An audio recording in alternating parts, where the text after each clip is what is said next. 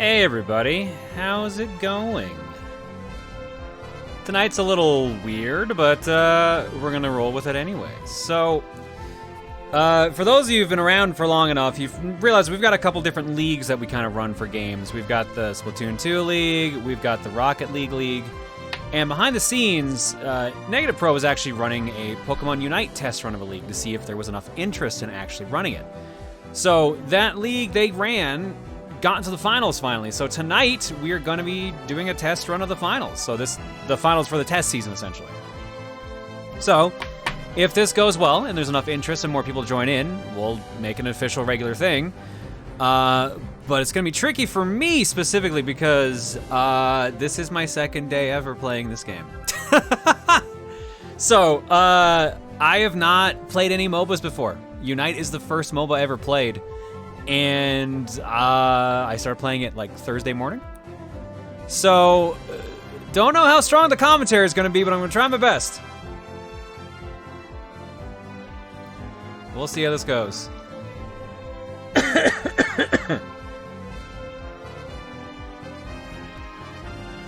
did all right in Rocket League, you'll do all right here. I mean, I'm not playing, I'm just commentating, but like at the same time, I know Rocket League. I get the basics of the game, so I guess that'll be enough. So we'll see.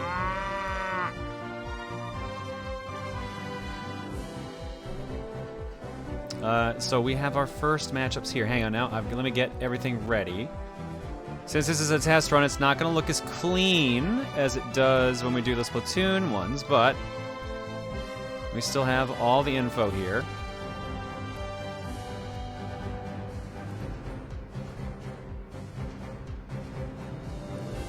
Oh, that's just the player list. There we go. That's what I'm looking for. All right. On the top half, it looks like we've got the Disaster Noodles, NegativePro, Seraphim 2000, or Sarah Fox, as it says, Rio 34, Featherwing, aka DrakeFeatherwing, and Pokérusmaster, which is Pokérusmaster. And they are taking on the mighty Quagsires with PurpleFireKitty, Adam, or Adam DR, Azure Refrain, PrivateButter, so it says Private Boot, and Begin Matchmaking, everyone's favorite player. Legitimately, it won't let me see what their username is.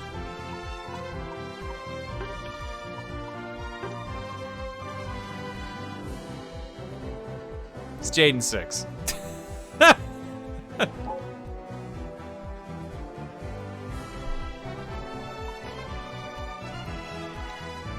All right. I'll just signal that I am good to see which stadium we're going to. I assume we're saying it. Is it just Remoat or is it remote? The remote stadium. Jaden 6 is FrozenHunt. Gotcha.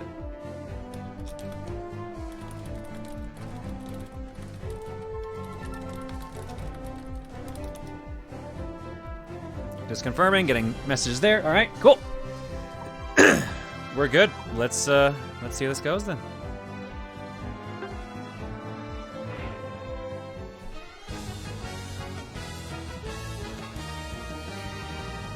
Team Purple versus Team Orange, as they're all picking their different Pokemon. Disaster Noodles versus the mighty Quagsires.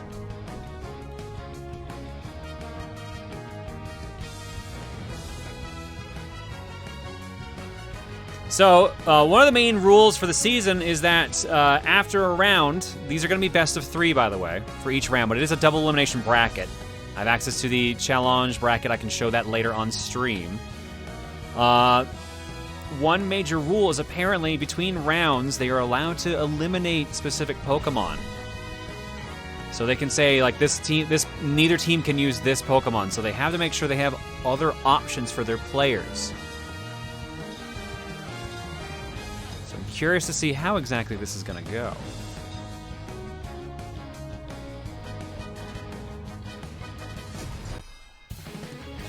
All right.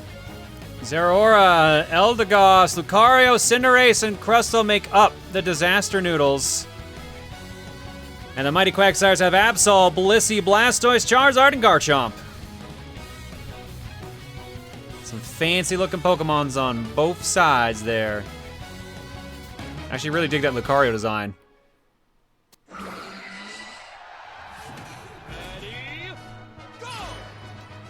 All right, let's see how this goes, because again, never done this before. Oh, can I only just jump between the two teams? Oh boy, oh, there we go.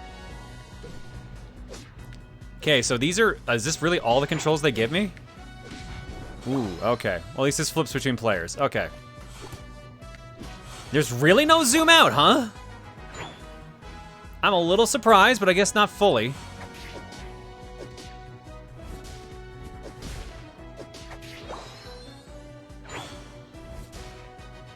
All right, so for those who've never seen Pokemon Unite before, it is a MOBA, so this is a 5v5 MOBA.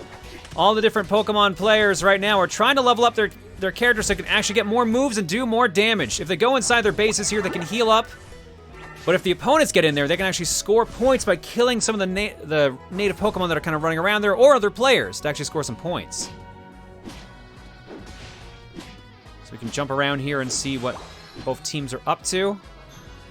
Chansey just chilling. KOs are happening on both sides. There's some incapacity. There's a bunch of fighting up here on the top. And some evolution going on as well.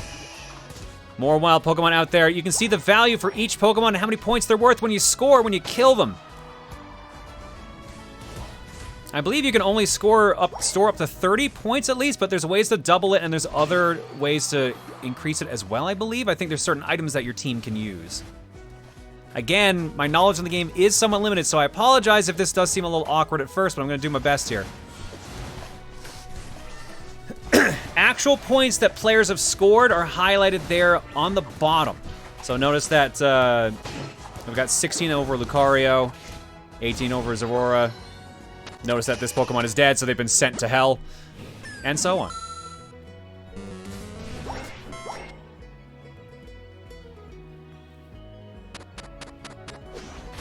There we go. Looks like the other team has scored right now. Right now it's 48-29 in favor of the first team here, of the Disaster Noodles. I gotta say, one thing I haven't been able to get used to, the little bit I've played, is the walking speed. If you notice like how slow Lucario's moving, that's so jarring. It's so jarring to get used to for the first time. I thought they'd be moving way faster. I guess that goes against the point. All right, here we go. They're scoring some points right now, doing more damage to their base. After a certain amount of points have been scored in a specific base, it disappears. In the top left, you can see markers for how many bases are remaining. Once a base disappears, that means you need to move over to the next one up here. This one has a health meter of 100 points total. And then when that one's gone, this one becomes the only place you can score, at least on this lane. You have a top lane, a bottom lane, and the middle is, as far as I'm aware of, is the jungle, which is kind of where all the action normally takes place for getting extra points and stuff like that. Plus, there's special effects that will happen later on. I noticed there was a timer up there earlier. I wonder if that action already kicked in. Oh, I think they already defeated Rotom. Or is that a different one that showed up? Nope, there's Rotom right there. No one really going after him at the moment. Oh, nope, there we go. The Rotom fight begins. I believe whoever defeats Rotom actually, I forget if it lowers the amount of time it takes to score or if Rotom auto-scores points for you. I think it might be both. But you definitely want to be the team that destroys the Rotom. And then later on, yeah, because Rotom's moving on his own to go score now. And eventually, Zapdos appears in the middle, and Zapdos can definitely swing a battle if you're not careful. All right, that's 2 gates gone now. 2 of the bases are done. Quagsires in trouble right now. 179-33 in favor of them. What have they been up to lately? PurpleFireKitty attempting to level up their Absol. Blissey now running around. Couple points on him. Wartortle, still not a Blastoise yet. Ooh, getting taken out a fair amount. Lots of action going on here, lots of pressure. Disaster Noodles very aggressive at the moment right now, getting tons of points. Seraphi Fox came around with 32 points. Rio was at 30.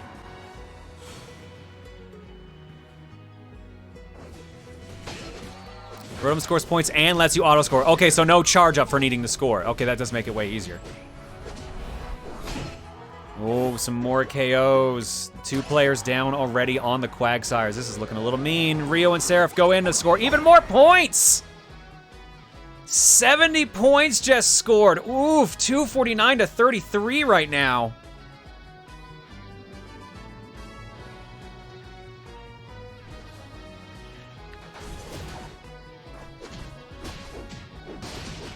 2-on-1 action going on right now. PurpleFireKitty, unfortunately, just going to their doom. NegativePro joins them as well. They have a huge lead at the moment.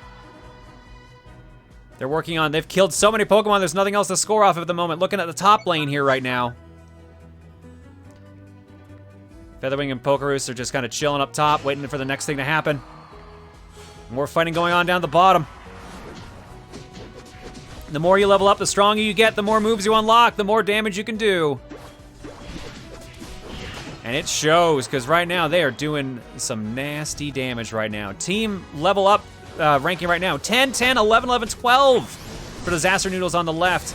On the right, it's a little rougher. 9, 7, 8, 9, 9 for the mighty Quagsires. They're unfortunately they're not getting to kill enough NPCs to get enough levels, and that is definitely harming them. Of course, scoring points also earns you some levels as well. So the fact that there's such a commanding score lead right now from Disaster Noodles is definitely showing.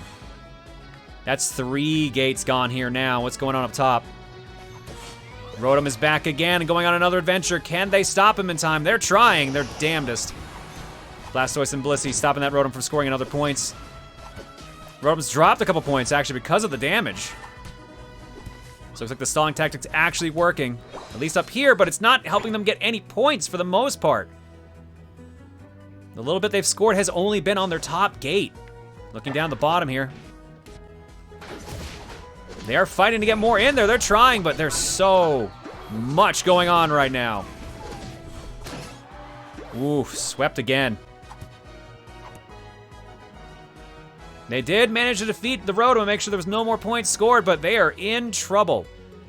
Their top lane base is still at 100, so it's still in full strength, but they're not looking real good otherwise right now.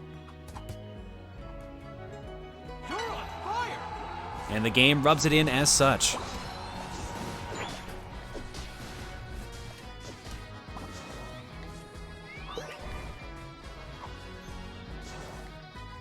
Fighting, going back and healing. They've got tons of points. They're just not able to capitalize on it. There goes a Unite ability that just camera cut too quickly and then immediately went away from. Charizard trying to at least get some kills in here. Zerafi and Rio definitely throwing all they have right now at these guys. No progress is being made right now. This is just in control right now. The Disaster Noodles just everywhere and nowhere at once. All right, good kill for PurpleFireKitty. Definitely got an experience boost for their team, and they've needed that right now. They're a little closer now, at 11 and 12 spread there versus the 12 and 14 we've got going on. But here's the big money now. Zapdos is in the middle. Zapdos basically gets rid of all shields on your opponent's bases, which means you can score instantly if you make it up there. And I believe it also doubles the amount of points. That might be an ability, item ability, but either way, getting the kill is super important. And if the Quagsires can swing it, Team Orange, they might be able to do something, but it doesn't look like it. The right side's goals are now defenseless for 20 seconds. Negative's gonna walk up with that 50 and just instantly destroy that goal for 100 points. They've been forced down to their main one. This is looking like a slaughter. There's no looking, this is a slaughter. All right, shields are back up. Now you have the charge to actually do your dunks, and the double points are gone. But unfortunately, things are not looking good. 498 points to 33. The Quagsires have not managed to get a score at all since the beginning at this point. It's just not looking good for them. Although 3 players right now from Disaster Noodles are down, this would be the time to strike. Oh, it looks like Jaden's trying for it. Can Jaden at least get rid of 1 goal? They're on the board, baby. Final stretch, double points. All right, they're trying to do, oh no, but they've jumped in from their base. 2v2 right now. Blastoise does get a kill. And then does also get killed. Rio runs in. If Rio had been there, they actually would have gotten the kill on that. Actually, no, wait, sorry, that's purple team, never mind. They chase everyone off, because actually PrivateButter is the one that got killed. Well, the good news is it's not as big a gap as it was before. The bad news is it still was not quite enough. Because the final score overall, once it loads,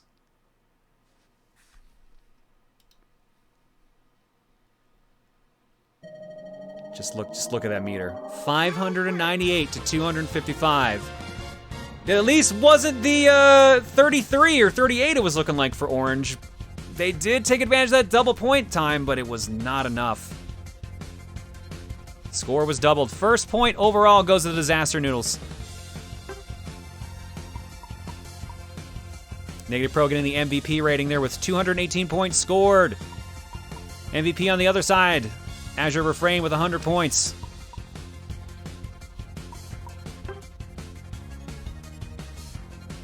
There you go. Here's the breakdown. Total points earned from goals. 20 points got added by Rotom. That was about it. Battle data. Most of the kills go to Serafox and NegativePro at 13 and 13 apiece. Good lord, the most kills was Adam on the other team, getting 6 overall. Rough fight. Very, very aggressive fight from the Disaster Noodles. Definitely helped them out a ton. If you guys know the breakdown of the moves, there's what everyone had for their choices. And there's the actual breakdown stat-wise. There's X on that score screen.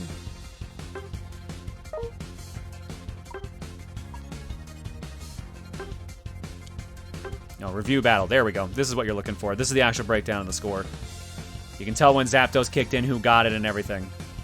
Both Rotoms and Zapdos all went to Disaster Noodles. Oof. Oof, oof, oof.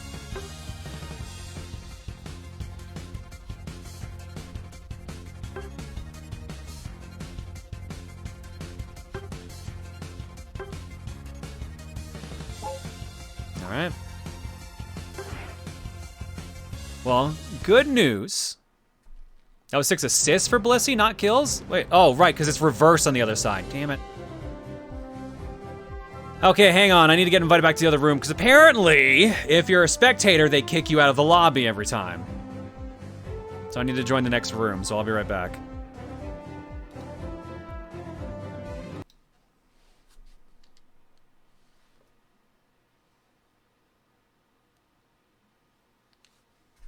So I hope you like seeing either this blank screen or the lobby screen that's going to be popping up every time, because, yeah, apparently that's just how they designed it.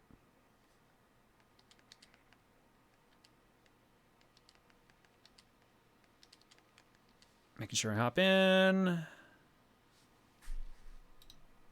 Pop back up the old lobby cover. There we go. So Chat and John, on a scale of 1 to 10, how easy would it be to get into Pokemon Unite? I'm gonna be honest, they ease you in pretty well. As someone who's never played a MOBA before, I played it like after stream on Wednesday. I was half asleep, and I got MVP in my first like 2 or 3 matches. Like, it eases you in pretty fucking well.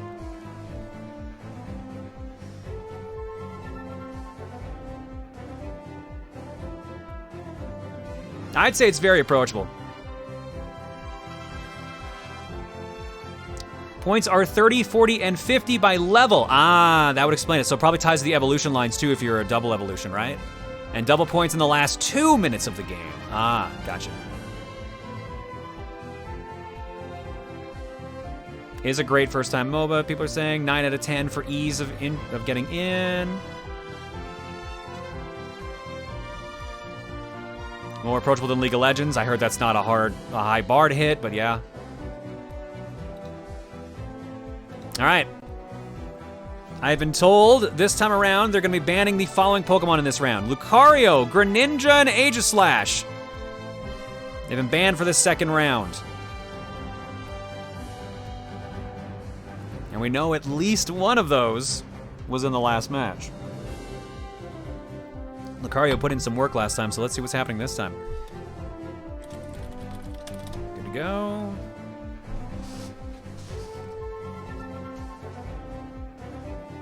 40 at level 9 and 50 at level 12, if you remember correctly. Okay. All right, let's start the next round.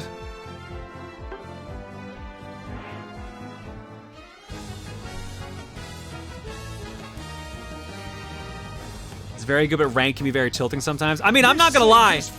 I could definitely see the salt flowing very easily. I think I was in a call with a bunch of the mods, and I was playing around where I was on bottom lane, and 4 people from the opposing team were also in the bottom lane. So I was like, why? Where's my team? Is my team doing anything? Are they at least scoring while I'm getting, like, hounded here?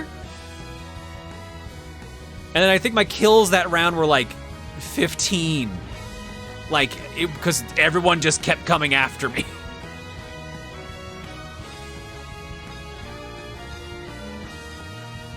John, it becomes worse when you play support. I can only imagine.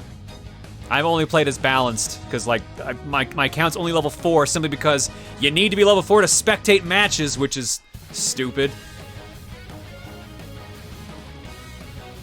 Zerara, Eldegos, Sarina, Cinderace, and Crustle on the top row. Trevenant or Trevenant, Talonflame, Dragonite, Blissey, and Duraludon, rather, on the bottom row. 1 point currently in favor of the Disaster Noodles. Again, Team Purple. Mighty Quagsires needs to make some things happen right now, otherwise they are in trouble. And the killing begins.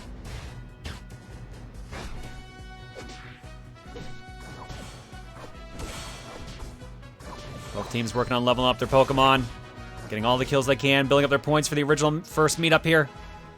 Getting to the center, Dratini. Finding Aldino. Working on getting as much experience as possible, because right now they're just kind of hanging out next to each other. We see a little bit of interaction here. Some players just kind of taking swipes. The grass can be used to hide your profile so you cannot be seen. It's a good way to try to kind of get a feel for things, but once the action starts, a little hard to get out of there quickly. It looks like our first KO. Dratini gets taken out. Both teams split up, go back to the bases to heal. Hanging out in your bases actually gives you health back, as you may have noticed. First goal. A 25 on the bottom row, it looks like. Actually, yep, there we go. Making sure it was bottom row for a second there.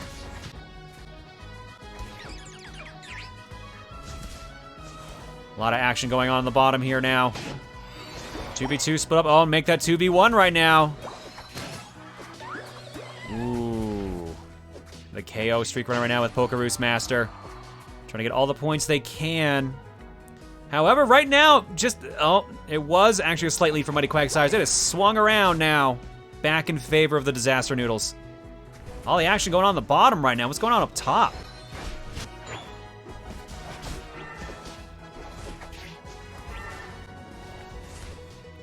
Actually, looks like that was all the action was up on the top in the first place. My mistake.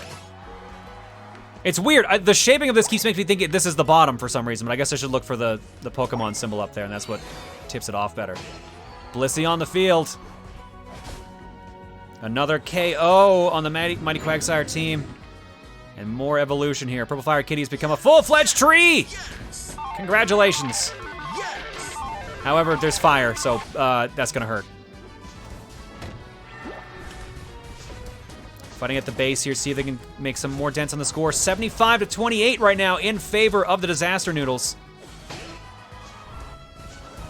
Oh, and FireKitty gets walled in and KO'd. Oh, all the action's going on up here right now. 3-on-2 right now. Make that 3-on-1. Make that nothing. Make that nothing. More control in favor of the Disaster Noodles. 94-28 now score-wise. This gate is almost out of play. And let's make that a for sure out of play. First gate broken in favor of the Disaster Noodles. 5-4 gates remaining. There's a Dreadnought for an experience boost. Ryu and Seraphy are going for it.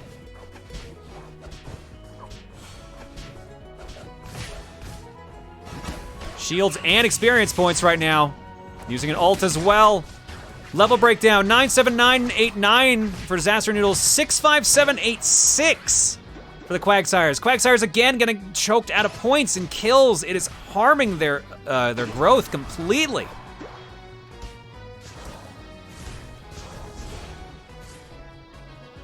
Although they're going for Rotom now. Rotom on the side again of Team Purple. 173 to 28 right now. Good lord. Well, there was some swing back from the Quagsires earlier when they made it to sudden death, extra time, whatever you want to call it. But the final push, I guess, is what actually is called. But right now, man, this is just a dominating team right now with the Disaster Noodles. If a Pokemon is in one of these bases and hits a Pokemon trying to score, it actually prevents the shot from going in. It resets the timer that you need to actually make the point go in the first place. So having defense is important, but also so's getting kills. Oh, nice run away from Pokérusmaster. Lives to fight another day. Going back to base, I assume heal up at this point. Most teams looking fully evolved at the moment. At least on the side of the Disaster Noodles. Still a little bit needing there. Oh, speaking of, there's Dragonite. I think we got a fully evolved team now on both sides. The push begins. Can they make something happen? 260 to 28 right now. They get right in, already guarded by two guys there. But it's not looking good. Adam runs away, which leads to... Oh no, Dragonite gets down. Jaden runs in. Also downed. Adam running in. 3-on-1 now. Also gets wiped. More points dropped and picked up by the Disaster Noodles. Another experience boost coming from killing another Dreadnought. So much control right now, even on the bottom lane. Disgusting. All right.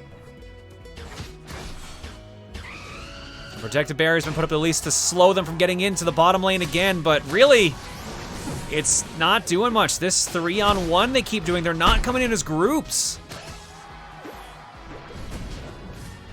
The Noodles are winning just on numbers game alone.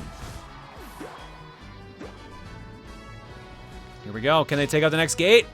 Adam jumps right back in to stop him. But again is jumping in alone against 3. Done and dusted already. The delay tactic is sort of working, but not fully. 284 to 28 now. The gate is almost gone. Finally an actual numbers game. 2v2 here. Azure chasing them off. Trying to catch up. Negative's carrying a full 50 points right now. And they're back in healing. What's going on in top lane meanwhile? Oh, we got some deaths. We got some action.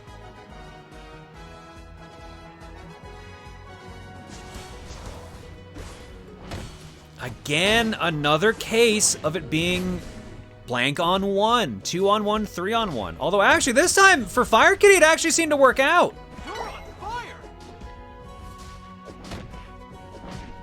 Well, already they're kind of doing better than they did last time. It's 384 to 65, but still that 384 is damaging. FireKitty trying to at least take out some members here so they can try to score, but it's not quite working out in their favor. They're at best breaking even, and at worst giving more points to Pokérusmaster. Yep. PrivateButter runs in to score quickly, or Adam actually rather runs in to score quickly. Chance for Butter to go for it. They still cannot kill Pokérusmaster. They're trying. There's so much shielding going on there. And Cinderace runs back in and wipes them. Unbelievable.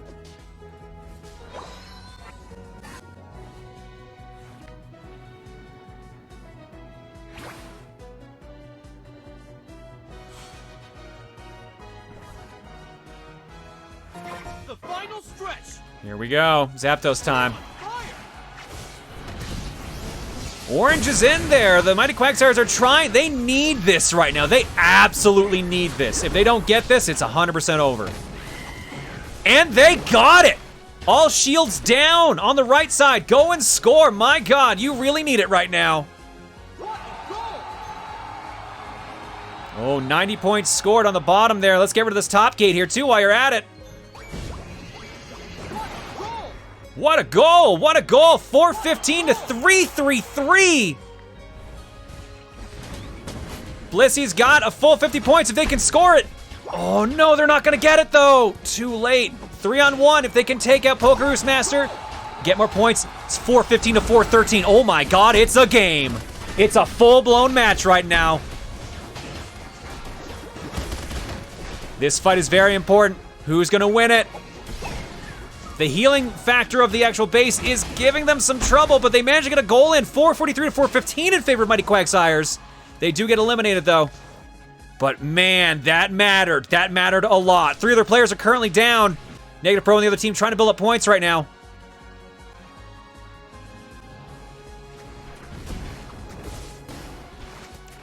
All right. Here comes Pokérusmaster. If they can score, they'll swing it back in their favor. 415 to 443. Could the Quagsires actually tie this up? Pokerus trying to be as sneaky as possible right now. Azure, Refrain, and PrivateButter going on top lane, trying to distract as best they can, or at least get some more points in. Featherwing, Cinderace, kind of chilling around, ready for some defense. Oh, I see a sneak. I see a sneak! Oh, this is gonna matter. Oh, no. Oh, no, that swung it at the end. Pokerus might have just pulled the MVP on that sneaking alone.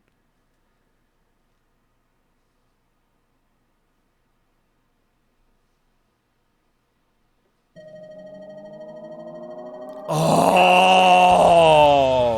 Pokérusmaster definitely earning that VIP badge. 499 to 443 with a last-second sneaky score.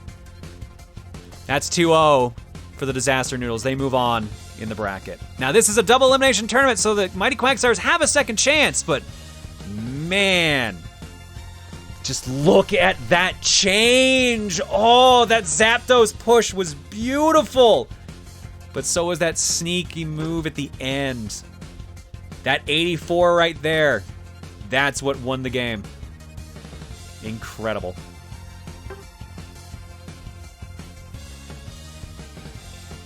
So freaking close. Holy cow. Let's look at the actual breakdown here. All right. Easy MVP for Pokérusmaster there. Not surprising because, again, that at the end. Sneaking in while everyone else was distracted. PrivateButter did not get any points at all during that. Adam definitely doing some work there too. 155. Really good stuff. Let's look at the actual battle data. Okay, yeah, so that is backwards on the orange team. That's why I messed that up last time. 13 kills for Pokérusmaster and 11 assists. Meanwhile, Adam got 4 kills and 2 assists. That on the other side. 17 kills for Mario. Wow. A lot of murdering just coming from the Disaster Noodles completely. Just doing as much damage as they could. Honestly impressive.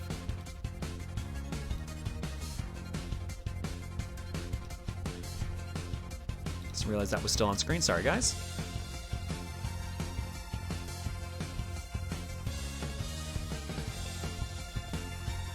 Jesus. Well, there you go. That's the full breakdown then. Let's get that next match going. I'll just chill on the screen here for a second while I get the next lobby set up. And let me just check what game is coming up next. This should be the Zygardians versus the Soundbreakers coming up next.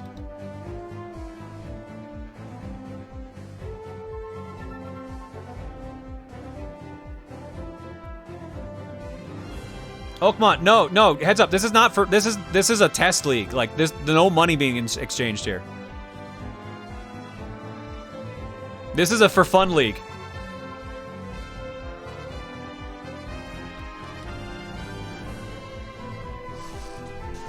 So we've got new players and old players. The league itself is open to all players, new and experienced. So this is not like League of Legends. Like, we're not the internationals. That's Dota, whatever.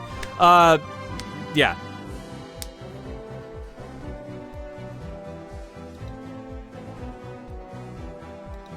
Quick trivia, Solrock on the Zygardians is the only Master Rank player in the league. Oh, the only one in the entire league, damn.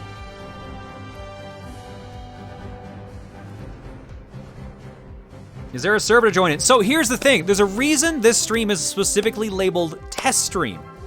Because this was a test season that they were running. If enough people were actually interested, we're gonna set up a proper server. Otherwise, this was being run out of negative server currently. It sounds like there might be enough interest to actually set up the proper server already. Is it sounding like that? I do see a bunch of people that seem interested.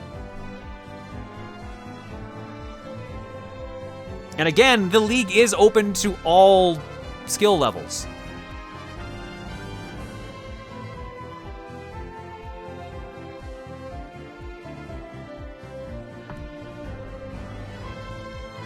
Okay, I've been notified that the server's actually made. It'll be open once the finals are over. So yeah, if you stick around for the entire thing, the server link will be there, and then you guys can officially join the official server. And then we can plan out the proper league. Yeah, definitely a lot of people interested. Do you need a group of 5 to play? You do need 5 people on a team to play. However, you do not need to find 4 other people to join the league. If you join the league, there's like free agents. You can just kind of show your skills and people will sign up teams. Like, you don't need to come in with a group of 5. You can come in by yourself and like just apply for the teams. You don't have to, as a result, like, you don't have to plan out specifically. Just, you know, play the game for fun and then hop in that way. There's recruiting. All right, let me get the next server set up, which means I gotta pop this back up here.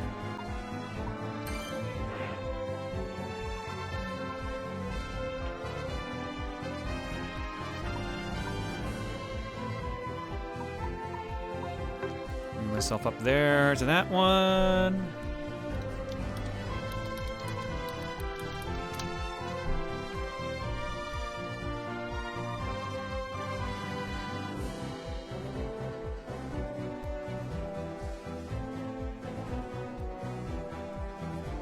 Oh yeah, that's right. It's also, is NSO required for the game? So can someone answer this? Because I heard the answer is actually no, you don't need Switch Online because it's also a mobile game. So I think this is free to play without Switch Online. Can someone confirm that for me though? You do not need NSO for Unite. Multiple people saying that because it is a mobile game. And I'm getting that from Negative as well. So yes, you do not need to pay for Switch Online to join the Play Unite or join the League. It is completely free to play.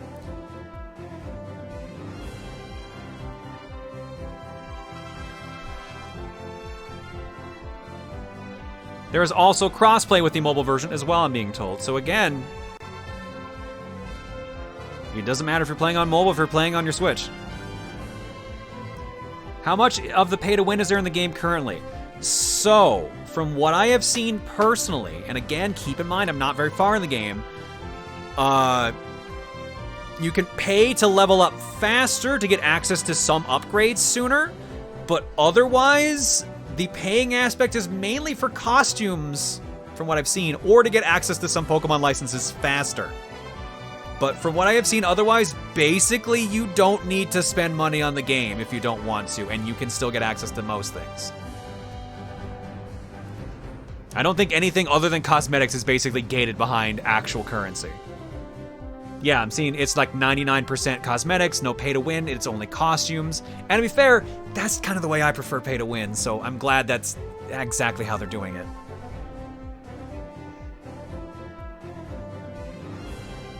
Couldn't you pay to upgrade items? You also get those items, the items to upgrade normally anyways. I've got a bunch of them already, and I'm only level 4. Yeah, this is the best way, a description I've seen here from Guy on a Sofa. The only thing you have to pay for is cosmetics, but paying for levels is way faster. Yeah, so if you don't mind putting in the time, you can be at like a strong level, you can have everything unlocked. It just will take longer, so it's a mobile game.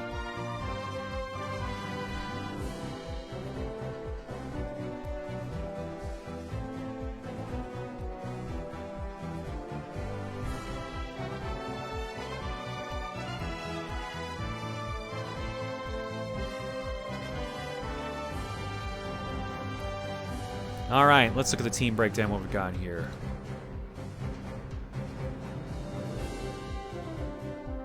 All right, looks like the Zygardians are up on the purple team. We've got KeatonKid, SondraChan, GuyKitsune, VideoGameGuru, aka VGG64, and Solrock making up the Zygardians. Orange team this time around is the Soundbreakers, Warrior of Fire, Alan Mooch, WolfThunder, Cryptic, and poor KidArcStorm, I believe, is the one who has been covered up with the begin matchmaking. I'm gonna double check that. Bingo bango bongo.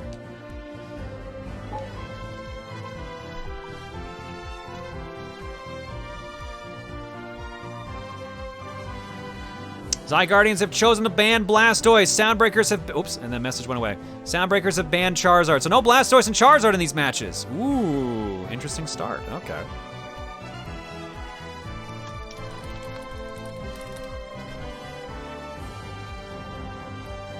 When I joined, there were several events going on at the same time that poured free rewards on me. In just one day, I was able to acquire enough gems and coins to unlock Sylveon, who is my main, so yes, playing free is very doable. Yeah, I've already got enough to buy a Pokemon license for whatever Pokemon I want, because I think it's 10,000 is the most you need for an unlock. And I don't know the exact amount of Pokemon there are available in the game, but it looked at a glance to be around 40?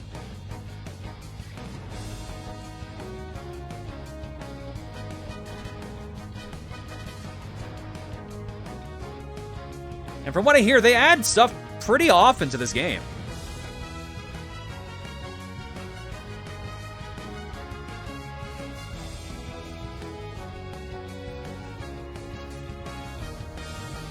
Also, it's confirmed that an event is starting soon that will introduce Espeon for free. Nice.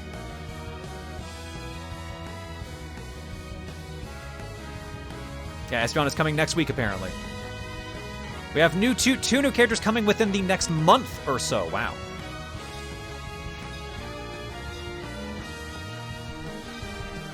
As much as I love Ditto vibing, I should actually remember to hide him during the match so he's not just chilling on the top there.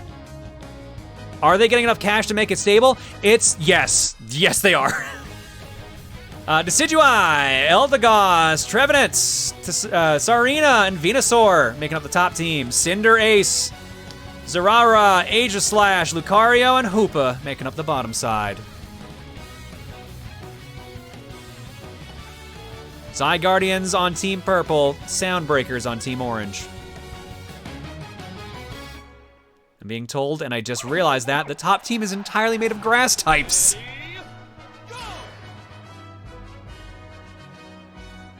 Here come all the level 1s. Look at them go! And then Lucario's there.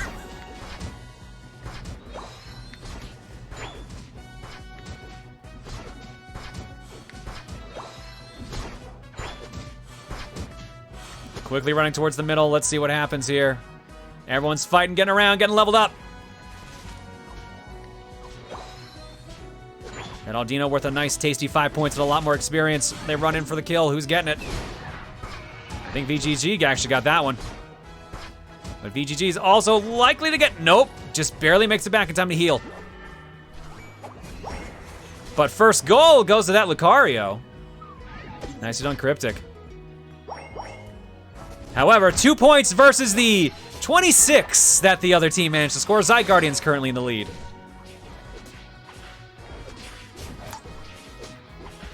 Ivysaur. Oh no, that's still Bulbasaur. Never mind.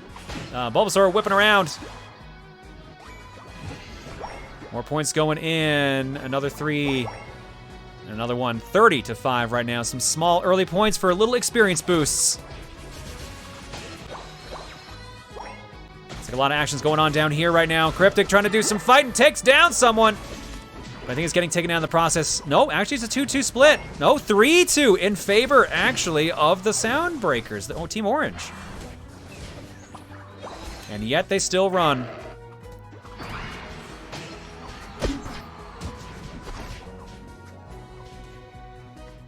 All right, some healing up there. Zygardians going for some more points right now, 47-11. All the action going on the bottom. Not in yet. Are they gonna push? No, they're not pushing, they're backing off. Oh, actually, Cryptic's going in. gets another 5 points in there. Some small points will matter, although if it slows you down enough, you gotta be very careful. Because Keaton and Sondra were waiting for him.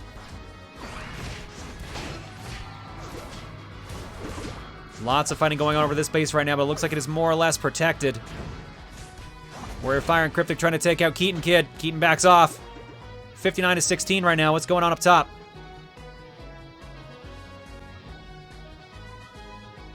Everyone's just spacing out right now, just testing each other. A little bit of footsies to see who's actually gonna make the big push. 2-on-1 on top right now. They go in, Alan Mooch there guarding. Is it enough to stop them? Solrock gets in for some points. First gate's gone, 85-16 in favor of the Zygardians and Team Purple. What's going on over here meanwhile?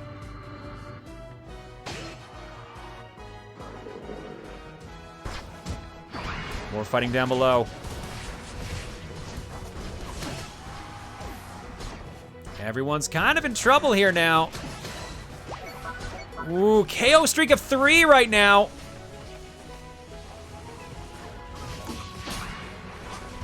Everyone's fighting over the experience from the Dreadnought. 88878 versus 77656 for experience. Left side gets more experience boosted and some shields, which means they're definitely gonna push a little harder right now. Solrock and KidSune going after Cryptic, and they succeed in taking him down. BGG goes in. More points. That bottom gate finally starting to bleed a bit. Ooh, I didn't think Venusaur was gonna get that point in. 22 left on there. 143-16 right now. Looking a little mean. Who's got them big points? Someone's got a 40 they're carrying around right now. Not anymore! GuyKitsune scores 183-16. 2 gates gone right now. And it looks like we might actually also have Rotom in play too. Yes, we do. Rotom is on purple team's side there. Zygardians ripping it up right now.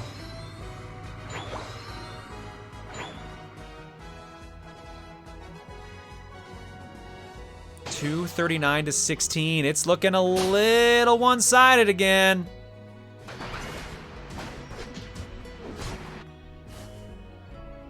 Ah, thank you. I was wondering where that line was, Christian. Hoopa's abilities let teammates teleport between goals for a limited time. That's what the lines were that I got distracted by. Thank you.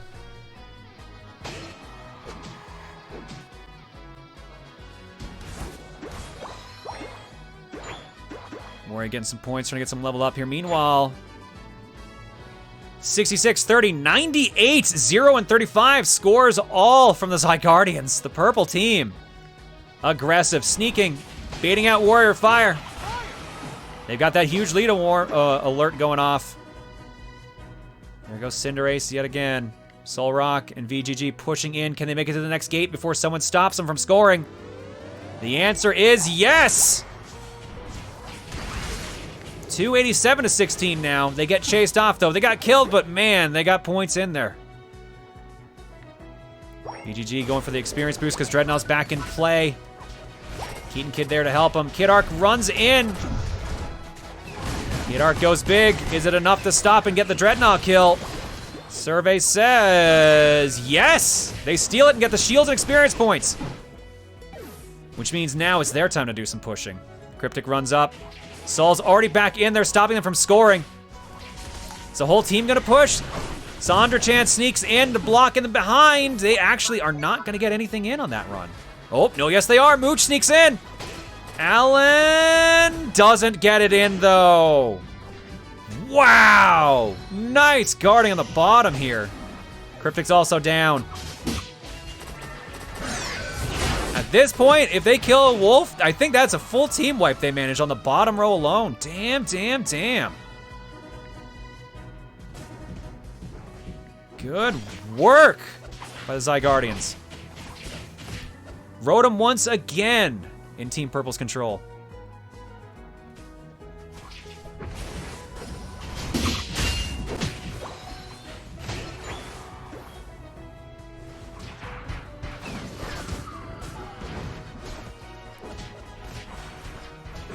Fighting over the gate again. Rotom got in. There's only one left on here. If they break this one as well, they did because Rotom made it. Oh my god, they are down to 2 gates left. They're in trouble. They're pushing in. Guy's got a 50.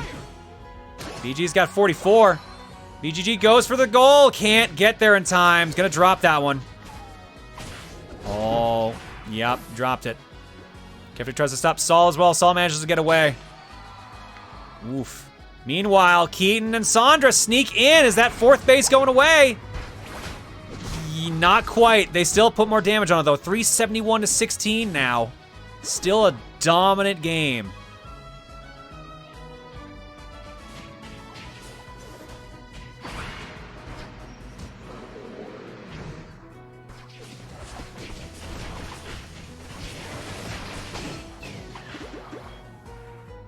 All right, 15 seconds and Zapdos comes in. This also means final push starts, which doubles point values, which right now, Team Orange desperately needs. Left side gets more experience. 13-12, 13-12, 14 versus 11-12, 11-12, 12. And there's Sparky. Big Bird's in there. No one's fighting him, though. Fair enough. Don't want to weaken him up unless you got a full team control. Don't want to do the work for your opponent, basically. KeatonKid fighting away there. It's nice damage. SondraChan jumps in to join. Orange ain't doing shit. That Zapdos is going to the Zygardians as well.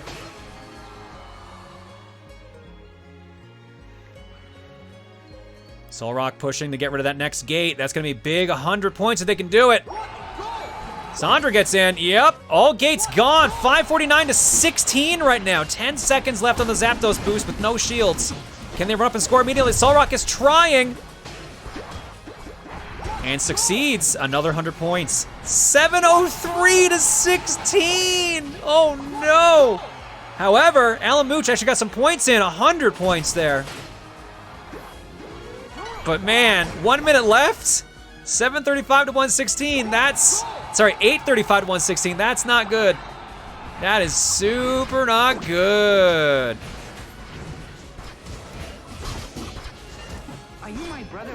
Oh no, more energy dropped. Orange grabs a couple more points. Can they get a little bit higher on the board? Alamooch is trying. Giving him credit, sneaking in there. It looks like they're about to drop a nice chunky 42 points there. Yep. Sondra and VGG pick those both up.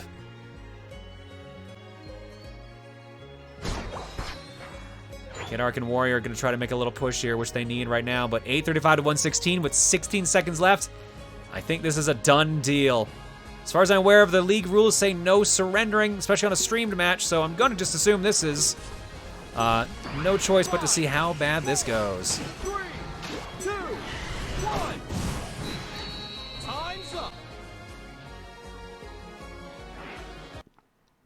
Brutality. Kick the router. Don't do that. Ooh, 835 to 116. Zygardians take the first point. 220 from Solrock. Alamooch, the only person on the other team that scores double digits. Let's look at that chart. That chart is,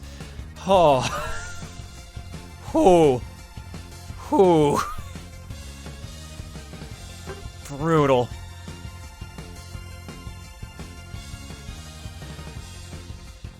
That, you know, Coolbon, that's a good point. Coolbon says, honestly, there's no need to give up in the middle of the games as Zapdos allows for a complete reversal on like League.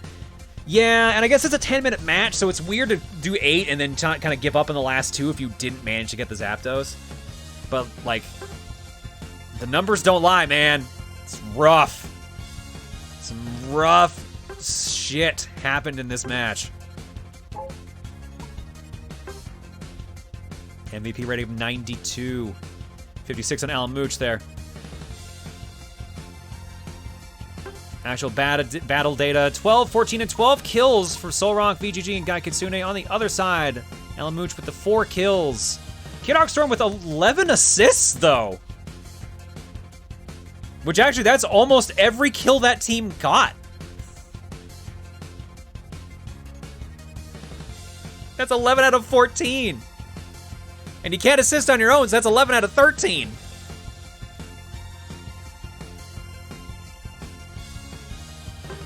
Move list for those wondering. Move list and item list. And And the breakdown of details.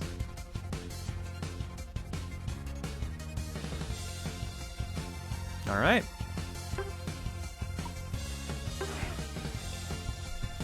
Let's go see how this next one goes. Remember, this is best of 3, so there's still a chance for the Soundbreakers to come back from this.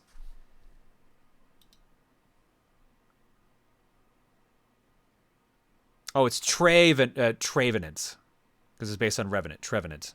Okay.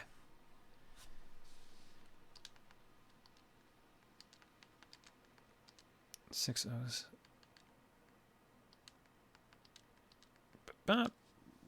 Definitely stopped myself from saying the number out loud there, I realized. Not that it matters, because everyone else is already here.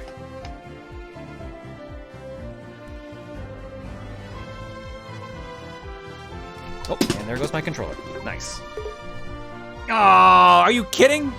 Oh, good. Okay, return to lobby. Good news, good news. Somehow landed on the, landed on the right stick, which is why it sent me back to home. Okay, we're good. We're good, we're golden. All right. Waiting to see, oh, I'm team leader again. Waiting to see what the actual banned Pokemon are gonna be for this round. Rule set up, the losing team gets to ban 2 Pokemon. So they can at least try to mess up their team, their opponent's play. By taking out maybe their someone's favorites and trying to overall disrupt the flow of the match. Soundbreakers are banning Trevenant and Venusaur. Zygardians are keeping Blastoise banned. All right, there you go. 2 major Pokemon from the opposing team this time around. Let's see what happens to the flow overall.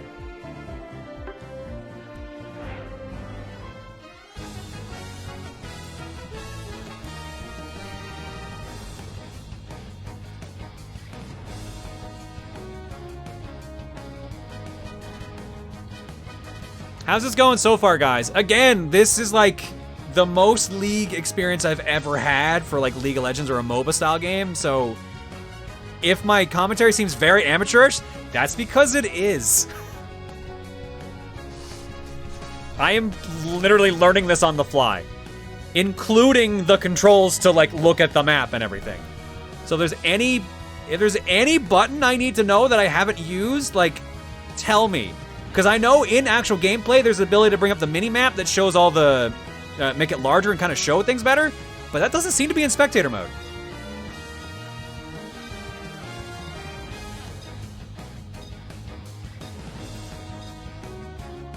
Maybe get CoComs next time. Here's the thing. None of the CoCom team knows this game. I tried. I genuinely tried.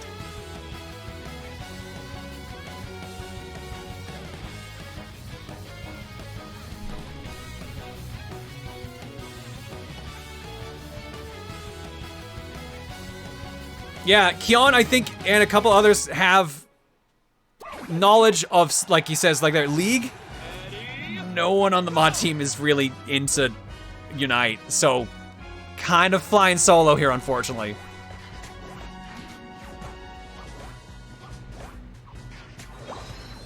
And here's the other problem that I came across too, and I realized this earlier today. I can't just be like, yo, CoCom, you want to hop in and join the game? Because you can't spectate unless your account is level 4. So they can commentate off of what I'm doing, but they can't do what we do in Splatoon where the other player, the other commentator, can see things on their own.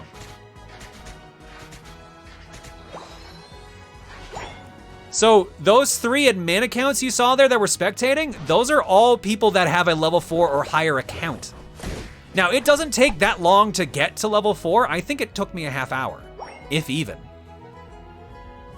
Yeah, because I think it was 2 matches of 10 minutes, and then, oh no, it was 3 matches of 10 minutes, and then the tutorial. So that would have been about 45 minutes to an hour. Still a little annoying, but it happened. It's doable.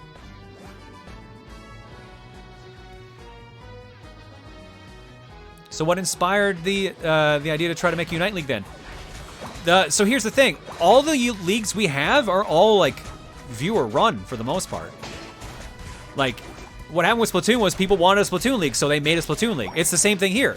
Someone wanted to make a Unite League, so they set up a Unite League. If there's enough interest after this stream, it'll become an official one. So this is going from test. This is why it says test in the title. We're going from test to official at this point. If people are interested, which, again, it sounds like they are.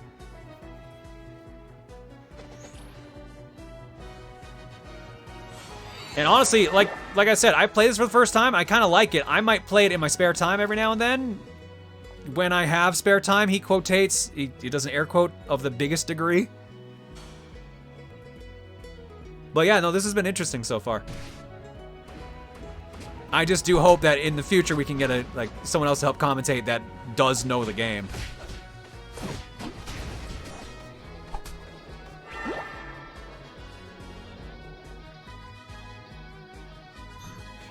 All right, going back to the game for a second here. Zygardians, Team Purple, 58-7 for the Soundbreakers. Slower bleed this time around. But that might change here in a second. Yep. Oh, no, maybe not. Warrior Fire runs in just in time to block some scores. But will they be able to stay alive enough to stop them both? Because they are out DPSing him. Yep, here we go. KeatonKid, Solrock gonna score another. No, maybe not. Cryptic runs in. Blocks one, but not the other. 88-7. Cryptic and Blissey trying to chase him off. Lost in the shuffle. Looking back at the bottom side here right now, they're going for the kill on Dreadnought for some more experience boosting. Left side gets it again. 7-8-9, 7-8 experience-wise versus 6-7-6-6-6. Kitsune going in to kill. Good old Machoke. Choke taken down. Lots of killing going on here right now. No one really going in for a score, though. Are they playing it safe and charging up, or are they just making sure they're pushing together in groups? Looks like that's actually going to be the case here.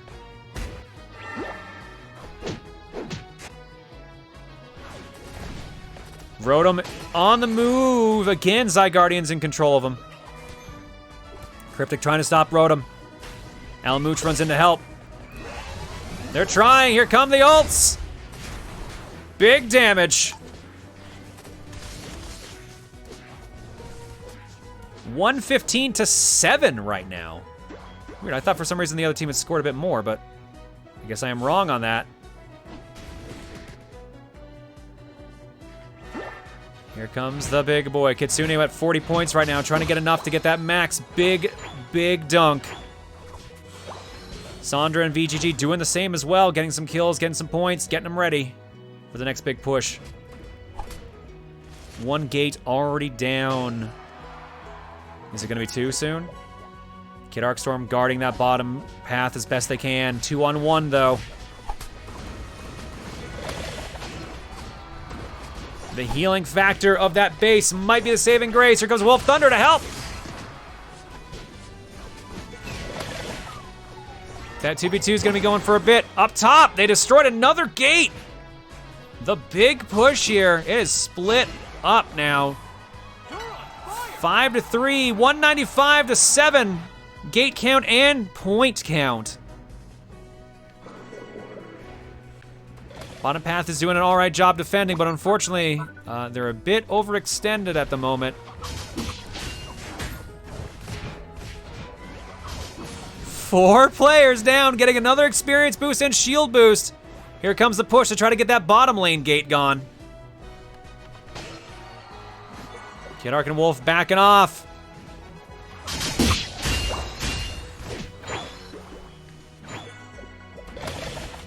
Nope. Waiting and hiding. Blocking. Can they block all these scores? 3-on-1 right now. Gonna say no. I think this gate's going bye-bye. And it definitely did. 304-7 right now. Bottom lane completely gone. What's going up on top here? Another Rotom has appeared. Machamp doing their best to swing it. Is it actually going to be helping out the orange team this time? Survey says no! Snipe to the end! Rotom again on the Zygardian side. Is another gate gonna disappear here soon? Alamooch comes up to block the Rotom from scoring. Here comes the whole team at this point.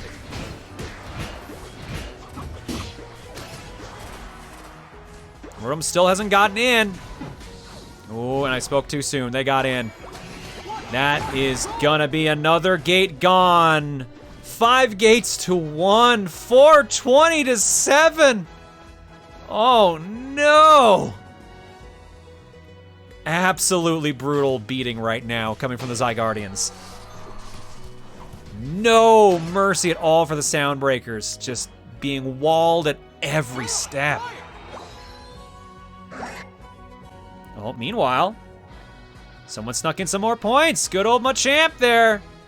WolfThunder gets it to 420 to 25. It's something, even if it is still a huge gap. Shields and runs away. Meanwhile, oh, actually got down, never mind. I actually thought that KeatonKid had actually gotten in with those 44 points. I think they actually warped back to base for another push. Meanwhile, everyone's at bottom. 13, 13, 14, 11, 14 for levels versus 11, 11, 11, 11, all across the board. 420 to 25. Is Decidueye gonna go for the middle for even more points? Or are they gonna wait for the push? They might as well, with 10 seconds left. It's time for Zapdos. But not many people waiting here right now. Just Kitsune with the Aegislash. Oh, KeatonKid sneaks in. Honestly, Orange really needs this. Soundbreakers, if they can't get this kill, they're done. They're not exactly in the best spot right now, but they need this desperately. And the point goes to, oh, the Zygardians again. Ooh. Here comes the big push. Let's see the damage. 15 seconds left on the Zapdos shields down barrier. 420 jumps to 720. 820. The game can't even keep up at this point. 864, 876 to 25. Oh no, 882, 952. Could we see quad damage? 1 minute left, it is entirely possible.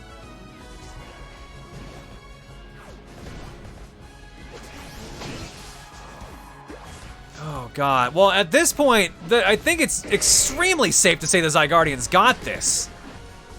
The question just becomes now, how badly do they do it? Do they break the 1,000 barrier?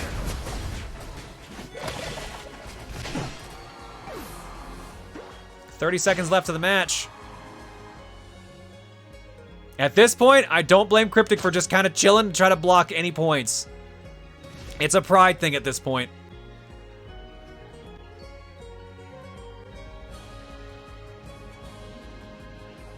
All right, at least 2 players from the purple team down for the remainder of the match.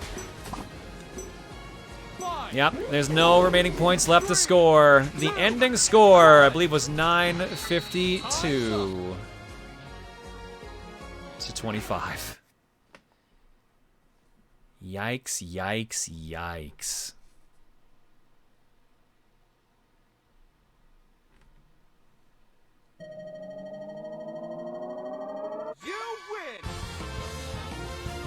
Whoo, buddy.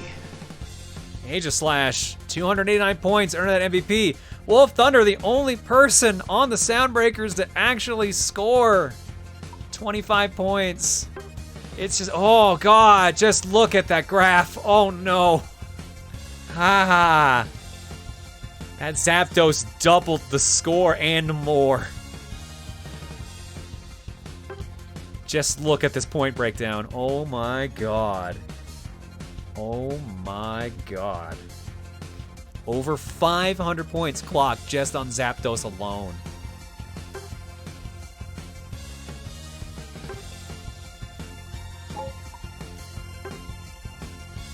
'97 MVP rating there for GuyKitsune. 38 for WolfThunder. 13 kills, 16 assists. Sondra with 1 kill, but 18 assists. 15 of 14 on Solrock.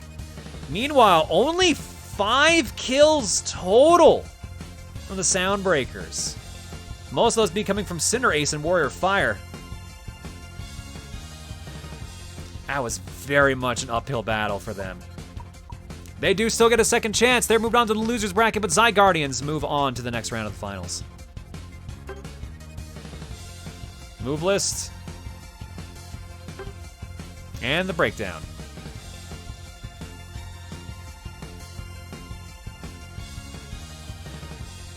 I recognize all the names on the winning team from my community. Dude, Tom, they're shredding. Dude, they're absolutely shredding. It's scary. Look at that score. Look at that score difference, my dude.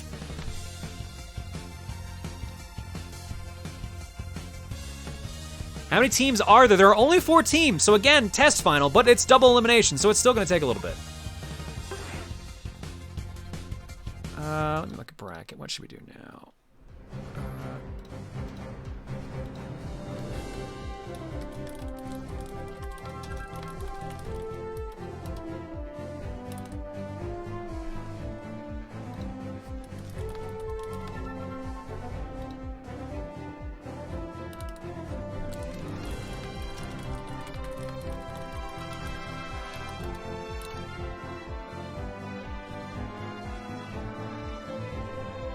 How many teams / rounds are there? 4 teams total.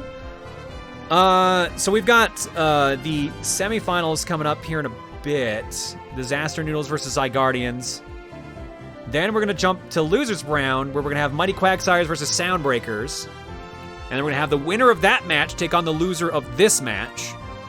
Then we'll jump back to finals, and finals will actually be a proper double elimination match. So if the team in the winners bracket ends up getting KO'd, there will be a second match after that. Why is it to get... Oh, did I forget to turn it off again? God damn it. That's to cover up the lobby code so no one tries to join, but I keep forgetting to turn them off in time.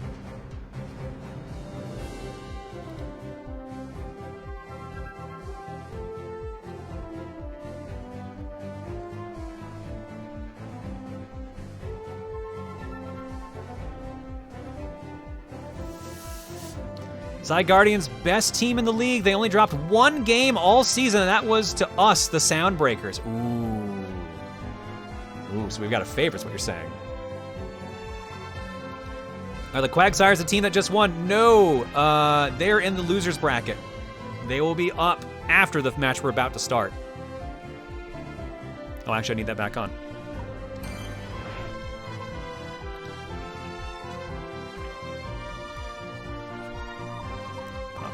There.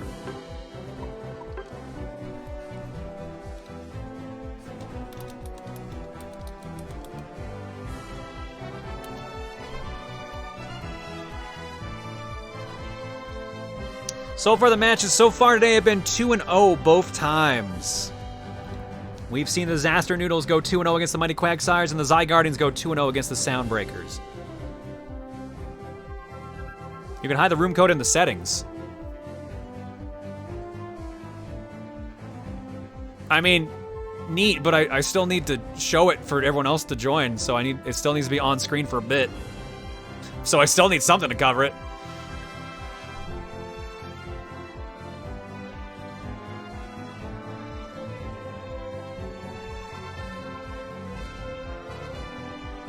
But that's good to know. Thank you for that, Charmander. I appreciate it.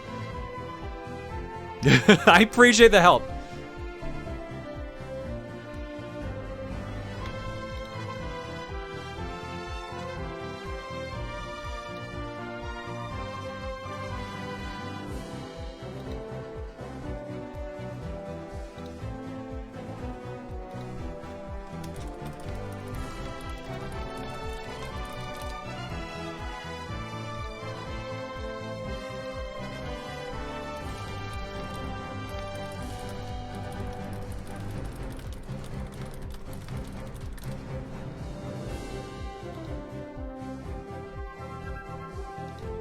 All right. Breakdown I've got here. Zygardians are choosing to ban Crustle, and the Noodles are banning Trevenant.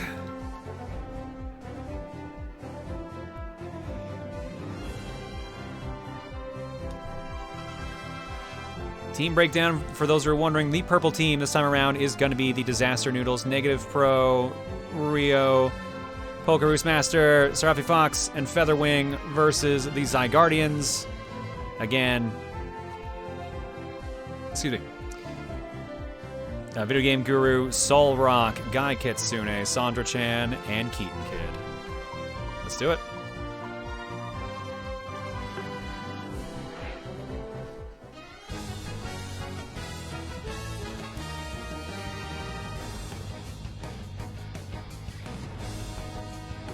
Oh no, Poker Joker, you're fine. I already pointed that out. I already realized that, and it threw me off the first time for sure.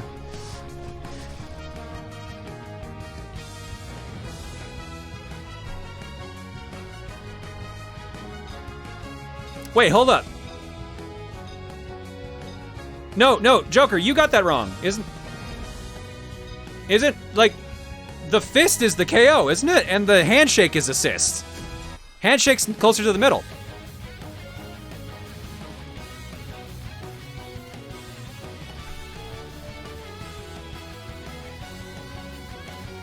Lucario, Blastoise, Greninja, Eldegoss, and Cinderace versus Serena, Alola, Ninetales, Aegislash, Eldegoss, and Blastoise.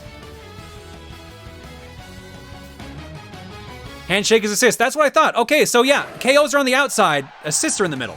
It's backwards from what you said, Poker Joker. It always throws me off seeing Lucario fully evolved. I always expect to see Riolu.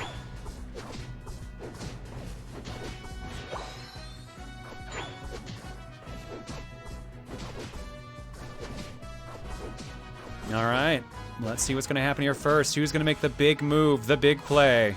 The kills are happening right now. The leveling up begins. All threes on all sides. Again, the team on the purple side, that's the wrong list for me, is the Disaster Noodles, the Zygardians is orange this time around. Orange has been cursed so far in these matches. Orange almost won a match. I believe it was the Mighty Quagsires almost won a match on Orange, but they got sneaky sniped right at the end. So let's see how it goes this time with the Zygardians on Team Orange. Will there be a change of fortune? A reversal of fortune on Orange. So I haven't seen much of Unite. What is the goal? The main goal of the game is to score points on your opponent's team here. So GuyKitsune is trying to get points into this goal, but if they get hit, they obviously don't go in. Those little orbs that you just saw Lucario pick up, those are points. The little Pokeball there that says like 16 and 23, those are the points that that Pokemon's currently carrying. So the ones with the purple health bars and are trying to get into the orange goals to score like they just did.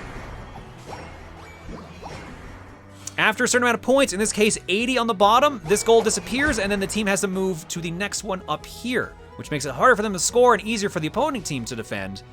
But it does also change the flow of everything. There's a lot of stuff going on as well. Events happen down here for Pokemon that are worth extra experience. In the middle is a big game changer that happens in the last 2 minutes, and up top there's a Rotom that appears here that can auto-score points for you, and also gets rid of the shield so you don't have to charge up actually scoring points. Right now, 61-0 in favor of the Disaster Noodles. Is the curse of orange happening again? It's a little too early to tell. Remember, this is a 10-minute match.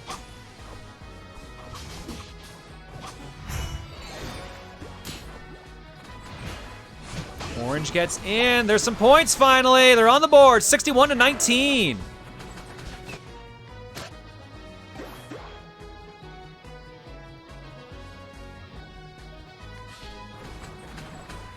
Greninja doing some damage here. Can they get in there 2-on-1 on that base? Can the Disaster Noodles get rid of the first goal? It looks like they have succeeded. 82-19. Let's go up top. Let's see what's going on up here. Wish there was a faster way to skip through those than just mashing the button. A lot of infighting going on up here. 2v2 on the top lane.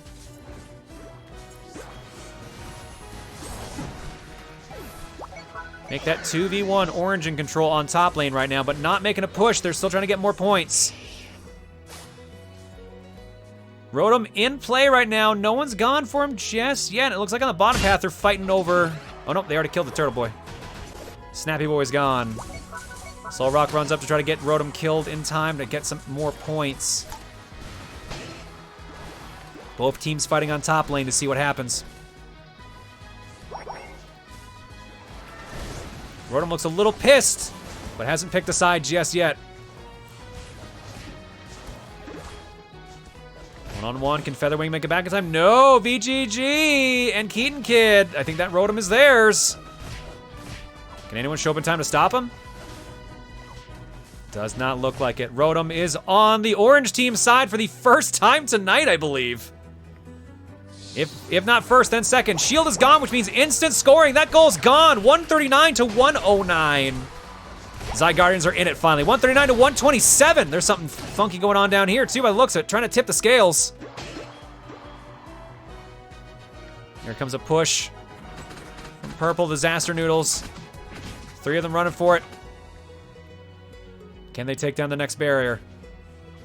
Nope. Solrock and Sondra are already there trying to block. Serafi's gone. KeatonKid just casually chilling. Grab some more points. Who's making the big push first? Let's see what's going to happen here now. It's a close game currently.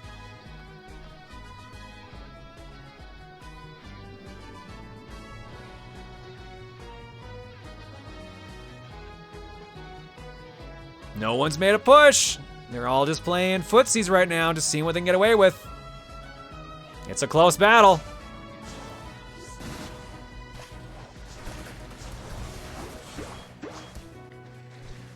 Oh, can they sneak in? Are they gonna be able to get some more points? That top goal has not been touched yet. Actually, opposites on both sides. Bottom is missing for the orange team, but top is missing for purple. The push begins. Can they take down KeatonKid? No, they can't, because Solrock shows up for backup. A push back. They did get some points in there, though. 154 to 127. Next Rotom about to spawn in.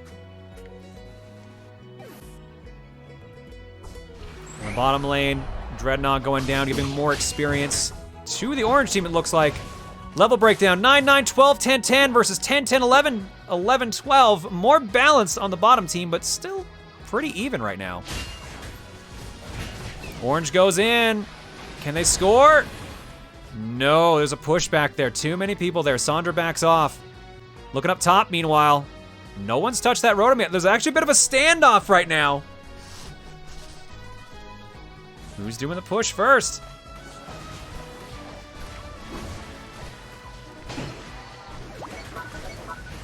Two on one. No, no. Yeah. Looks like the Disaster Noodles are taking control this time around. 3 on Rotom. Under their control. That gate's going bye-bye. 250 to 127 right now. 3 gates left on the orange team. 4 gates left on the purple team.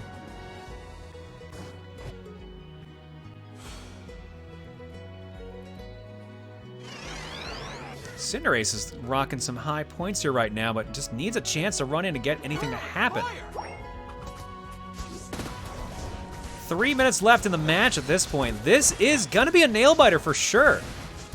Both teams have at least one player with 40 points there, so they are ready to score when the moment arises. Are they gonna wait for double points at 2 minutes? More than likely. But again, that Zapdos swing is also gonna make a big difference.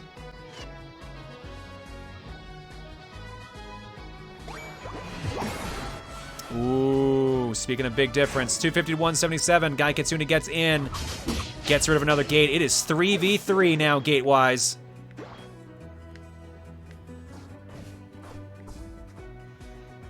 Both teams just deciding how they want to approach the Zapdos. 15 seconds left. Noodles look like they're more prepared for the move. We've been surprised before. Let's go and see what's going to happen here. The final stretch. Double points in play. 250, 177 still in favor of the Disaster Noodles. Zapdos starts taking that damage. Who are they assisting? Everyone's here. It's a party. Ults flying everywhere. Big KOs. And the assist goes to the Disaster Noodles. Right side goals are now defenseless. Big points about to happen.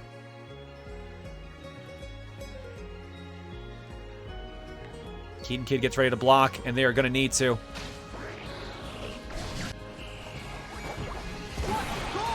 That one's gone, 350 to 177. What about on the bottom? No one on the bottom right now. Nope, never mind, there was. Pokérusmaster got that one.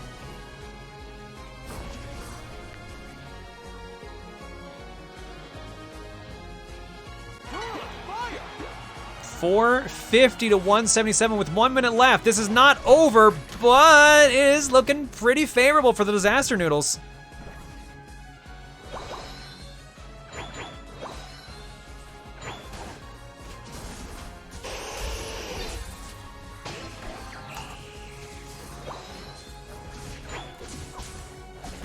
Two v two, can they get these points in? They need these right now.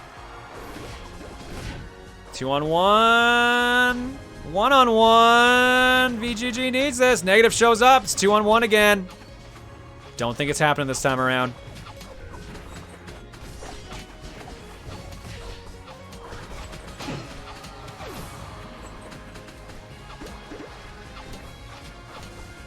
Nope, 10 seconds left. This is pretty safe.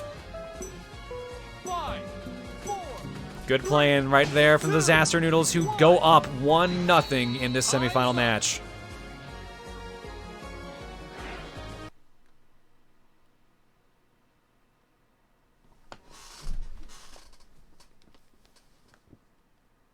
Orange continues to be cursed. But that was a much closer match this time around at the very least. NegativePro with the MVP on the winning team. VGG64 on the losing team. Let's see the score.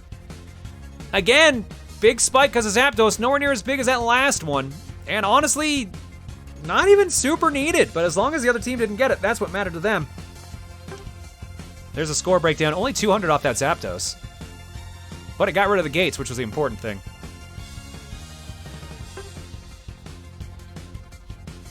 There's our point breakdown. Let's see our rankings here. NegativePro, 222 points. Pokérusmaster, 140. The rest of the team, I'm going to assume, was focused on kills because their scores are much less impressive. And let's see for sure if that is the case.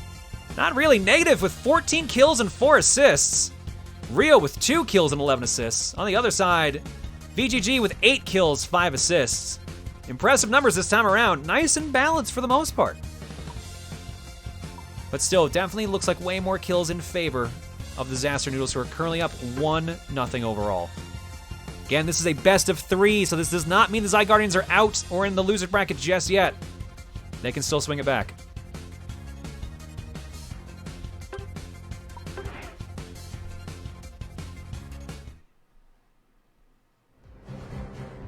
Just join in. This is the Pokédota tournament.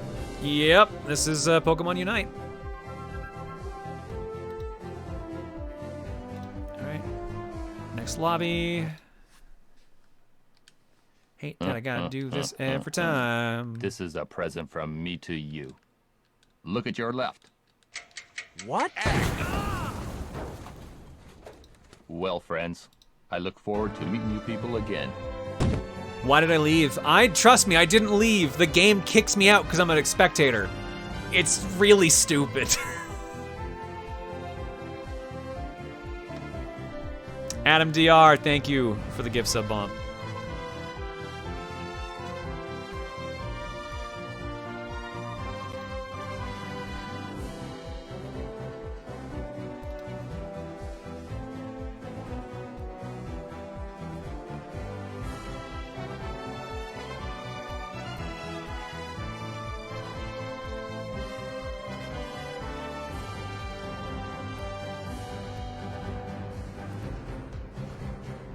Pokemon Unite, fun gameplay, trash UI. I don't think that's not a UI decision, because it's not a user interface idea, but it is a decision. I'll tell you that much.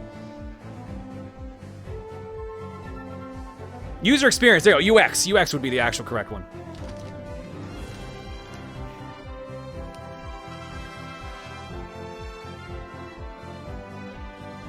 Zygardians have chosen to ban Greninja and Zerara. Noodles are sticking with the Trevenant ban. All right, those are our banned Pokemon. Let's see if the Zygardians can turn this around.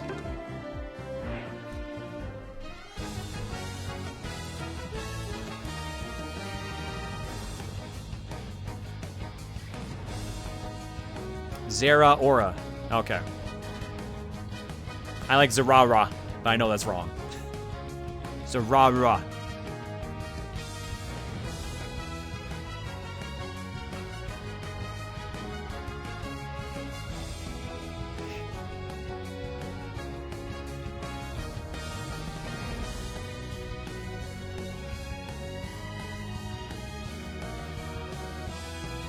All right. Same as before. Purple team is the Disaster Noodles. Orange team is the Zygardians.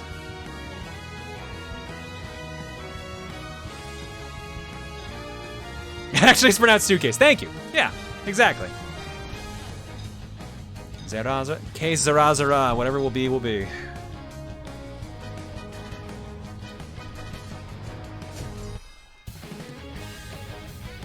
Lucario, Crustle, Absol, Eldegoss, and Cinderace on the Disaster Noodles. Serena, Charizard, Azumarill, Eldegoss, and Blastoise for the Zygardians.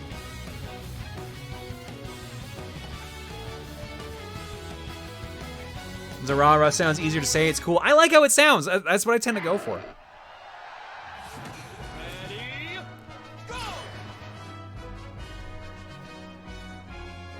Here we go. 1-0 currently in favor of Team Purple Disaster Noodles. Let's see what happens this time. The Noodles basically got an early lead and never really lost it. It wasn't commanding. It was actually relatively close for the most part, but I don't think they ever really dipped into second place.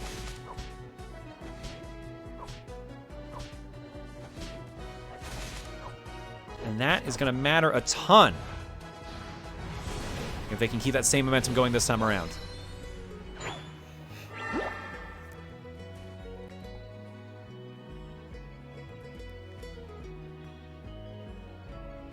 God, that evolution happens really early. Pokérusmaster gets that evolution so fast.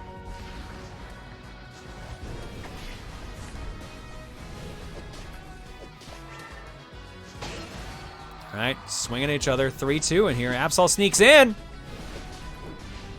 KeatonKid just barely gets away, but Charmander sure doesn't. No chance to score. Pokerus is trying to get in there. Forces KeatonKid out of the base a little bit, but not enough. The healing is too high. Absol and Azumarill fighting there. Meryl gets the kill on that one and then gets immediately killed by the giant truck of a building there. Something down to the bottom half of the field. Not nearly as much going on down here. A lot of hiding, a lot of just kind of going for kills. They're just doing their own thing.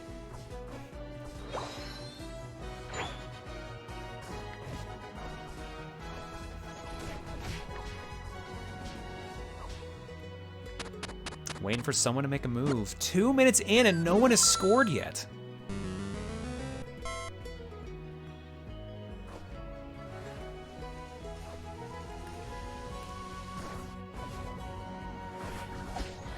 We're gonna see a push here.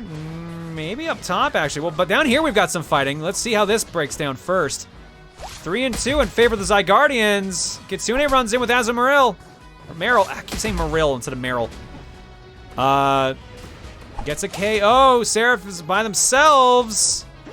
2-on-1. Can they score? VGG goes for it. First point of the game. 2.5 minutes in.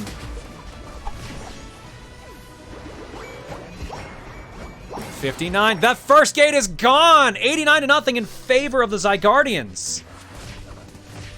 Looking up top.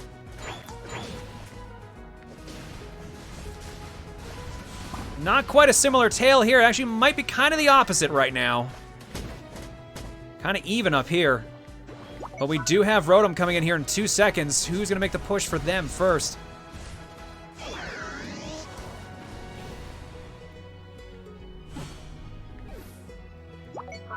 Pokerus still in it. No one making the push. Experience boost going on down here. It looks like the Zygardians are going to take over that Dreadnought. No problem. 66976 versus 78979. Pretty balanced, all things considered. No one has touched Rotom yet. This is the push. 2v2. Oh, make that 3v2. Are they going for it? No one's chancing it. They're afraid of giving it away to the other team while they're still there. Oh, it's a party up here now. Look at this fight going in. Team Orange runs in for it. Kitsune and VGG. And KeatonKid. That Rotom is definitely going to the Zygardians. Well, I'm gonna assume, pretty easy guess, that one's gone. 179 to nothing right now. 4 minutes in. Oh, and the purple team has finally scored. They got 19 points in there. Serafi got it.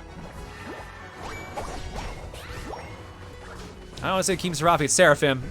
Or Seraph, either way, sorry, it's Seraphim. I'm gonna keep doing that by accident.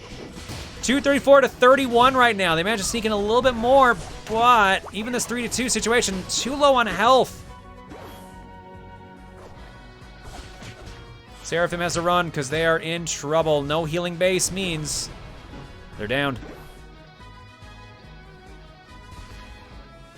All the action going on here. Blastoise, you going for that? Keaton's trying. They're fighting back up there. They're running away. On the bottom. 234 to 31. They're really struggling specifically for the purple team. 10 seconds till another Dreadnought shows up for more experience. They've managed to push away the orange team for now.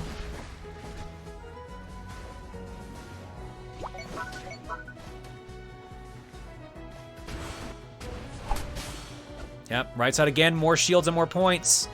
And more experience points, that is. 88, 11, 8, 9 to 10, 10, 12, 11, 11. Overall strength in numbers, too. Orange making another big push. Here come the Zygardians. Can they get rid of yet another gate? 4-on-2. Turned into a 2-on-1. Can someone sneak in? Sondra's coming in to help. I think that gate's going away real soon.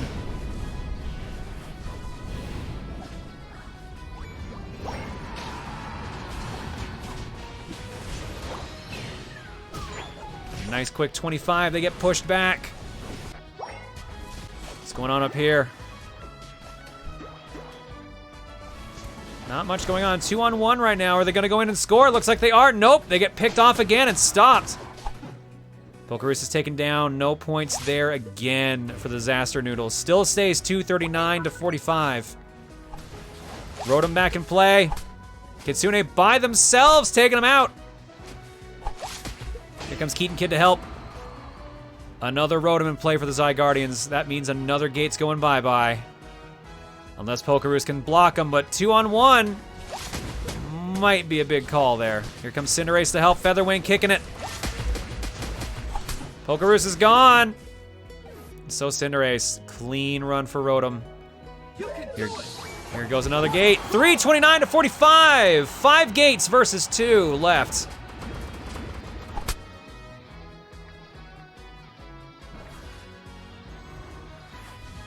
So here is the question now. The big deal here now. Zapdos can still swing this. We've seen that happen. But with 36 seconds left before Zapdos appears, is the other team gonna be ready for this? They're currently mostly out-leveled. I don't know what their ult situation is because it doesn't really show me that. But they are getting kind of cleared out pretty fast. And honestly, they keep getting the Dreadnought bonus every time. Like, Sondra usually focuses on that and gets them leveled up really fast. I don't know. Let's see what the center's going on here right now. We've got a bit of fighting going on here. But mainly just trying to see if they can weaken everyone else before the Zapdos push. Let's see what happens. Double points in play as well. 393 to 45 right now. Oh, no. Purple's basically wiped. That Zapdos is going to the Zygardians. Easy peasy. Lemon squeezy. Let's see that score bounce. Soul Rock goes in to get rid of this gate. 493 to 45. Disaster Noodles are stuck to their default gate. 693. Zapdos effect in play for 6 more seconds. No one's there to take advantage of it.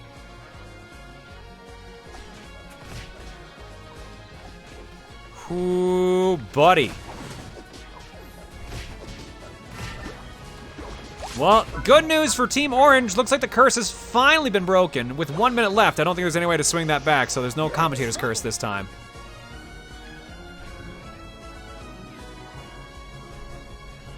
And it doesn't help that VGG and Sondra are both hitting almost max points too, so they can get another 200 basically on that board if they can make it into the middle for another push. And it looks like that's exactly what they're planning on doing.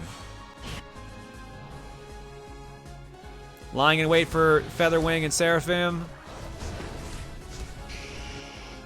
Oh, the big bounce. Taken down. Charizard unstoppable, wrecking through them right now.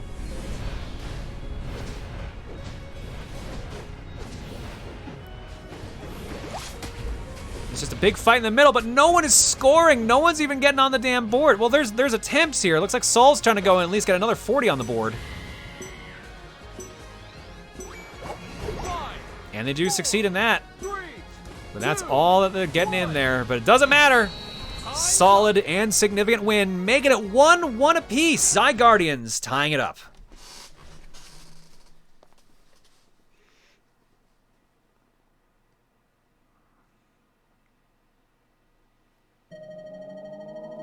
$733 to 45. GuyKitsune earning the MVP with 220 points overall. Seraphim getting 19 points, getting the VIP on the silver team. Let's look at that bracket. Give me that chart. 2.5 minutes before anything happened, but then, boy howdy, did it happen. Look at those spikes there. 2 Rotoms to get, the first Rotom actually helped out a lot. The second one, not so much, surprisingly. But that Zapdos definitely rubbed the salt in the wound right there.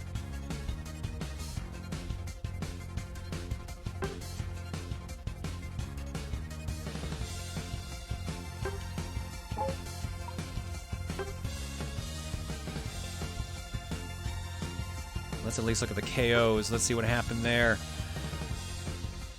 Yeah, that's pretty much what I expected. 14 kills from Kitsune, 11 from VGG64. Both of those are usually pretty aggressive during those matches.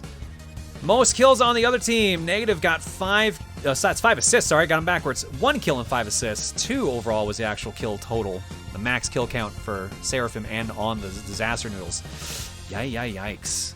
Definitely big swings. I can't stop dropping my damn controller. Move list. The percentiles.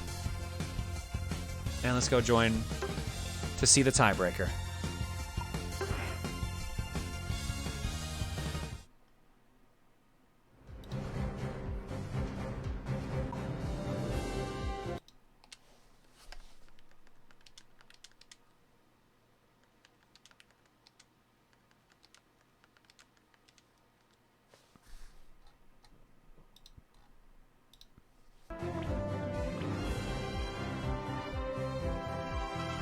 Alright, let's see what's banned this time around.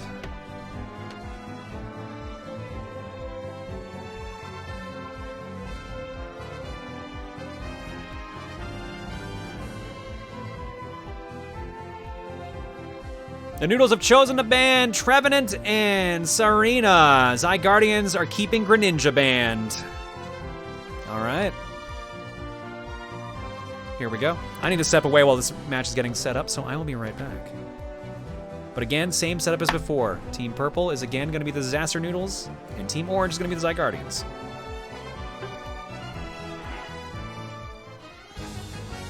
Be right back.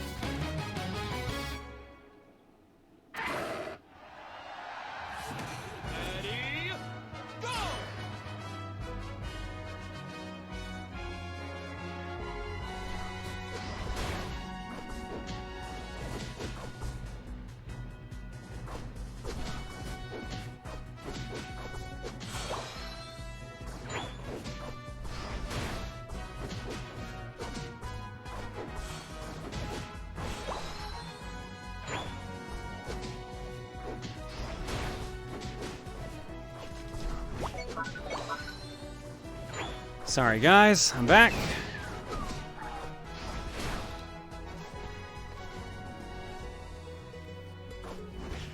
Oh, I can breathe again. There we go. All right, we're about a minute in. It looks like we got a raid that happened here, too. Of course, you picked the second I ran off.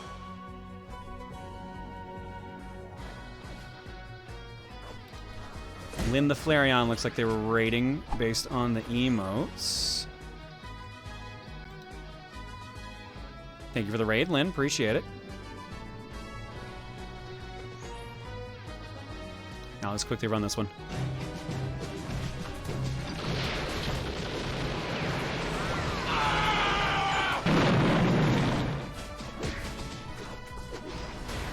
All right.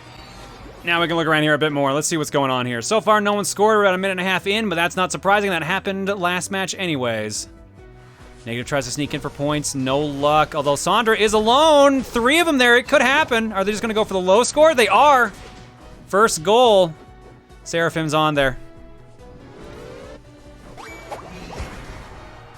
31-0 right now. Oh. Actually make that a good old 54-30. We got action going up on top for the points there, too.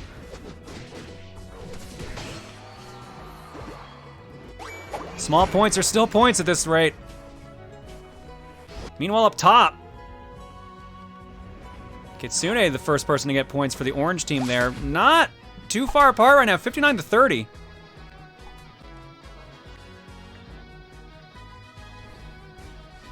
Looks like it's a waiting game so you can get caught and get in trouble here first.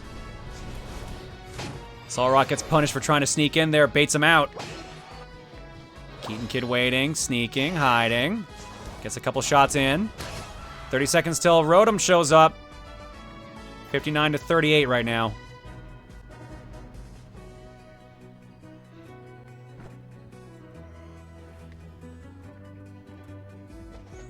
A little bit of peace and quiet. Everyone starts healing up. Because things are going to get mean here in about 10 seconds. Level breakdown 66867 to 66876. It's literally the same. But now Dreadnought's on the bottom for bonus experience and shields, and up top, Rotom. No one's going for Rotom yet, though. Everyone's just hiding in the grass, baiting out the other player. Left side gets the boost. Disaster Noodles gets a little level up bonus and some shields. Rotom, meanwhile, just felt like leaving home base, apparently, just kind of wandering around.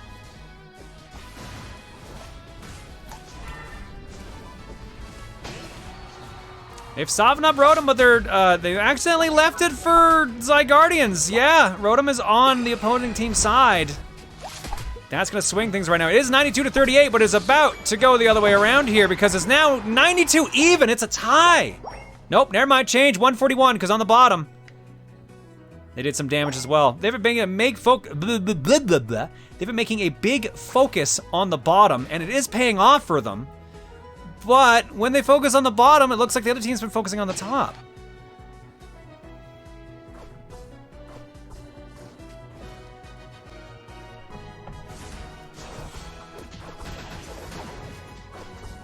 (141-103). Both teams missing a gate. Bottom gate is missing for orange team. Top gate's missing for purple. Oh, is VGG gonna get in and get more points? Fighting versus fighting. This is close. Rio saves it. Now, Machamp did manage to get a couple points in there, but it's still only 141-113 in favor of Disaster Noodles. Basically, any big swing could matter at this point. Zapdos definitely gonna be a major factor at the end of this. 20 seconds till, oh God, till the experience boost comes back in. They're in the lead, but not by much. And it looks like, nope. Solrock can't get in there. It looked like they were going in for a second.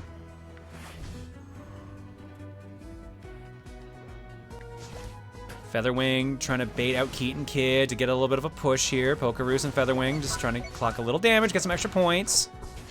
Dreadnought's about to get rocked, but let's see by who, because it's definitely looking in favor of orange on this one.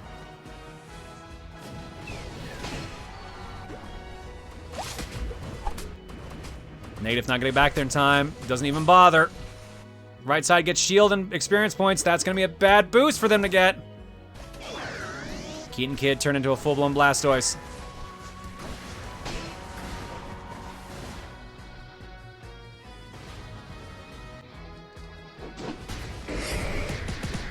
Back and forth we go. 4 minutes remain. Oh, VGC heating up. Heats up the scoreboard, gets a 3 KO streak, and takes the lead 151 to 148. Make that 153 to 148. And lather, rinse, and repeat. Zygardians have taken the lead now.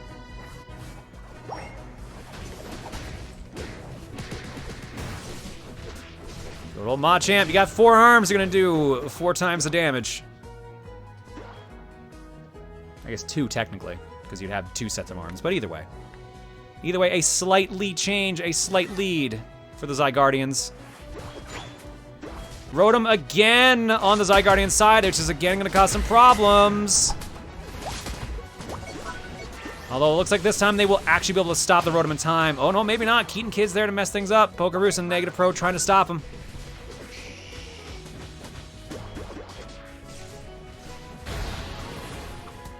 And looks like they succeeded this time. They're safe for now. Although Orange doing a big push on the bottom path. That gate's going bye-bye. 210 to 148.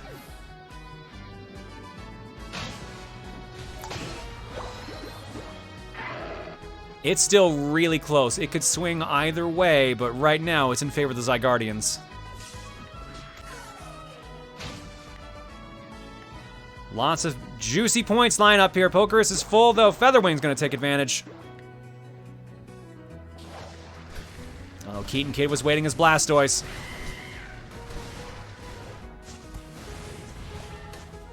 Top gate being guarded right now. Another Dreadnought going to the orange team as well. Level up spread looks to be 11, 11, 14, 11, 12 versus 11, 12, 14, 12, 13. Still relatively close, honestly. But it don't matter anymore because Zapdos is about to make a change. Who's getting the kill on the big bird? Who is summoning the power of Sesame Street? And it looks like it is going to be... Ooh, Zygardians. Their lead is about to get even bigger.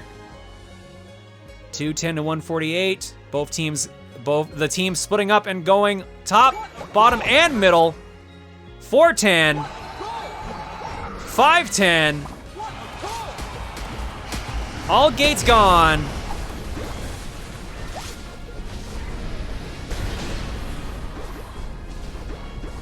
Zapdos boost gone, but there's still double points. 510 to 148. It's not looking good right now for the Disaster Noodles. I guess that's the trade-off for the Zapdos. It's great if you're behind. It's a great way for you to catch up, but if you're ahead or it's a close game, it decides the winner, essentially. As long as you can capitalize on it, because I guess it is only a 30-second boost. 610 to 148. Can the team manage to get higher up on the board and close that gap? I don't know. They're trying. God bless them, they're trying. They've taken out another goal at least. 610 to 234. Still 3 gates. The top path is still standing strong for the Zygardians. They cannot crack it. They've got the points to do it. They just can't get in there. The defense of that KeatonKid. Strong stuff. 72 more points in there. Gate gone, but it is too little too late. Your winners are moving on to the actual finals of the winner bracket. The Zygardians.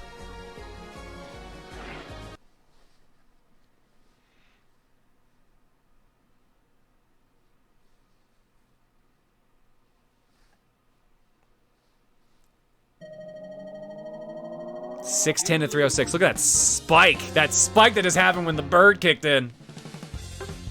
The big bird boost, as always. Doing some heavy damage there. 610 to 306.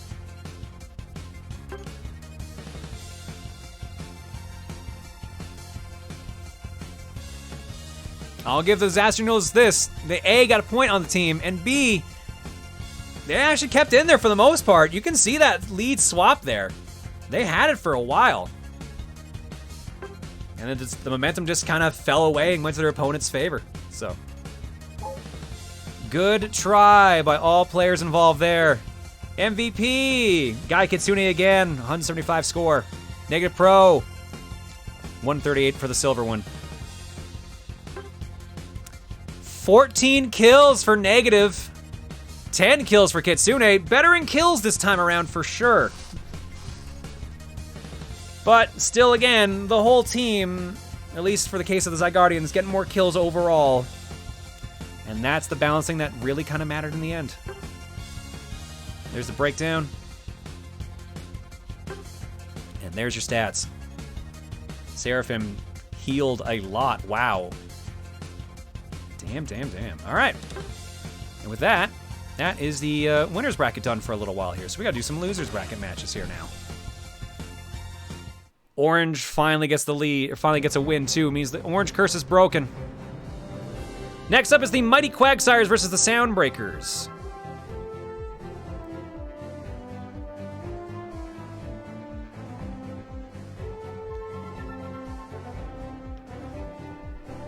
Fun fact, the term used by professional Unite players for securing Zapdos is flipping the bird. I am not making this up. That is a good choice. That is a damn good choice. All right, let me get the next room set up.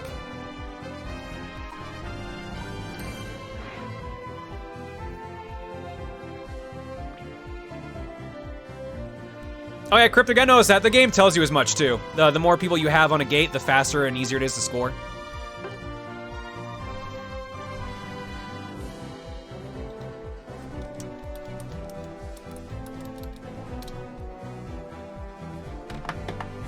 All right, I need to step away again for a second because I am out of water. I'll be right back.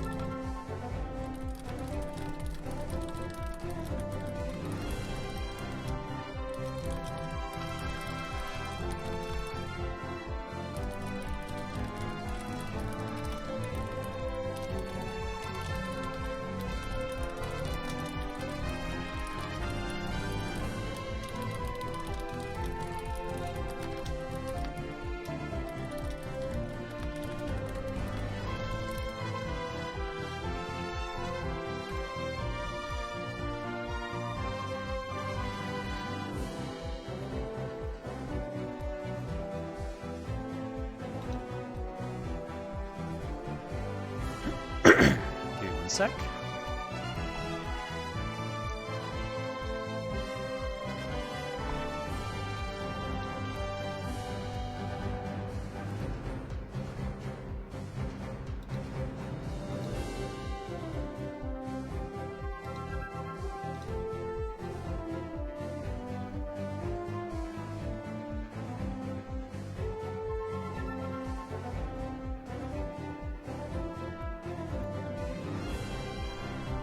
Alrighty then.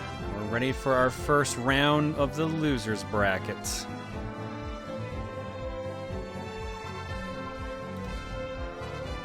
The Quagsires have chosen to ban Zerara, and the Soundbreakers are banning Charizard. We got the Soundbreakers on the top there. Warrior Fire, Cryptic, Creative, or Cryptic. KidArcStorm, Alamooch, and WolfThunder. And on the bottom, we've got the mighty Quagsires. With Azure, Refrain, Adam, DR, Jaden6, aka that was FrozenHunt, I do believe, PrivateButter, and PurpleFireKitty. Let's do it.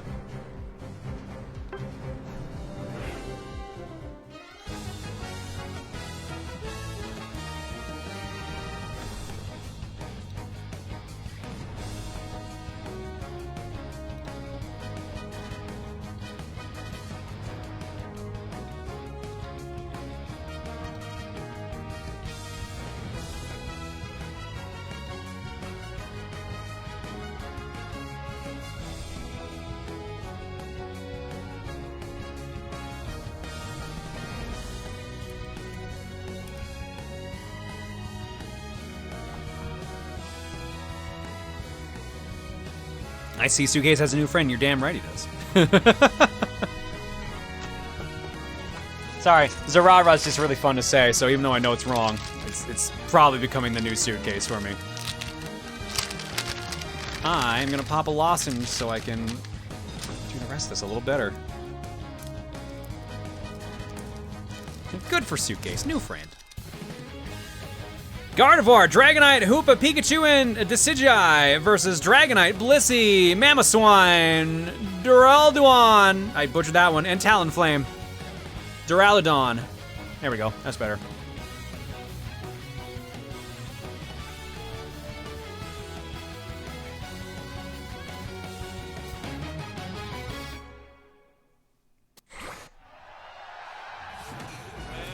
Ten minutes on the clock. The losers bracket begins.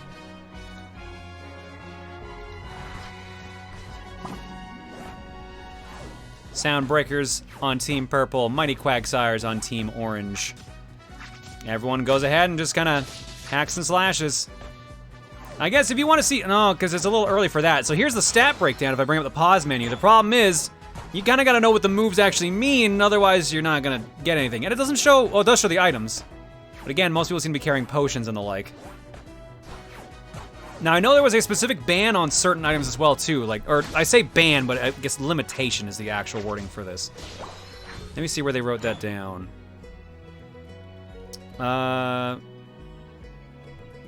They told me what items that were that had the limitations, but now I can't seem to find it. There we go. All battle items are allowed, however, only one slow smoke and goal getter is allowed per team due to disruption. A team may receive a penalty if caught using 2 or more of them.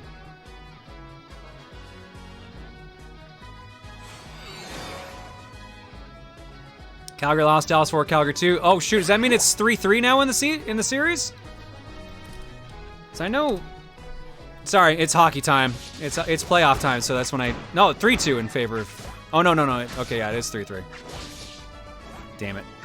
For some reason, NHL.com still says there's 41 seconds left of the game.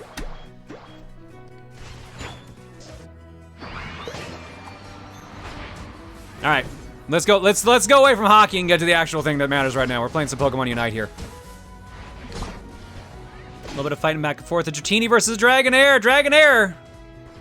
Dratini kills Dragonair to become Dragonair. All the murdering. The first points have been scored. 19 points.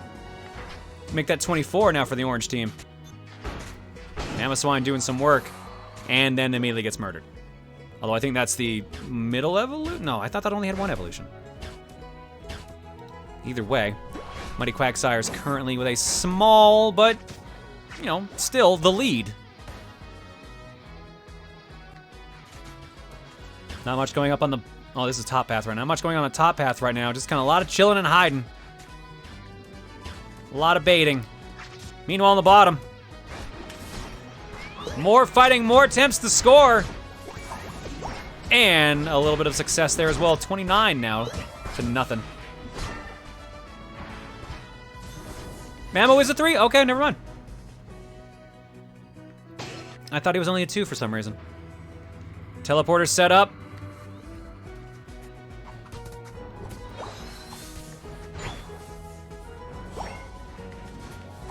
Oh, here we go. We already got our first lead swap. Soundbreakers ahead by 1 point. Rotom and Dreadnought both also in play as well. Cryptic goes in. Another 30. Ooh, but the other team scored at the same time. It's 59 to 58 right now. Back in favor of the Mighty Quagsires. Rotom is being left alone, although the left side went and killed Dreadnought for some extra points. And some shields. Can they stop Rotom in time, though? WolfThunder comes up. Tries their best. I don't think they're especially designed for this. That barrier is going to still stand somehow. Nope, it's gone. Jaden gonna go for the points or gonna try to go for the kill? Neither!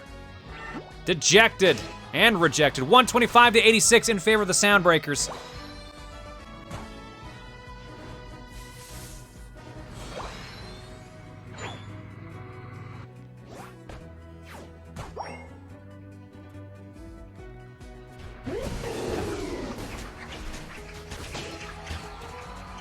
A lot of fighting going up on the top lane here right now. 2v2, Cryptic left to their own devices. Definitely gonna pay for it, although they did do some nice damage before getting KO'd. Actually, never mind, they won! They actually took out both of them, barely! Which means more points for their team, 158 to 91. WolfThunder sneaks in. Not quite finishing it off, but getting pretty damn close.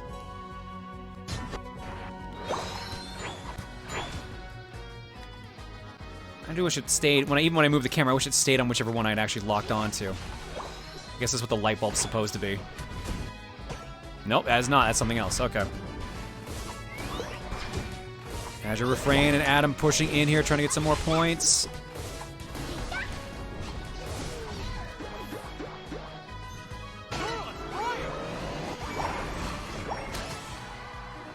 Closing that gap, 173 to 147. Still kind of back and forth. This is pretty even right now. 10 seconds till Rotom comes back into play. And I think there's Dreadnought. Dreadnought looks like they're definitely going towards the orange team on that one. Yep. No, actually, sniped at the end. Orange team gets a last second barrier swap. It looks like they've also kind of left Rotom to his own devices. They're pushing to try to get rid of that barrier while they can.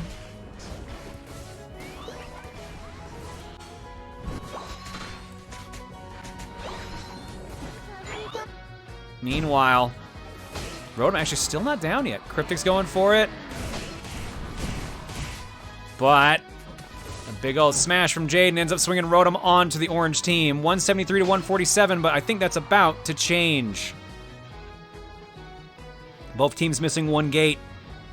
Will they teleport and block in time? KidArc is there! But so is Rotom, pushed away by Jaden! 173 to 167, and killed before they could score on that one. Still very, very close.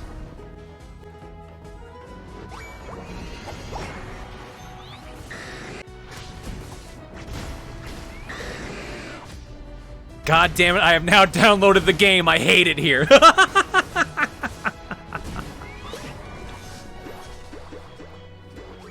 The light bulb's experience share. Oh, sweet. Thank you, Dragon Tamer. All right, another gate gone from the... I almost said pink team. From the purple team, Soundbreakers, a little bit of trouble right now. They're behind, 218 to 173. Make that 258, make that a lot more. Nope, block just in time. The gate still stands, but they're still not in the best position. A lot of bloodshed going on around here, too. Most of the Quagsires are incapacitated. KidArc gonna try to take advantage if they can get there fast enough.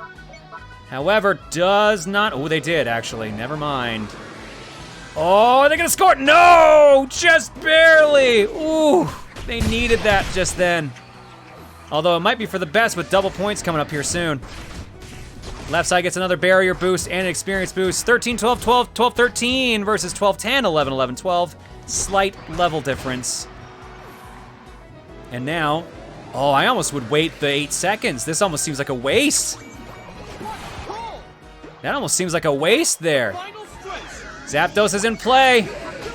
258 to 223 in favor of the Quagsires, Team Orange.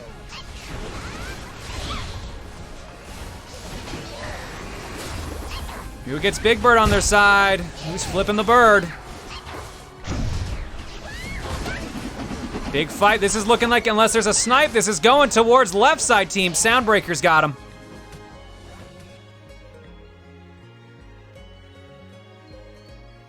I suspect you might need to add free gaming advertiser to your Twitter bio at some point. No, I want to be paid. Fuck that.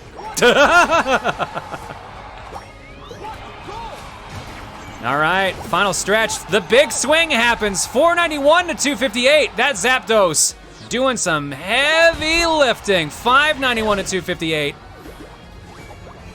685 to 258 with 1 minute left on the clock. All barriers gone on the Quagsire side. That's the power of the Big Bird. I think this might be a done deal.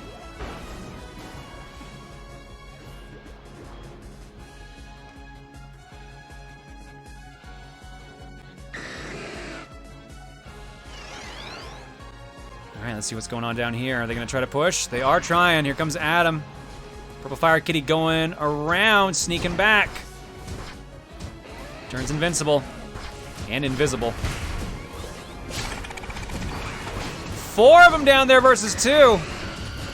They're trying to at least get that gate gone. Will they succeed? Ooh, survey says actually that's looking like a no. They're trying hard, but nope. Purple came back and pushed him away. Pikachu getting some nice kills there. Good job from Mooch, Alan Mooch there. 5, 4, 3, and I think that's a done deal. The score's locked in. The first point time's up. goes to the Soundbreakers.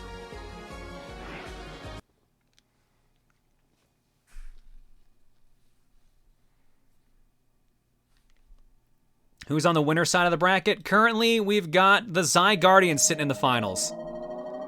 You win. Cryptic Creative with the 138. Just edging out KidArcStorm for that VIP. Look at that spike. Back and forth all the way through, and then Big Bird does all the heavy lifting. Look at that spike there. Oh man. 400 points just out of nowhere. The Zapdos difference. Now remember, this is still a best of 3, so the Soundbreakers aren't, oops, got my teams mixed up for a second there. The mighty Quagsires aren't out yet.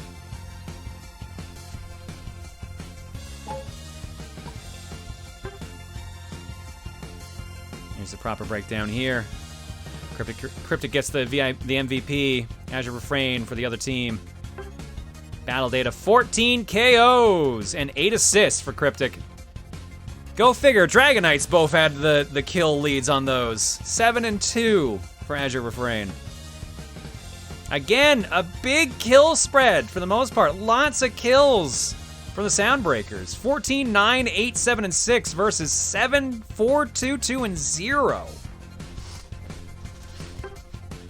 We haven't really had a match where the kills have been pretty even. It's basically been one-sided with major swings, so all important things to keep in mind.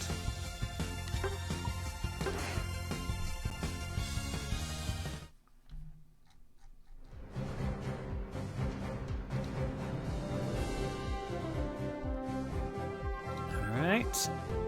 Let me hop back in the lobby. I really hope they fix this weird kicking you out thing, because this is kind of annoying.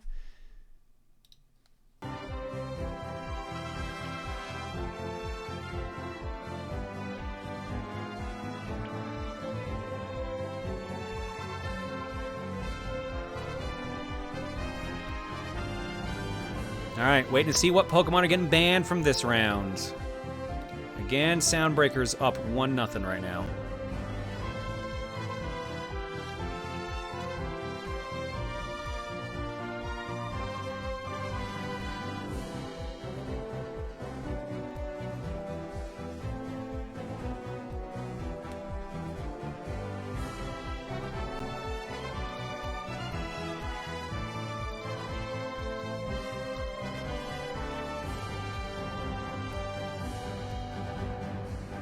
When I go to the championship lobby, I don't know what that is.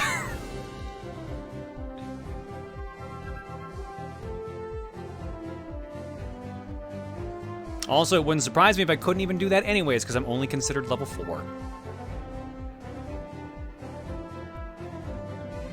Oh, and apparently it's no longer in the game, so never mind.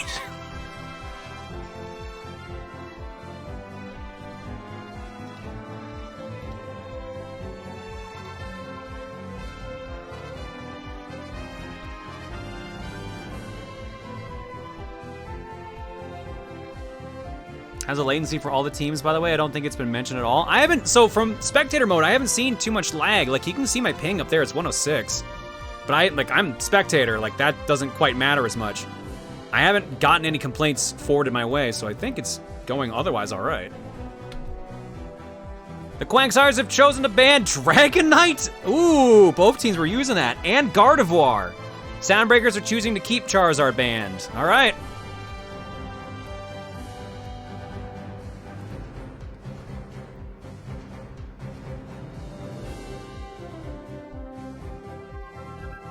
Echidna says that championship thing is still in the game. It's good for custom tournament because items are all at level 30. Echidna, do we have to be at certain levels to access that though? That's the question.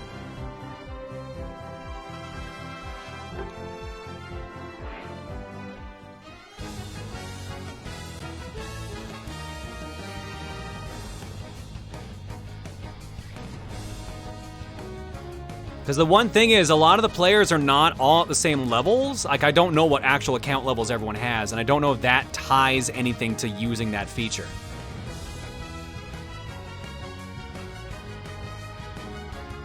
Hey, John, just wondering if there will be a Strikers League. I would love to do a Strikers League, but someone else would have to run it, is the thing. But I would definitely support it. But let's wait and see if the game's good first, though. That's going to be the kicker.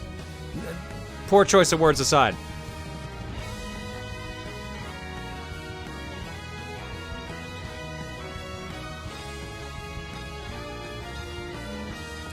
We chose not to use Tournament Lobby as a result, as results are sent to Tencent for esports. Okay, so it's an actual decision that was done for that. Okay, I was not aware of that.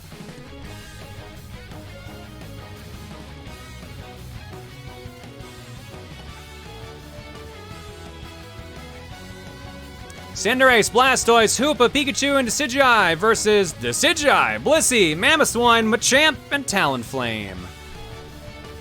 Soundbreakers versus Mighty Quagsires. Soundbreakers currently up 1-0. Let's keep an eye on Team Purple to see if they can make it 2-0.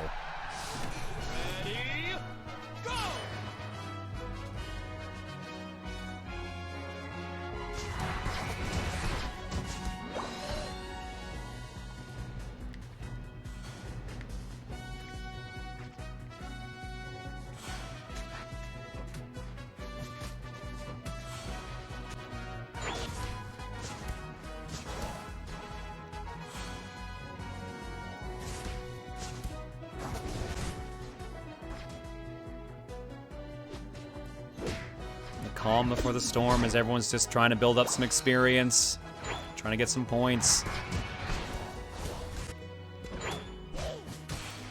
All the little Pokemon fighting all the other little Pokemon. Jaden running. Jaden running. Pikachu gets a kill. Are they gonna go try to get a quick point in? No, they choose not to, which is probably smart at this point. Focusing just on healing up and getting those points. Getting that experience points, rather.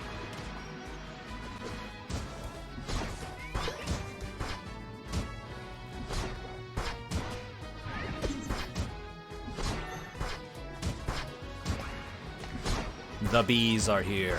For more experience, fight the bees.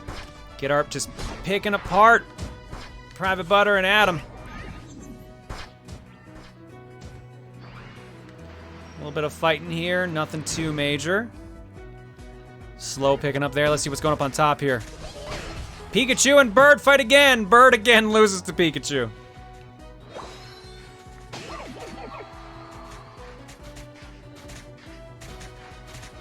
Well, Wolf just picking apart some more Pokemon there. Trying to get level up. We've got some evolutions going on here. Still a little slow and steady otherwise.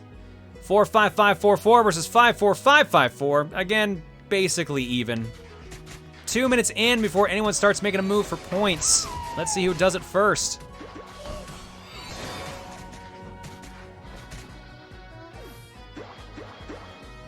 They've got a chance. Are Jade and Azure gonna go for it? Wolf's a bit baited out.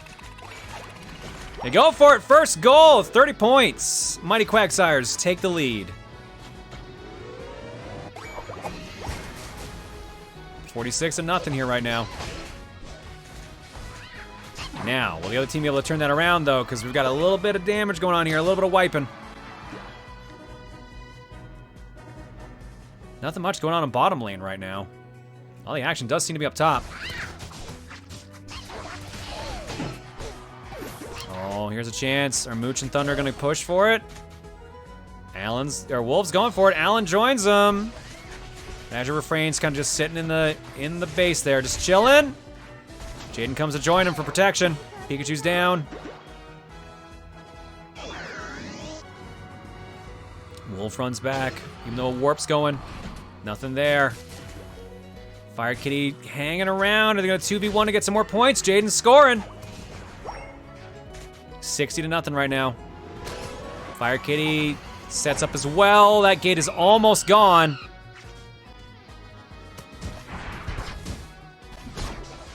Dreadnaught's experience boost is going to the left side team. 78787 versus 74876. 88 right now. Top gate is gone. First gate is gone from Soundbreaker's team. 88-0 in favor of the Mighty Quagsires. Let's see how long that break lasts, though.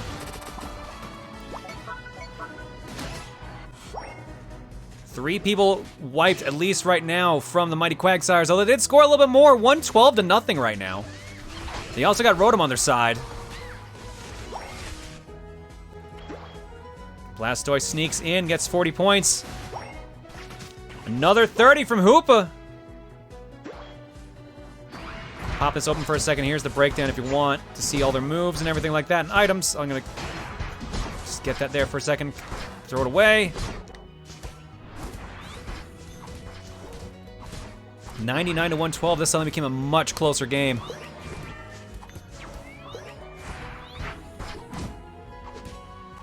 Oh. I thought there was gonna be a big move up there, but it's the wrong Decidueye I was looking at. 2v2 fighting up here to close another gate. Hoopa sneaking in there. Not quite enough. 109-112, a little bit more. And they'll take back the lead.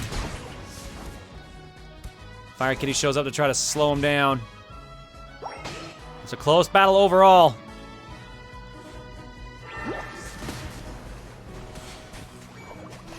And that's a gate gone. 159-112 in favor of the Soundbreakers and Team Purple. Both teams missing one gate on top.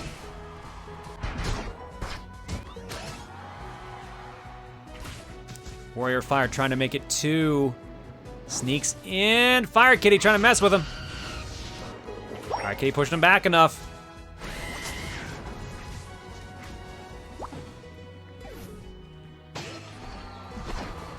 A lot of nonsense going on around Dreadnought here, trying to get that experience and shield boost. And it goes the left side. Uh-oh. That gate's going bye-bye. Cryptic gets in a couple points. Warrior Fire's gonna finish it off. 224 to 118 in favor of the Soundbreakers. Rhoda, meanwhile, has joined the Mighty Quagsires Team Orange yet again.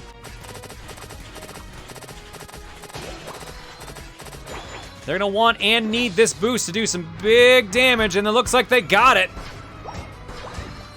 37 points put in there. Can they capitalize and get another one in there? Azure's running. Can they get it in with 10 seconds? Looks like. No, denied. 224 to 175 hold. Soundbreakers still in the lead.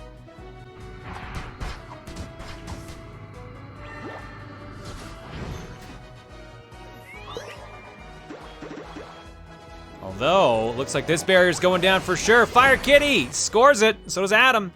237 to 224, and now in favor of the Quagsires. Team Orange now in the lead. This is a good back and forth so far.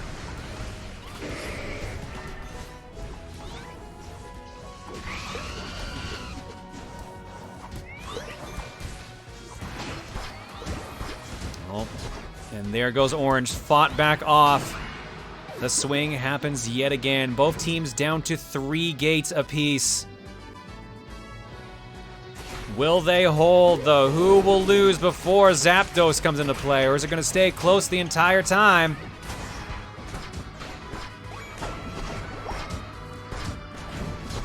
Wolf gets a couple more points in there. Or sorry, that was Jaden, I believe. Yeah, but it looks like they're going to get pushed away. 241 to 224 right now. KidArc snipes him in time. Thinking at this point, both teams are just getting ready for the big fight in the middle. They go for the Dreadnought kill first, though, to get some shields right before doing it. Probably a smart decision, although that means you're not physically there. Let's see if it actually makes a difference. KidArc, Alamooch, Warrior Fire. Purple's ready. The Soundbreakers need this to close it out 2-0. Quagsire needs this to stay in the lead and tie it up. And it goes to, oh, it goes to the Soundbreakers.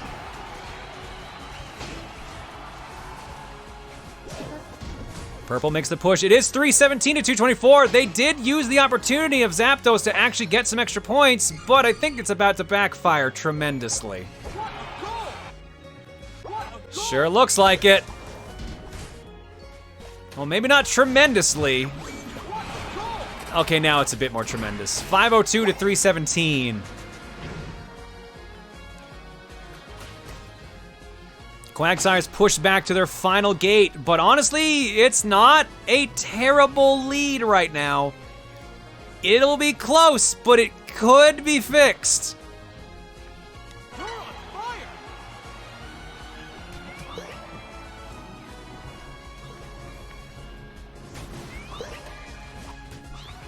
This is the question now. What happens? Are they going to do the push? Can they even make a push at this point? Or is this the whole game right now for Soundbreakers just delay and stall? Well, apparently it does not delay and stall because Cryptic runs in.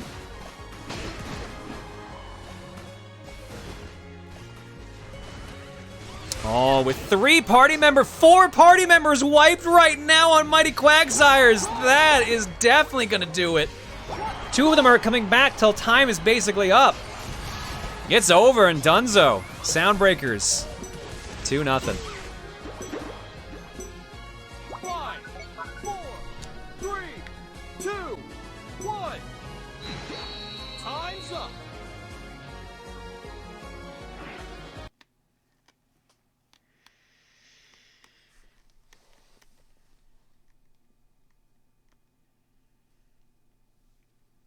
All right, there we go.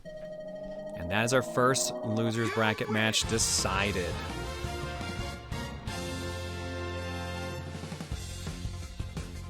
The Soundbreakers get to move on, and they'll be playing again right away. They'll be taking on the Disaster Noodles. Mighty Quagsires, you tried, you did a great job, but unfortunately you have been eliminated. Let's look at that bracket. Let's look at this graph, rather. Every time I do, it makes me laugh because you can see exactly where Zapdos comes in and helps that big push.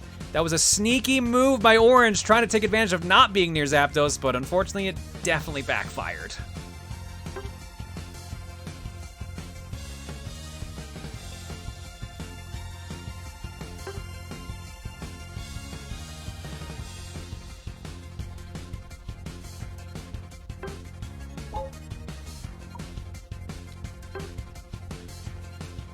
Cryptic Creative getting the MVP on the winning team, and PurpleFireKitty getting the MVP over on the other team. 244 to 130. Kills-wise, the kill leader actually not being the MVP this time around, probably because Cryptic got 8 kills, but 14 assists. Not the most assists and not the most kills, but still very helpful alongside the actual points as well. A nice balance got them that. FireKitty with 7 kills and 1 assist. Some decent kill counts this time around on the opposing team. Unfortunately, still just a bit more in favor of our winning team.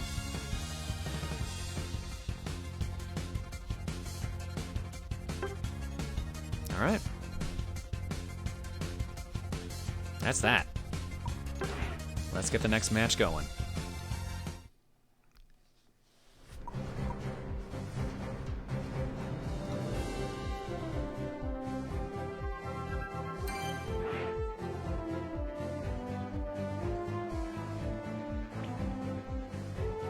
The difference when I'm allowed to play my main. Fair point.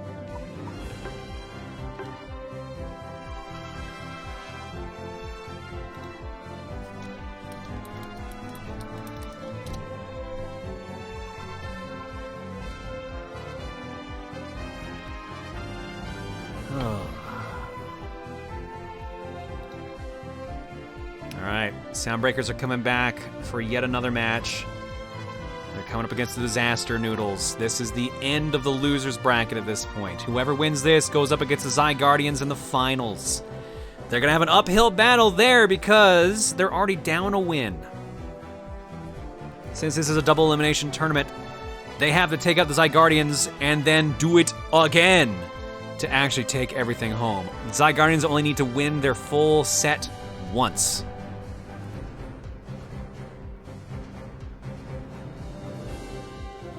Is this like League of Legends but Pokemon? Yes, this is a MOBA. This when did this come out? This was last year for sure, right? Not 2 years ago? I don't think it's been out for a year yet. July 21st, 2021. So yeah, it's not even out for a year yet.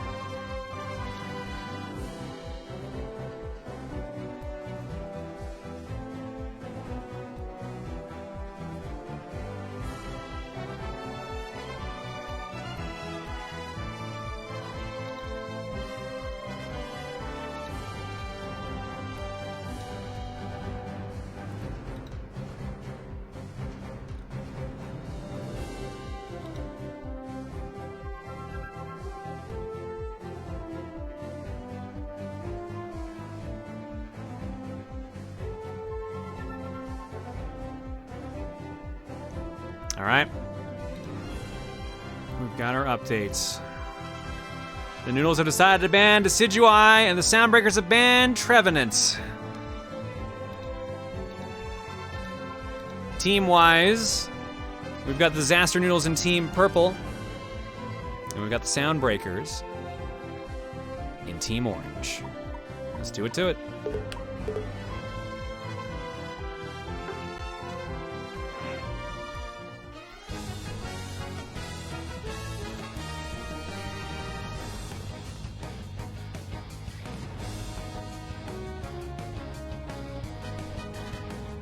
Who else is in the spectator stand? It's one of the mods for the actual like league. They're just verifying score basically.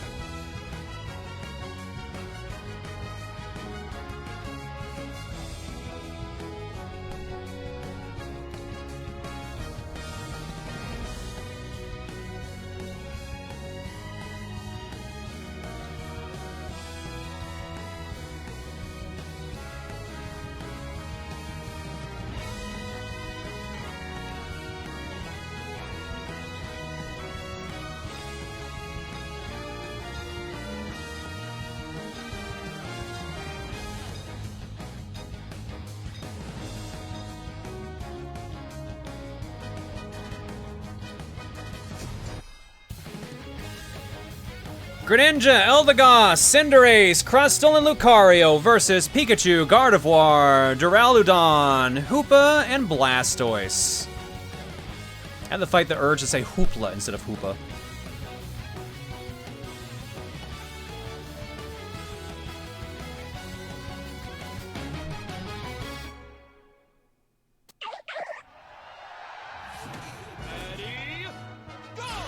Here we go, 10 minutes on the clock. Welcome to the end of the loser's bracket.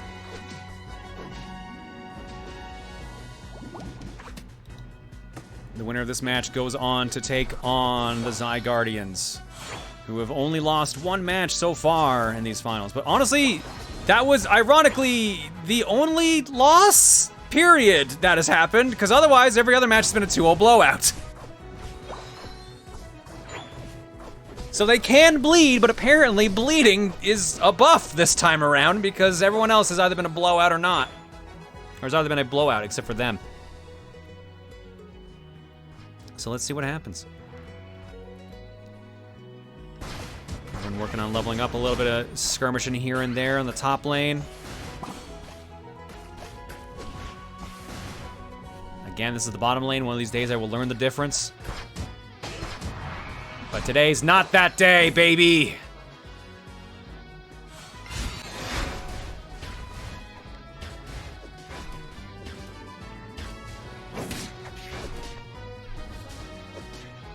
Oh, are we gonna see the first points? Native sneaking in. Nope, not going for it though.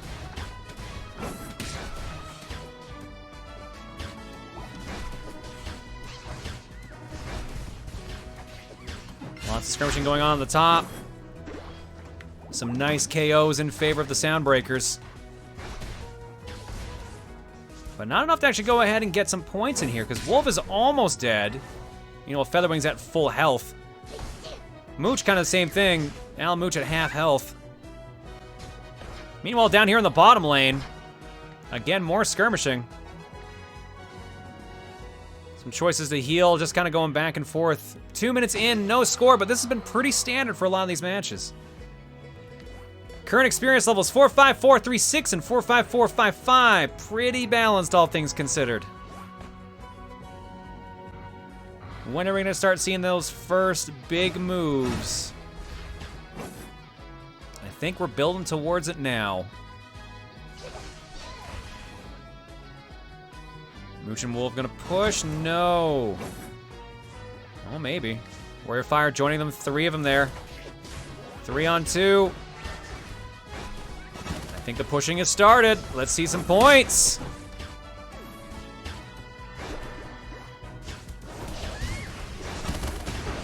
And there it is. First goals go to the Soundbreakers. 64 off of 3 separate players. Make that 67. But let's see what's going on in the bottom half here, though. Much more balanced out fight by the looks, but it is swinging towards the Noodles right now. KidArc's in trouble, getting pushed back. Oh, God. That is a full party.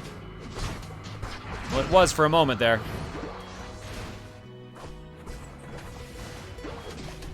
Oh, they're still keeping the push there. They're keeping it even.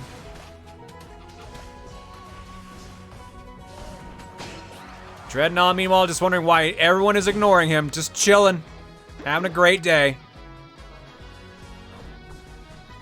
Mooch runs down to try softening him up, but Rio, and it looks like Seraphim is also going to join as well.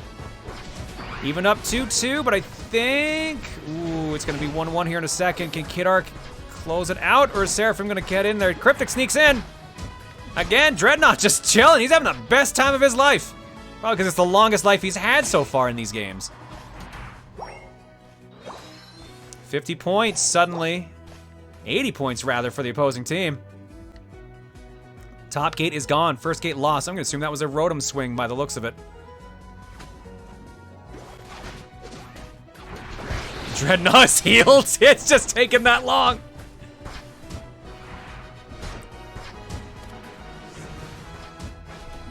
$80 to 67 right now in favor of Disaster Noodles. They finally decided to go beat up Dreadnought. Looks like that one's going completely towards the Soundbreakers. Nice little boost. 79779 versus 99999. Definitely an assistant power. Looks like we're gonna see some points here as well for that. The barrier's definitely helping there. 93 to 91. 131 now. That gate is done, so. 171 to 93 in favor of the Soundbreakers. Big push. You're in trouble. Alamooch hanging on to full points right now. Meanwhile, just some more farming going on, trying to get more experience, more points to dunk. A little bit of bouncing around, not much going on suddenly. It's just the restock phase, essentially. Push for more levels, wait for Rotom to reappear in 17 seconds.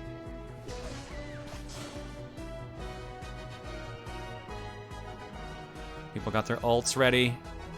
While we're waiting on this screen here, here's the breakdown of moves that they've all chosen.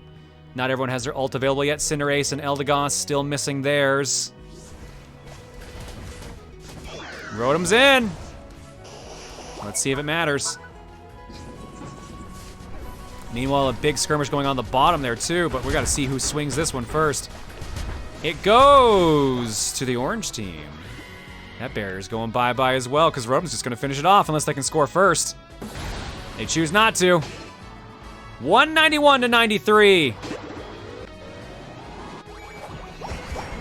And suddenly it's a whole different game because it's 205 to 191 in favor of the Disaster Noodles. Team Purple swings it back. A good close back and forth, just what we want to see.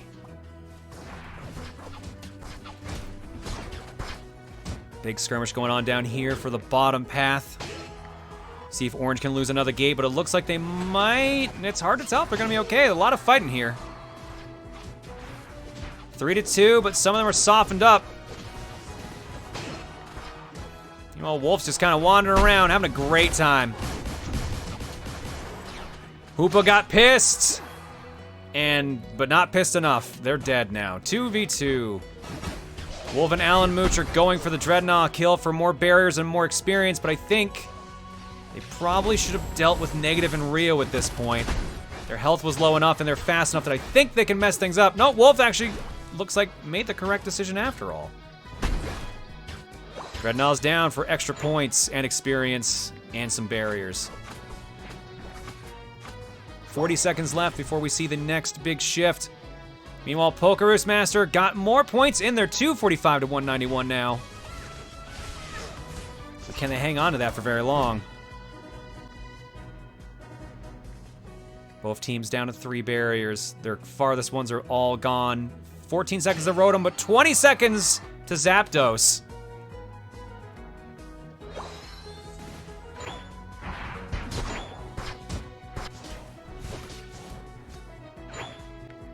No one's hanging around there. Who's making the call here? Big Bird back in business. Rio's the only one who's there, and they're just chilling. Orange team runs for its Soundbreakers, start making the push. Everything's going crazy. Who's flipping the bird first? Seraphim left by themselves. Big old rumble off to the side of Zapdos. Now in favor of the Noodles. Now in favor of the Soundbreakers. This is so back and forth. Even the Zapdos kill is going back and forth. This is crazy. And who flips the bird? It goes to the Breakers. They were behind, but I don't think they're gonna be anymore. Here comes KidArc for the first big score. Barrier gone. Barrier gone. 391 to 245. 8 seconds left on the barrier. The barrier down? Can they score any more? Yes, they can. 469 to 245. Not insurmountable, but it's gonna be a tough one. Especially when 3 of your team members are gone. Negative is trying to push and sneak in to at least close that gap. And they do it. 41 to 325.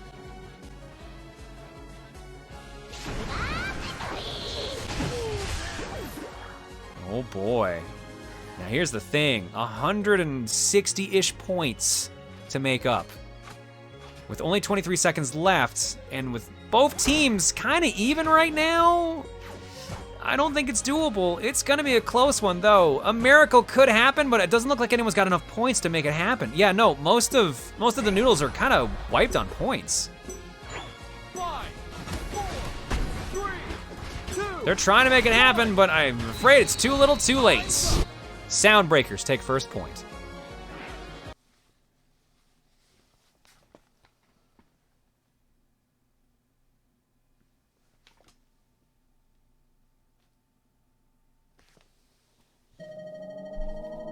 Oh, you can see the meter going back and forth too, real close. Cryptic, MVP with 152 points, negative 112, second place on that. Look at this graph, because oh my god, look at how back and forth that whole match was. That was some good Unite, hell yeah. And of course, Big Bird always seems to come out on top. There's the point breakdown over time.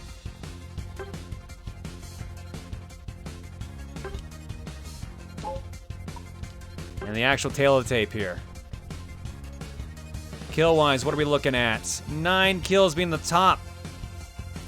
For the Noodles, NegativePro getting that one handedly. 11 assists for Seraphim. Meanwhile, on the winning team, the Soundbreakers, 10 kills. And 7 for Cryptic. 10-7 for kills and assists. Warrior Fire not getting any kills, but 8 assists is nothing to sneer at. And also winning. Winning's also nothing to sneer at. Here's the item breakdown. Here's a percentile breakdown. Let's go get that next match going.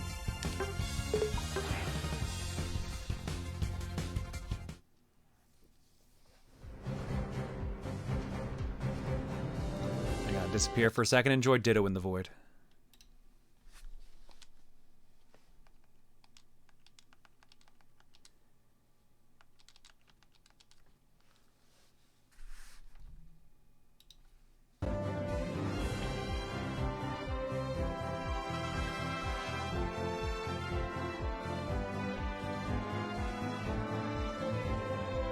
Again, a reminder, they on purpose chose to not use that feature.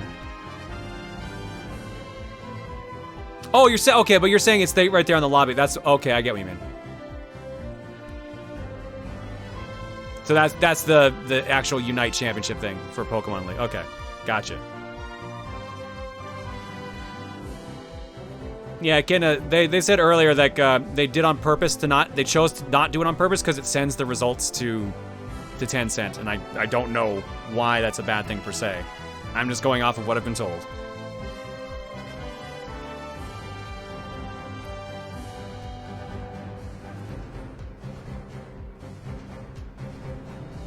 Jeff Hooglin says, hey, it's awesome to see larger creators getting into Unite stuff. The game is a ton of fun. Is this a community thing you guys are running? Yes, actually. So welcome. I'm seeing a couple people excited that you're here. This is admittedly, for me personally, I only started playing this game Wednesday night, Thursday morning. But our community's been running a smaller league in the background. This is the test, basically, to see if we're going to do another one.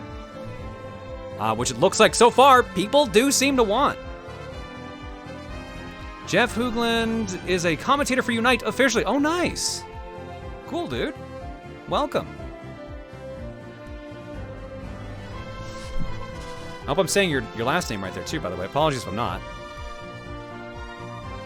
All right, the notifications I got here. Noodles has banned Hoopa and Blastoise. Soundbreakers are banning Greninja.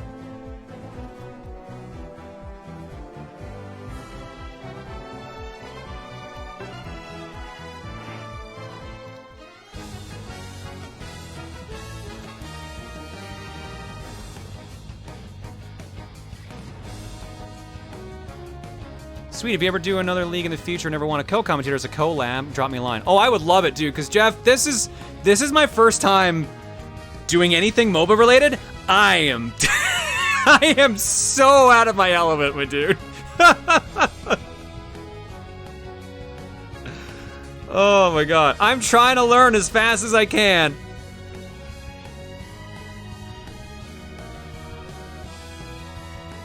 For those who are interested in joining the league, after the tournament is done, we're actually going to be opening up the official server, so you guys can join there and play with other people from the community and to help set up things. This is actually my first MOBA as well, but I've been playing a ton since it released last summer. It's a good first MOBA. I keep hearing that, and the little bit I played, I liked. But I have that competitive salt where if I know if I dig too deep into it, I will be furious. The salt will flow. Zerara, Eldegoss, Cinderace, Crustle, Serena versus Pikachu, Gardevoir, Duraludon, Eldegoss, and Dragonite.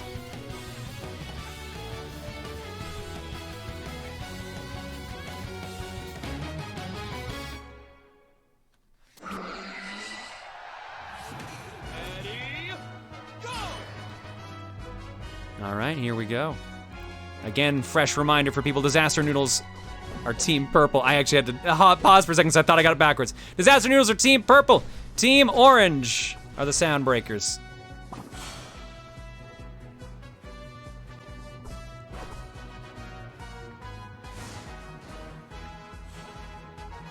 If you played League, this is nothing. I mean, I know this is supposed to be like much more approachable and much more simple, but again, the salt still flows. I know the League salt is notorious.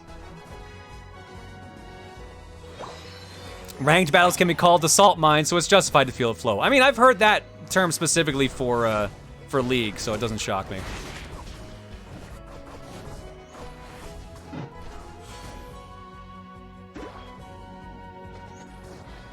Are we actually gonna see our first point right away? Are we going in 1 minute? They might actually have it. They're trying. Cryptic and KidArc trying to take out Seraphim. I don't think they've got enough strength for it. I think they're gonna get out-healed. Actually, no. Oh, well, with the healing items, they will. First goal, though. Nice early point for Cryptic, 7-0. And then Negative ran in and just kicked their ass. They're on the floor bleeding, but they'll be okay. Except Negative is running in to try to score 21 points, so maybe not. But we're talking early points. No big. Just, you know, early experience boost. No biggie.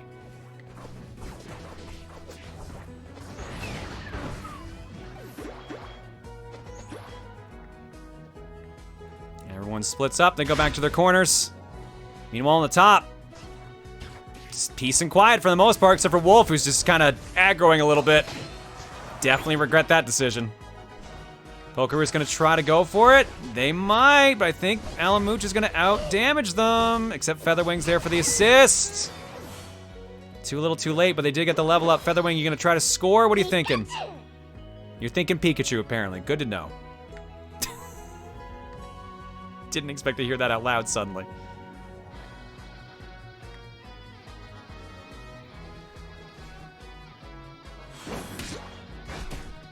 All right, 3-2 push on top lane.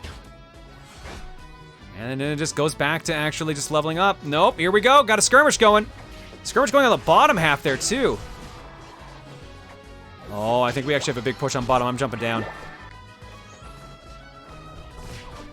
Yeah, we do. I think they're going to try to get their team on the board finally. The Noodles. No, they run away. Rio. Rio's in trouble. Taken down. Seraphim got more health. NegativePro's back there to join them. 2v2 in the middle. Meanwhile, Rotom and Dreadnought are joining the game yet again. 3-person push. No one going for points. They're choosing to go for the level up and the barrier instead. Probably a wise decision here.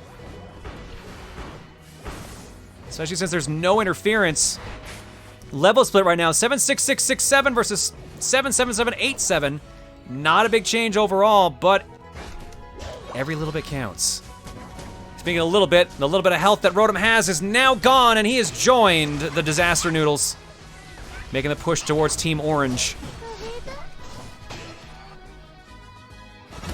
Can they make it in time, though? Easy peasy. That barrier is gone. And so is that base. 102-37 now in favor of the Disaster Noodles.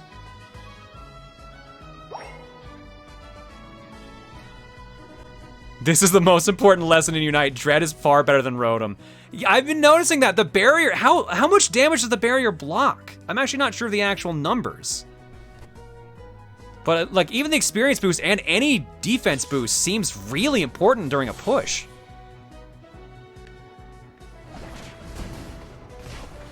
Speaking of pushes, we got a 2v2 right now down here trying to destroy the bottom gate right now. See if Soundbreakers can at least make a little more pressure here. They're not down by much, and it's still pretty early. We're still in the first half. Oh, I think they've got it. Cryptic is going in for the dunk. Slam-a-dam-a-ding-dong, it's out of here. 116 to 102 in favor now of the Soundbreakers. Make that 156 to 102. WolfThunder sneaking in some free points left alone in the upper lane. Buddy Barrier used to give 40% shield, but it got nerfed to 25% at grade 20. They had to nerf Dread and buff Rotom. Oh. Oh.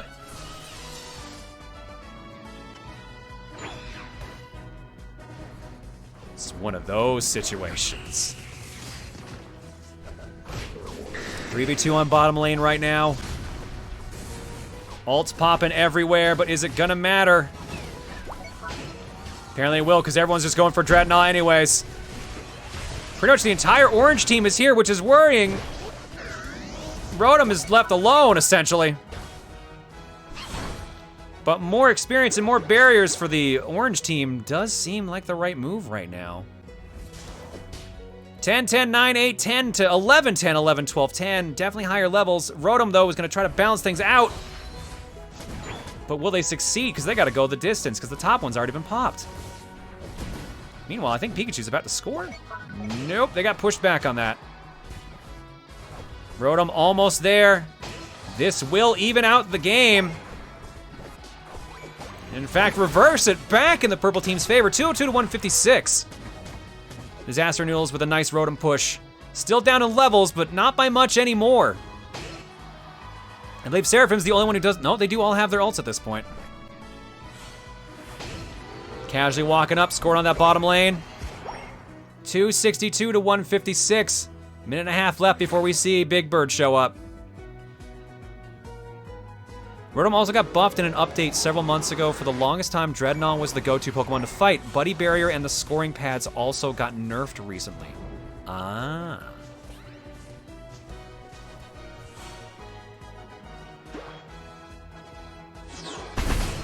All right, big fighting down on bottom lane. Orange trying to protect their main bottom one here, which is their fast go-to warp. Gets them more access to Dreadnought, gets them closer and even closer to purple. 30 seconds to Dreadnought's reappearance. 30 seconds now also for Rotom. Rotom. Warrior Fire just chilling. Getting some levels up, getting some points. Getting ready for double value, kicking in 40 seconds. Honestly, this looks like what most people are deciding on at this point. Either chilling and waiting for something to appear, or they're just getting ready to pop their ults when they go for Zapdos.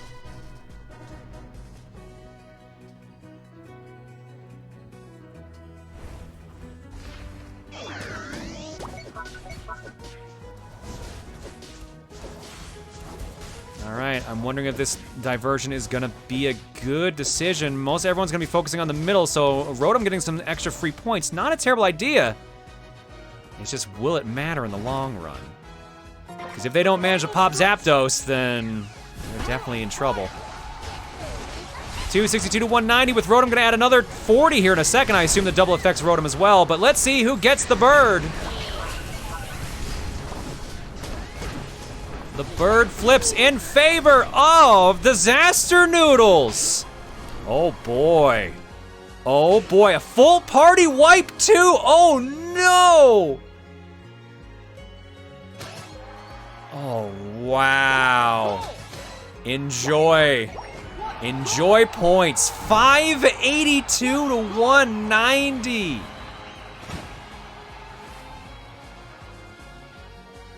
That's gotta hurt.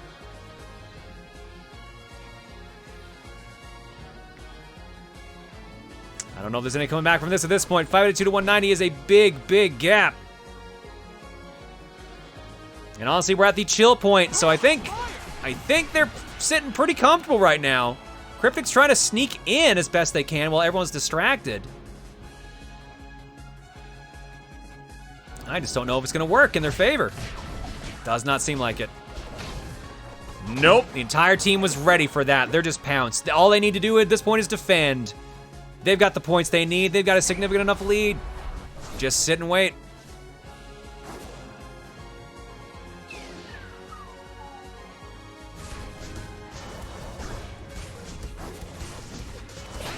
This is game 2, right? Yes, and I do believe, if memory serves, Soundbreaker's got the first point, right? So we're going to round 3? Refresh me on that. I forgot to write it down this time.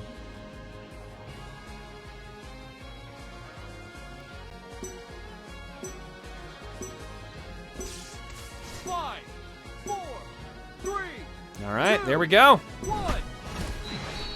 Time's up. Tied up, one apiece.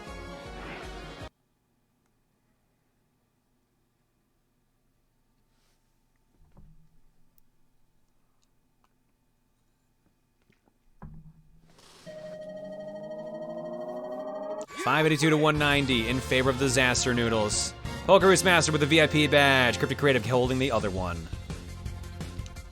Looking at the graph, again, a bit of back and forth, but when they gained their traction around the halfway point, they kept it. Nicely done by the Disaster Noodles.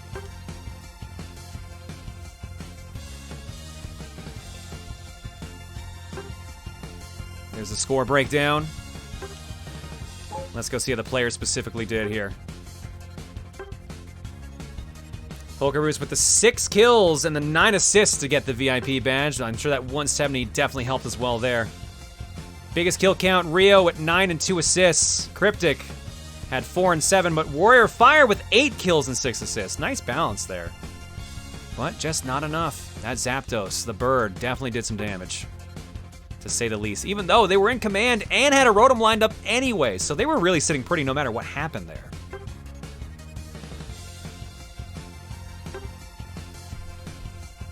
Let's see what the tiebreaker decides for us then.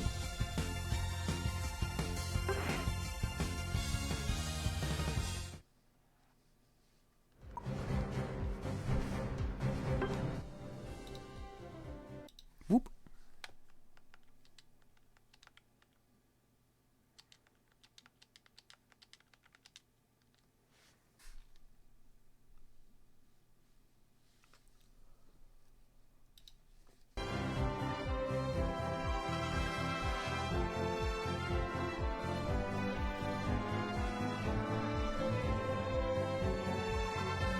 Waiting to see what Pokemon are getting banned this time around.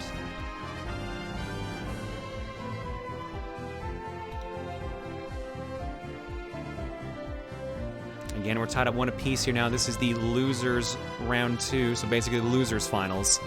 Whoever wins this match here is going against the Zygardians in the actual grand finals. I need to double check. I think we decided, we sticking with best of 5 or are we going with best of 3?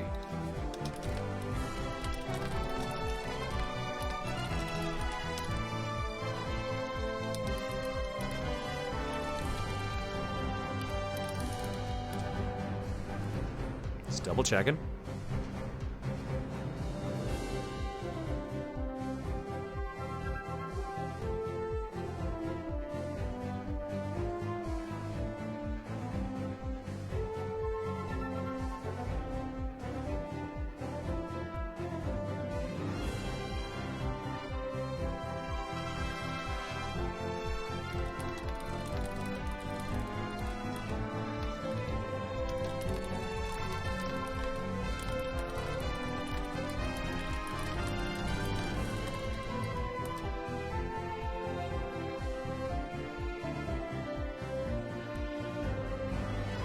Will John play Xenoblade 3? I have to finish 1 and or 2 first, so probably not right away.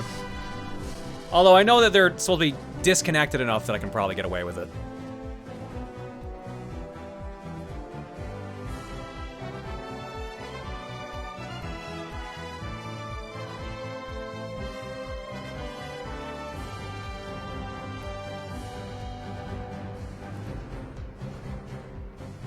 Soundbreakers have chosen to ban Zarara, and Sarina. Noodles have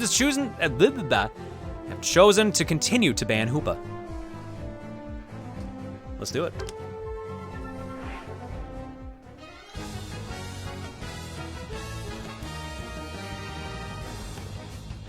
Why do the Flames have to torture us? Because it's Calgary. It's how it works. They can't just crush things. They have to make it back and forth. They like to be the underdog, and when they're not the underdog, it's always a weird case of like, why are they doing this? They're just gonna drop it, aren't they? They're doing too good, and that usually happens anyways. Everyone gets suspicious when Calgary does too good. As late as it's not the Leafs, you know what, fair. How are they doing this season? Or the postseason, I guess. Tied 3-3 again, of course. Wouldn't expect it to be any other way.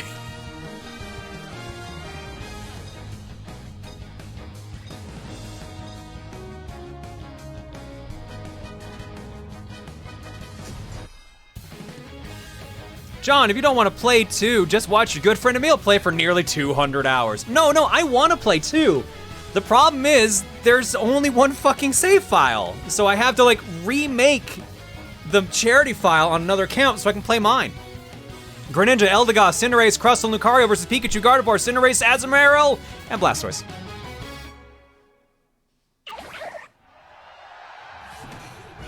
If this keeps going in the future, how would one get involved with this? There is going to be a server dropped at the end of the stream. That's going to be the official server for the league, and that'll be your best chance to join there. Just like we have an official league for Splatoon and Rocket League as well.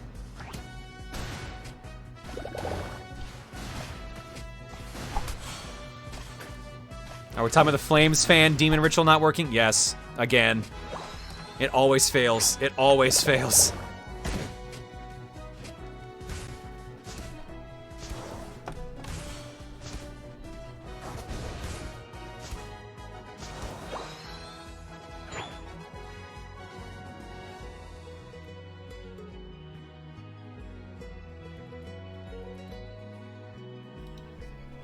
With Rocket League, we'll probably have to do a testing like this to gauge interest. And true, Pokemon Showdown as well. Sorry about that, Bleach, I keep forgetting.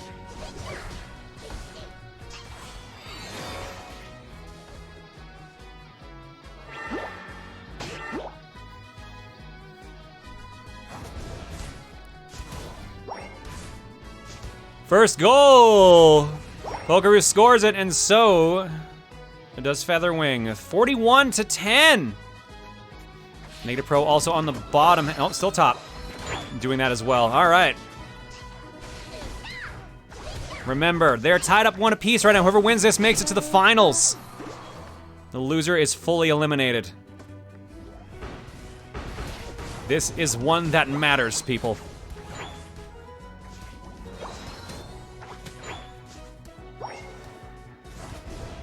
(41-11). Cryptic getting on the board as well on the bottom lane. Bottom lane actually looking relatively quiet right now because it's actually tied up 41 apiece. Too little, too late there.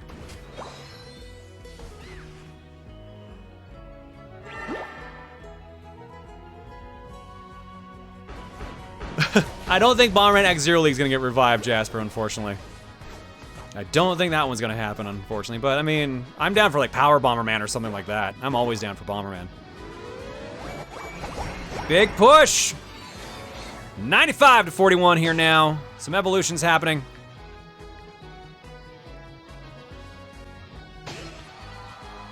There's a little bit of fighting as well. Our timers have appeared!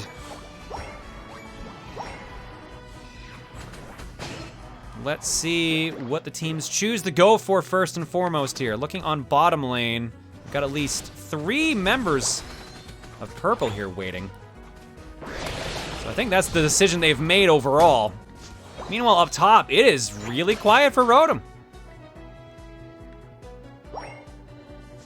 Looking in mid, Orange moving their way down. Now the Dreadnaught's there. Skirmish at the top of the bottom lane. Back and forth, but definitely in favor of the purple team. The Disaster Noodles sitting pretty right now. 149 to 93. KO streak for NegativePro. Again, leaving Turtle Boy alone. Although it doesn't matter, because up top they got Rotom control anyways. Rotom gets into the gate. It is gone. 169 to 95. And since they're just left alone, they're just gonna keep scoring. Why not? 189. WolfThunder gets there a little too late. Dreadnought finally gets the attention of the purple team. Disaster Noodles going for it. And they get experience boost and some shields as well. 998, 811 for the levels versus 887, 86. Definitely sitting pretty level-wise right now. They work their way towards the next gate. They've got the points to at least damage it considerably. They're gonna go for it. Cryptic is almost down, 2v1. I'll make that 3v1 because there were so many shadows I didn't see Lucario hiding in there. 266 to 95, 29 left on the gate on the bottom. Definitely trouble right now for Soundbreakers.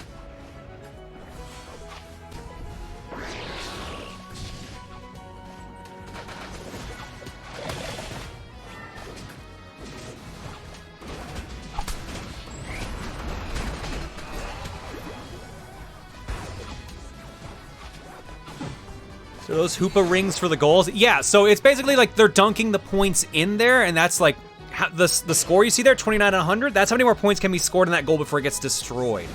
The ones in front of their bases are the ones that will always stay into play, but they're the harder ones to get to because they're right in front of spawn points and all that jazz, so that's the trade-off for it.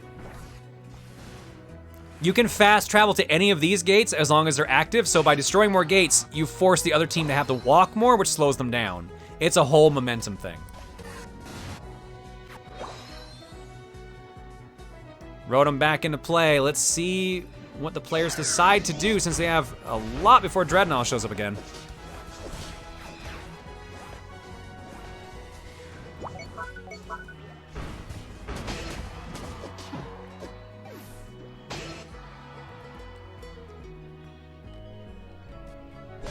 They're still choosing to ignore it, even though 2 players are down from the other team.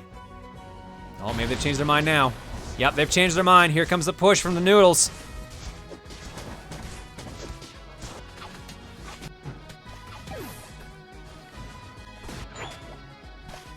Cryptic trying to see if he can get some points for the team to bounce it back out. They push. No, they choose not to push. They're going for the barriers instead. Fair enough. Meanwhile, Rotom's going for their next base up there. Although most of the team has been wiped now, that's not looking good. Oh shoot, I think the camera lock glitch happened. They warned me this could happen, shit. I don't have free camera control anymore, damn it.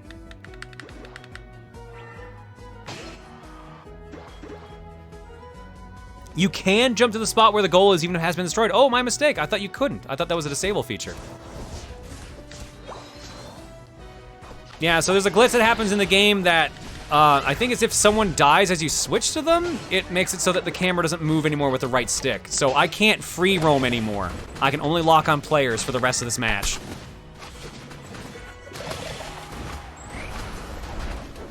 So if you see me flickering around a lot, I apologize because that's literally all I can do now. I think if I wait, maybe if I wait on someone, it fixes itself, but I don't think that's the case. No. Yep, free movement is gone. I was warned about this and I still made it happen anyways. Oops. Oh, it's back! There we go. All right, we're golden.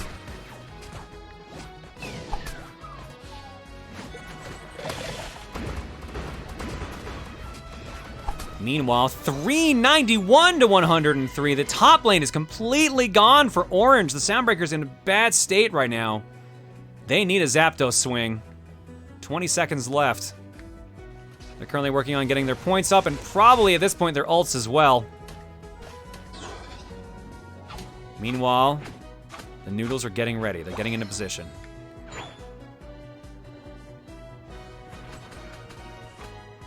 By which I mean just negative. Because in fact, it looks like Team Orange, the Breakers, are ready. They're here and fighting. They're trying to keep everyone away as best they can. Picking away off Zapdos the little bit they can without just getting in there and getting nuked by some ults. Is it working in their favor, though? It might be, because 2 players are currently down from the Noodles. Zapdos at half health. But no one's really helping. KidArc, Cryptic, and Wolf all there. Warrior Fire trying to stop Pokerus. Oh, and it was a good move there. Left all alone on Zapdos. The bird has officially been flipped. All 5 gates now with no barriers, instant scoring, and double points because of final stretch. What a goal! 391 to 253. What a goal! Make that 353. I don't think they're gonna be able to score any more, but that was a lot.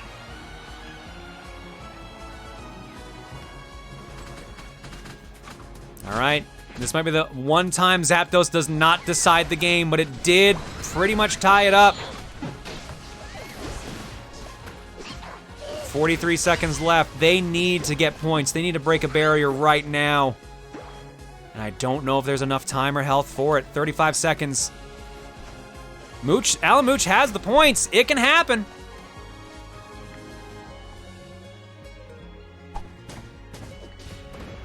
KidArc and Pokerus. Pokerus is down. KidArc's running for it. 20 seconds. They need to make something happen now. Runs in. 3 people down on the opposing team. 409 the lead swap. 10 seconds left. 5, Jumping over here for a second. If Seraphim had managed to do that, it also would have swung back, but it is too late. I do believe that is a last-second steal. I think that went to the sound breakers. Let's find out together, shall we?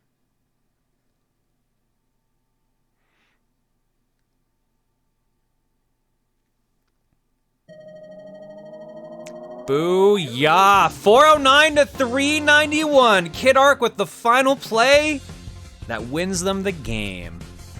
Congratulations to the Soundbreakers. Look at that graph! They were in so much trouble. Zapdos closed the gap, but did not take them the lead. That last second point shot. My God. No points scored at all in the last 2 minutes by the purple team. Noodles were just shut down. They were on pure defense. That 56 saved it all right at the end.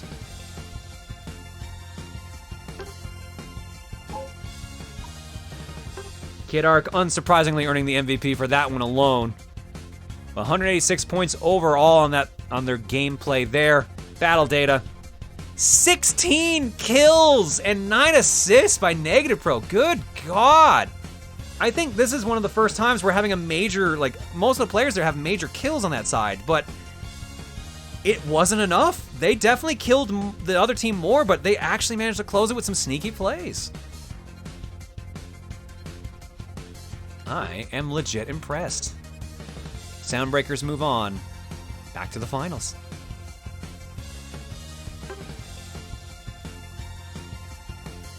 The Soundbreakers have officially eliminated the first place team in the league portion. Well, damn, look at that. If there's a time to get a win, that was definitely it. The next time is the next match. Because now we move to the Zygardians versus the Soundbreakers. Now, this matchup already happened tonight. And it was 2-0 in favor of Zygardians. We're advocating for a break. You know what? I can do that. I'm cool with that.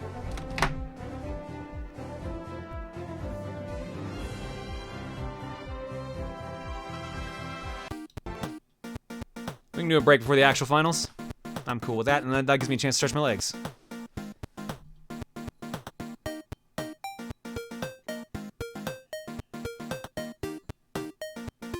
Ooh, okay.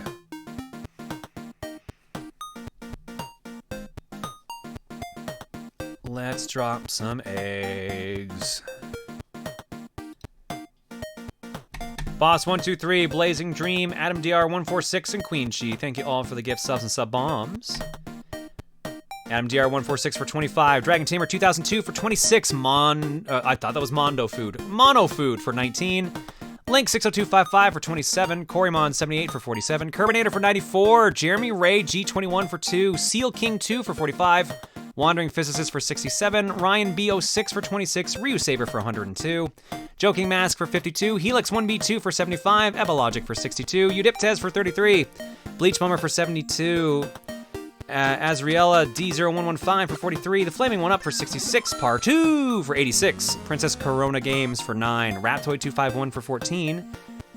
Master O'Darkin for 10. Draconic Bladewing for 3. Gobocha for 3. Harpy Player Joe for 6. Aura Morgan for 78. Pillow Bard for 69. Nice. Mecha GM for 61. Zarsine 1 for 9. Hypercoal for 57. And the Geek Light for 39. Thanks for subbing and hanging out tonight, folks. Even though it's an off night for streams, your eggs tonight. Oh, we do have some here. Our courtesy of the following people. Oh, there is, sorry, just the one. I forgot to move some around here. This one's from Cool Owl. Double backwards egg. Double backwards is just forward. You give me an egg. Oh, that's exactly what you were going for. Okay. Fair enough. All right, we're going to get a break. I'm going to stretch my legs, and then when we come back, we are going to go into the finals.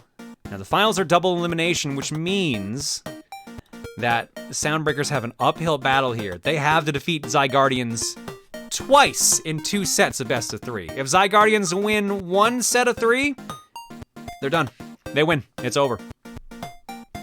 So that would be why Soundbreakers wants to break. And I don't blame them, because they were a little hot just then after 2 games in a row.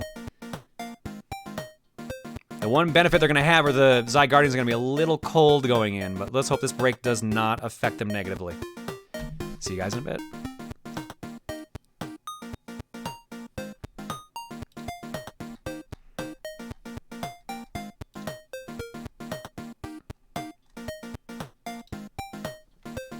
I'm gonna go refresh my drink and grab an almond bar.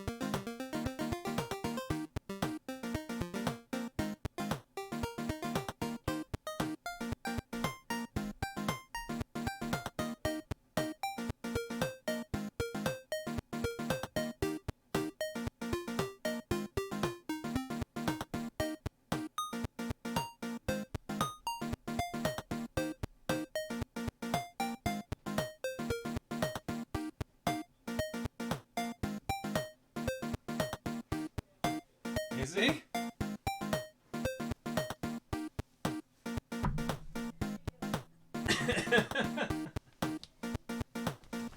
Oh, what a suck.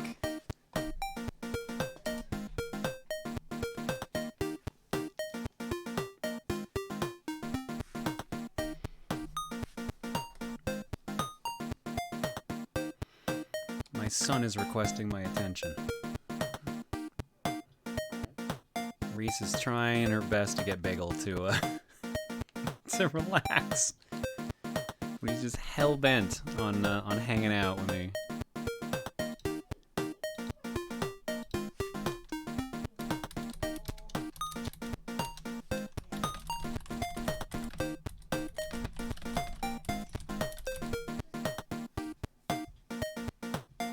Hi, mister.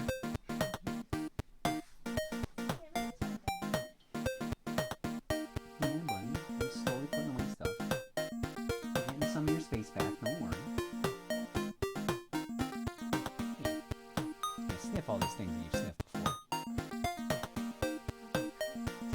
This time could be different.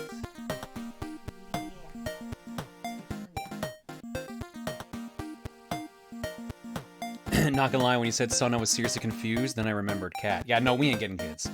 Bagel's enough of a kid. Put your butt on that.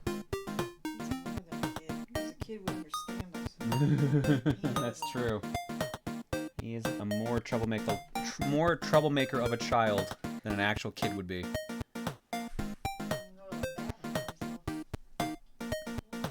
Sweet. He's just gonna sit there now, clean this up for a bit, and he's gonna complain that you're not letting him into the storage room, and then he's gonna complain that you let him in the storage room, and then he's gonna go upstairs.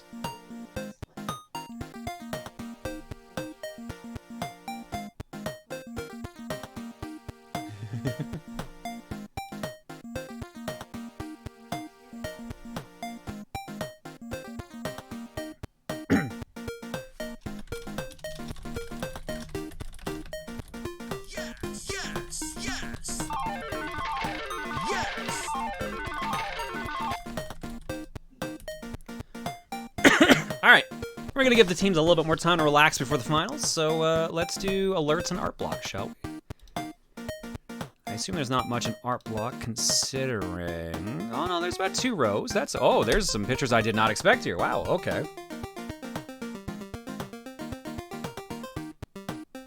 Does this mean I missed my opportunity of making a baby blanket for Bagel? Bagel's always a baby, but he's still a brat.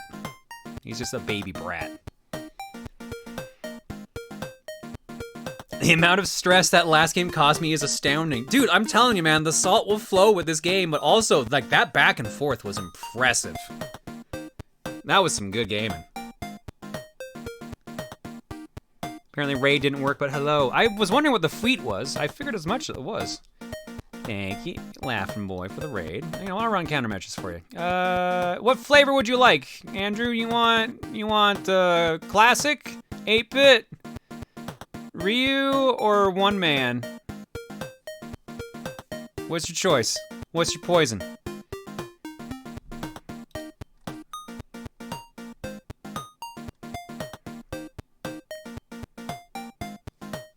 I shall make a baby blanket for Bagel for the next con we could both go to. Amazing. I'm sure he'll love it.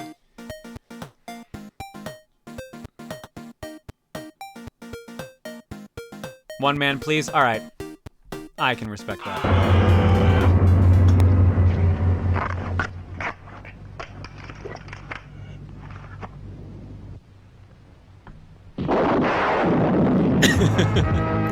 Upon murdering the one-man raid, Robert Kopp turned himself into the authorities. He's currently serving a life sentence inside John's computer.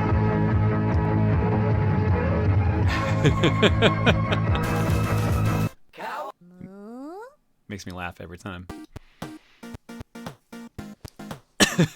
Thanks for the raid, Laughing Boy.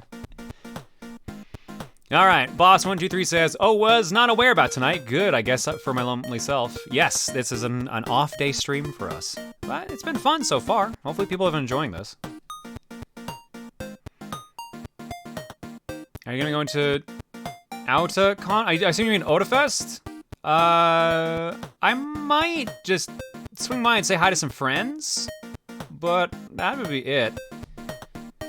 I do finally have a trip planned. It's not for a con, but I actually am going to be leaving the country next month. There's actually gonna be a break where I'm not here. I'm on an actual break.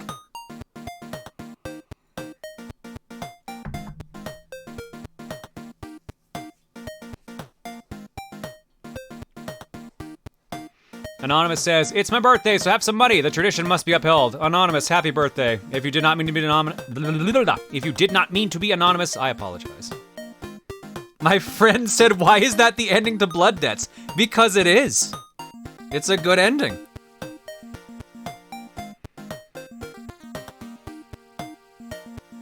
How does it feel having a vacation after working so hard like you have? Fucking weird. It's gonna be weird. I feel like I don't know, man. I'll see.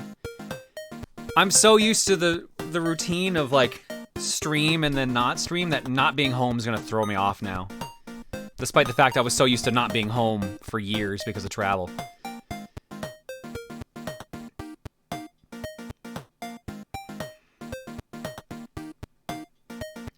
Guyman Online says, forgot to put my name in the birthday donation. Oh, there you go. So I have an extra Wario so I can identify that it was me. Happy birthday, Guyman Online. Now we know the truth.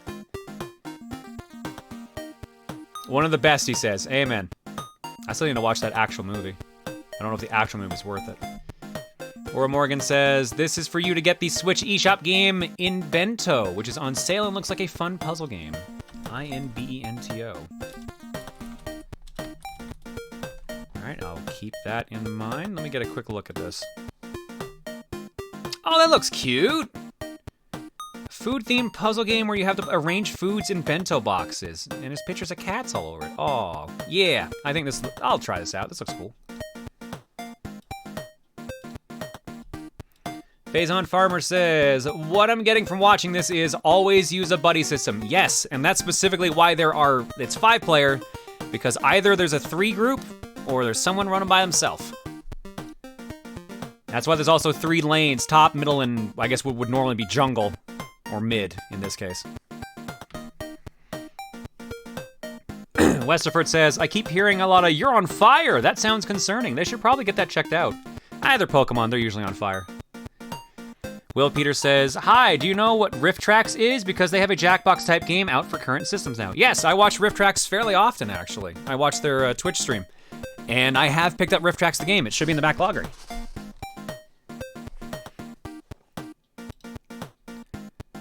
Queen Chi says, God damn it, I have now downloaded this game. I hate it here. It still makes me laugh. Kamairi says, you're doing a good job. Oh, thank you, appreciate it. Queen Chi says, okay, I am learning this game and getting in the league, but at the same time, my God, I hate it here. Twisting that rubber arm, baby.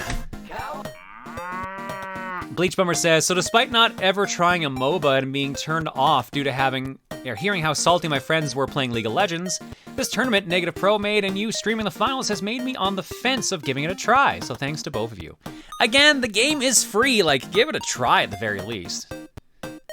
I can get those people who've hesitated to try it for various reasons, I can respect them for it, but, you know, the game itself, it's alright. But it will definitely bring the salt out if you're not careful. Kamairi says, come on, Rosa. Damn it. No, Rosa. Twalcario says, this is officially the latest I've stayed up all year because Unite good. Loving this idea and can't wait to join in. Nice. Glad you're enjoying it, Twalcario. And Philip J. Fry says, all right, it's Saturday night. Wait a minute. Squints eyes. Don Smile says, as someone who's been playing League since late 2012, avoid MOBAs. Yeah, no, I hear that a fair amount. And someone else says, I did my time in Smite. Yeah, no, again, it can bring out salt. Multiplayer games do that. It's kind of why I've been like, yeah, thank God I haven't streamed this, because I would definitely be fucking swearing. Constantly. Constant. All right, let's hop to Art Block meanwhile. While this is going on, since I've told them to basically message me when they're ready, and it looks like they still need a break. So let's hop over to Art Block and get caught up. Ironically, art block is starting with Pokemon pictures. Just maybe not what you're expecting if you're not around here normally. From Jumney, just a Sceptile, John with some booba. Good old booba and boba. Thank you, Jumney. This was supposed to be last stream, but it was just after we went offline that the picture came in. And ironically, then it ended up actually being in a Pokemon stream anyway, so good timing. Why that lizard got titties? Thanks, Popsky. Thanks, Jumney, for the picture. Next up from Gabri19, you're nothing but slackers. I'm sorry, I made that wrong turn. I just have to deal with this guy first and then I'll be on my way. See you later, Bowser. What is happening? Hello everyone, it's officially time for John's Xenoblade Chronicles adventure to begin. I can't wait to see what this journey will have in store. In the meantime, I figured I would draw the first of my many memorable moments that is sure to happen in this adventure. The iconic Colonel Vanguard scene, but with Rosa reacting to Hypercole's YouTube poop interpretation. Enjoy. Thank you, Gabri, for the very cute picture. Oh yeah, for those wondering why there's a Sceptile, it's because we played Pokemon Mystery Dungeon on Wednesday. Speaking of, Team Sass Kickers, Kickarella and Sarsaparilla. They're here to kick sass and eat Oranberries, and they're all out of Oranberries. Why not? Also with the talk during Ape Escape on Monday about how you dictate which ports can be completed by completing the OG games brings up a decision that I made to save time. This year I will only be beating the OG releases of Mario Bros. 1, Lost Levels, and 2, and counting it as beating all versions. The same was done with 3, but as I've said, I grew up with the GBA port of 3, so I was in no way ever going through 3 again. Fair enough, I like 3 more, but that's just me. Thank you, Storm, for the Team Sass Kickers poster. And all I can think of now is Duke Nukem yet again. God damn it. I was gonna put something, oh, fuck, what was it? There was some stupid sound clip I was gonna put on the soundboard from Duke Nukem. And I cannot for the life of me remember what it was. I think it was one of those guys that's been doing like Duke Nukem parodies. Damn, can't remember. It wasn't the Pringles thing. It was not the Pringles for once. For once. Next up, this lovely Rosa just walking on the beach. I drew Rosa enjoying some ice cream at the beach. Cute. Thank you for the lovely beach picture. I can't talk tonight. Thank you for the lovely beach picture, Mika. Was it Duke choking to death? No.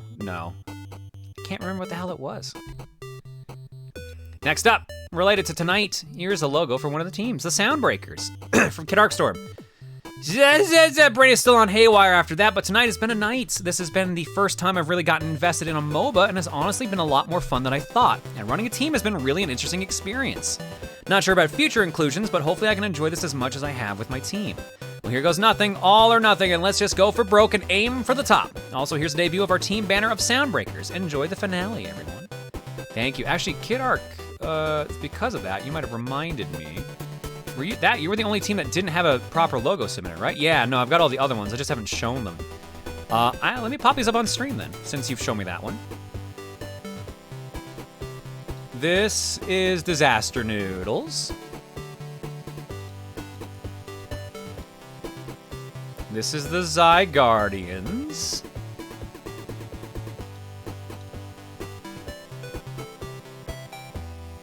And here are the Quagsires to judge you and stare into your soul. Even though it's a Quagsire and a bunch of whoopers.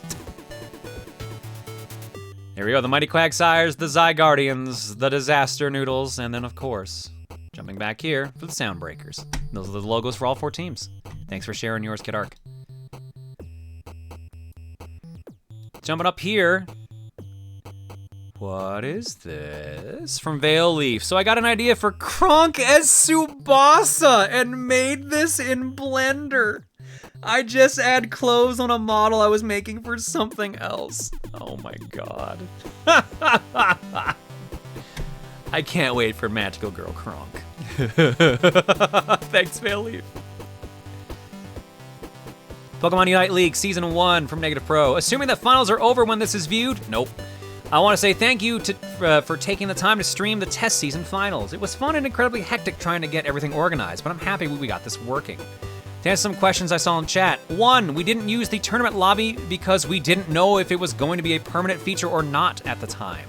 The results being sent to Tencent was mostly a minor factor. Gotcha, that makes a lot more sense there.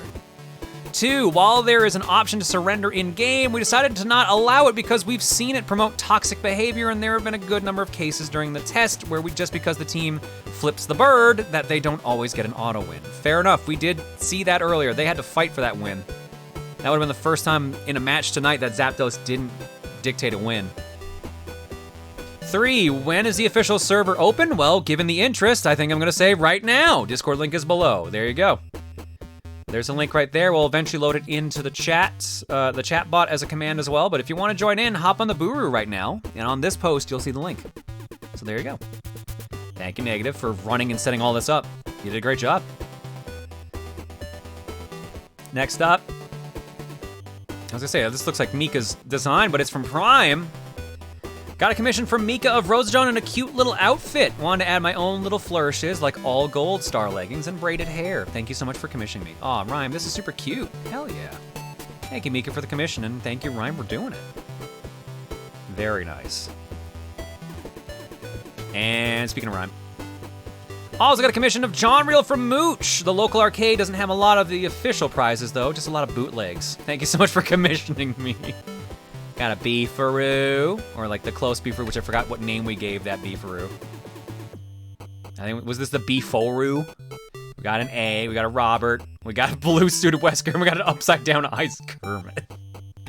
Beautiful. Thank you, Rhyme. John Reel still looks excited no matter what. Next up, the Disaster Noodles. From Seraphim 2000, those were some tough fights. To celebrate the PUL, here are the Disaster Noodles hanging out. Cute. Nicely done. Thank you, Seraphim, and well played tonight. And the last post I have here, no one's joined the lobby. I'm guessing I'm still buying time for them. Is this picture I saw Bexy was working on her stream at some point of RoseJohn. From Bexy Mama. Hi, John. Here's a picture I was working on stream yesterday. Hope you like it. I know you're already spoiled, but I was curious about how you feel about what happened to her. Being vague because I don't want to spoil anyone either. I even did the background for the picture from memory because spoilers. I hope you enjoy the redacted. Yeah, I appreciate that. Yeah, the problem is I know the rest, I know the ending.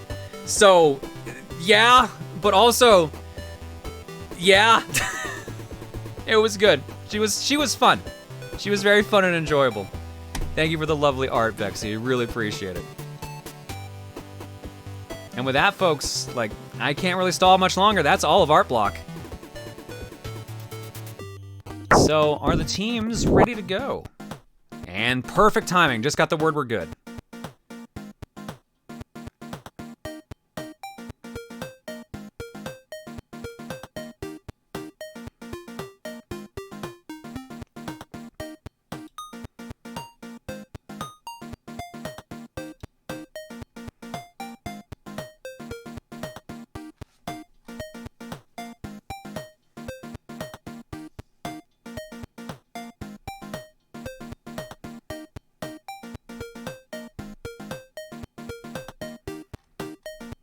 What's more cursed, Kronk Tsubasa or Arthur Matt Damon? I think they're both cursed in their own way.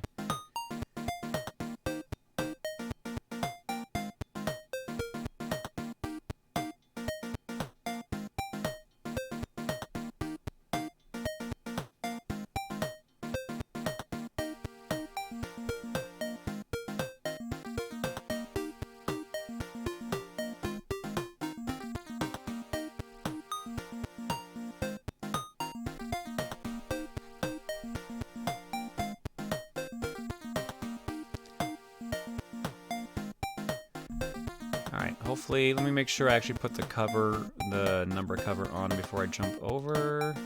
I did. Good, good, good. Let's hop over then. Oh, you know what? I feel bad because we barely used any of the, we had transitions built and we never used like a single one tonight. So this is our best chance to do it. Sorry, Draco.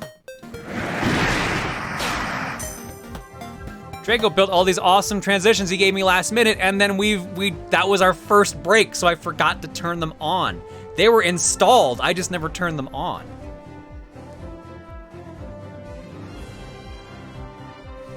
He gave me one for purple and he gave me one for orange as well. They're both very well done. I think he's enjoying that he can use the better setup for these transitions now.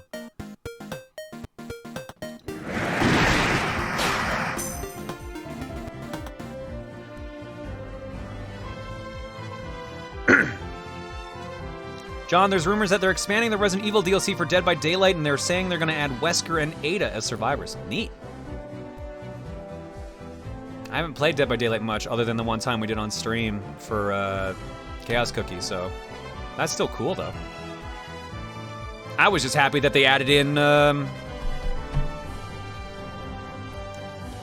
Shit, I was about to say the wrong name for her, but I think they actually used her actual name and not her in-game name.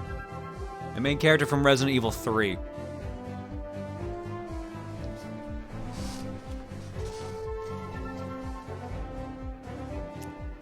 I almost said a completely different name. I'm like, no, Heather. It's Heather.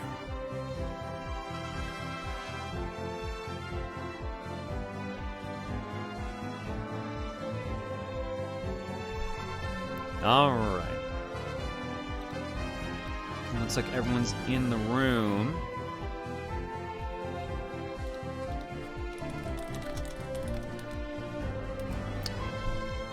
Silent Hill, guys. I thought I said Silent Hill. Oh no! Oh, I didn't say. Okay, so yeah.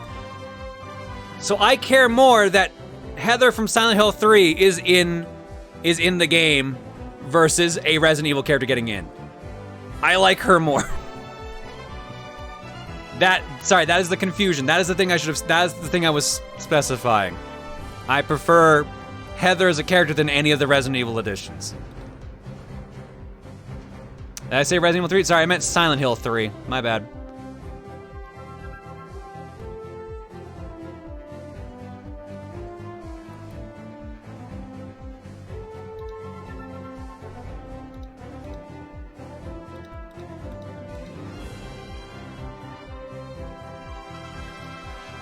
My bad.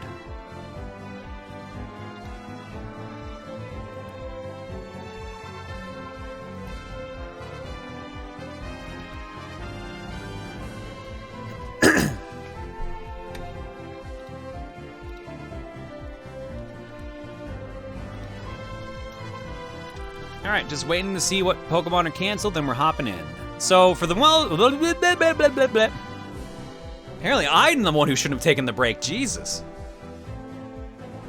All right, so we're gonna stick with best of 3 for this, simply because it is late, and I'm sure some of these players are in Eastern time zone or possibly later.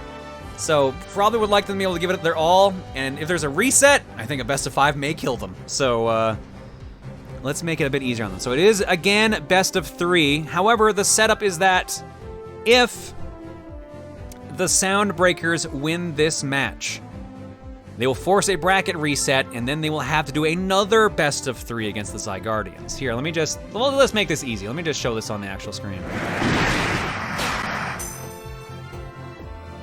So if you've never seen a proper bracket reset, here we go. If the Sound Breakers, because they're coming from the losers bracket, if they win, they force the bracket reset over here. If the Zygardians win, since it is a double elimination tournament, they technically have never been eliminated twice, but the Sound Breakers have, so they're safe. And then that's it. So it comes down to this. We've either got 1 set of 3 or 2 sets, depending on how the teams play. And that's that. Let's get back to it.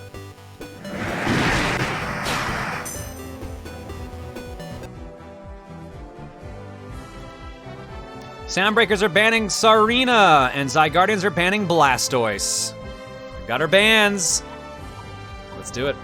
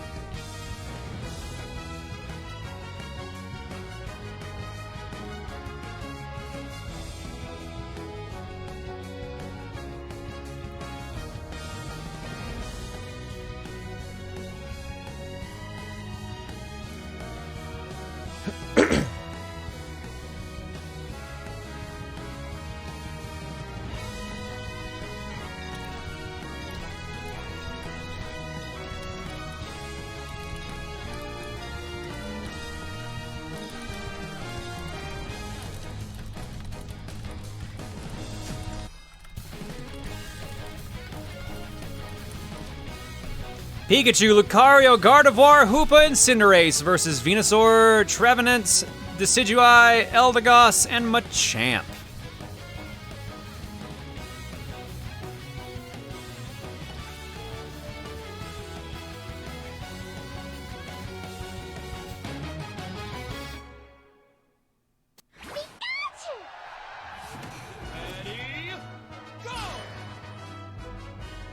All right, we've got the Soundbreakers on Team Purple, and we've got the Zygardians over on Team Orange.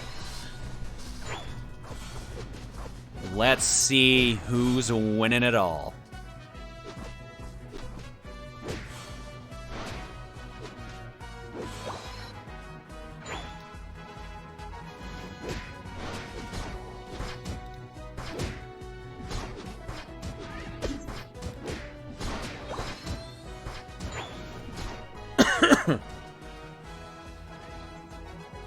All right, a nice quiet start. Everyone's getting their levels up here. Almost everyone at 3, a couple at 4. Nothing big so far. Just chilling, running around like a ninja and leveling up.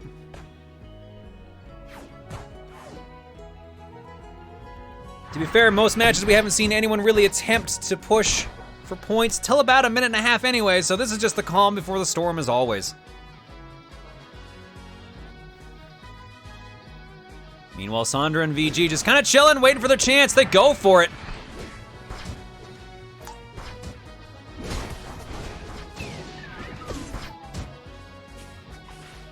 Oh, looks like there's a whole party down here right now. Never mind, that's up top. Jumping back down to bottom.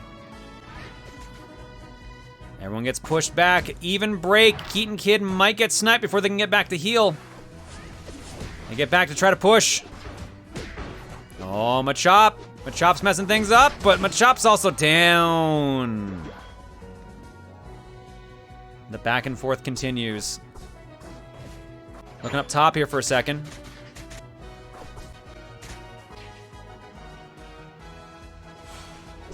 Two v 1, are they gonna try to score? Maybe not, no. Soul backed off. And unfortunately, I think that's actually gonna get Kitsune killed. Jumping back to bottom here. Wait, I'm a choke. We got a full party here, 3v2. Anyone making a push, or they just, nope, they're taking it easy again. Still 2.5 minutes in. No score just yet.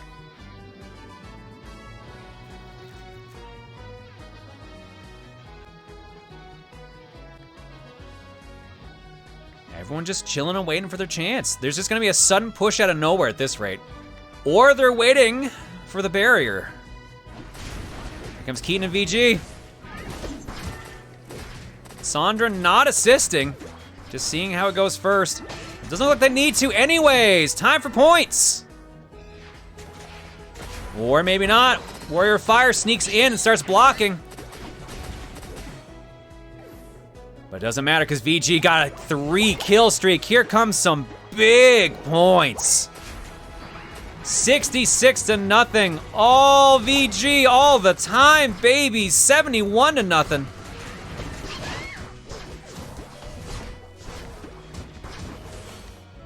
Decidueye also sneaking in some points there as well. There's a big fight going on here. Breakers choose to go down and try to take out Dreadnought, see if they can get some barriers and some more levels. Works out in their favor. But, however, up top, not so much. Who was up top? There we go. They got rid of the barrier up there. 156-30.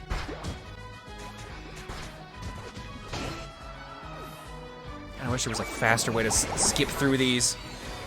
All right, barrier's gone on both sides. Both teams are missing 1 base. 156-96 currently. Kitsune gave up the ghost a little bit there, kind of gave away their position. They were being very sneaky up to that point. The Cryptic's on them now.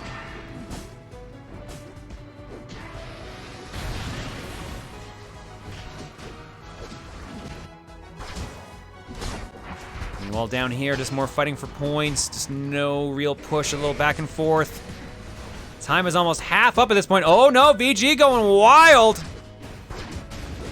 Hulkamania's here, baby, and it's here to score. This gate is gone, 186 to 96.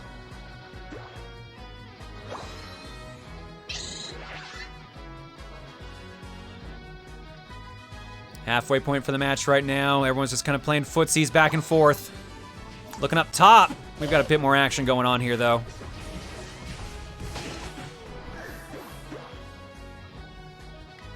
All right, Rotom on their way back.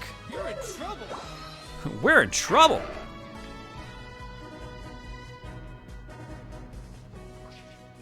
Back and forth with points. Lots of people with 40 right now, but not much going on otherwise. They need some backup. Solrock waits for Kitsune to join them. Tops up their health again. And joins the hiding in the bushes. Ooh, they get stunned. Big tree, though, to do some damage. Rotom is in play. Will it matter, though? Nope, they're too busy fighting each other. Kitsune gets unstoppable status and knocks him out. WolfThunder has to warp away. Meanwhile, down the bottom of the screen, big fight. Decidueye bonus goes, damn it, that's the wrong Pokemon. Dreadnought bonus goes to the purple team. Soundbreaker starts scoring there now. 145 to 186.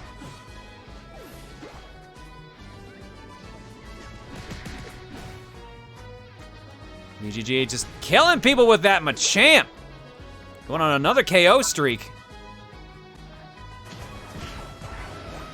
Meanwhile, thanks to Rotom, more points scored for Zygardians, 206, but they cannot get anything else on top of that. Still pretty close otherwise. However, I think that closest just went away a little tad. 305 to 145, the second bottom lane base almost gone from Team Purple. Now it's fully gone. 312 to 145, Zygardians with a nice double point lead right now. Doubling the score of the Soundbreakers.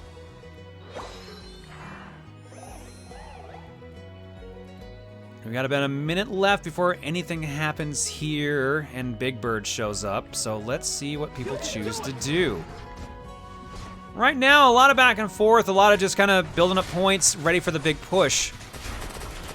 Are they gonna choose to hold on to their points and then try to double down at the last 2 minutes, or are they just gonna see if they can sneak something in?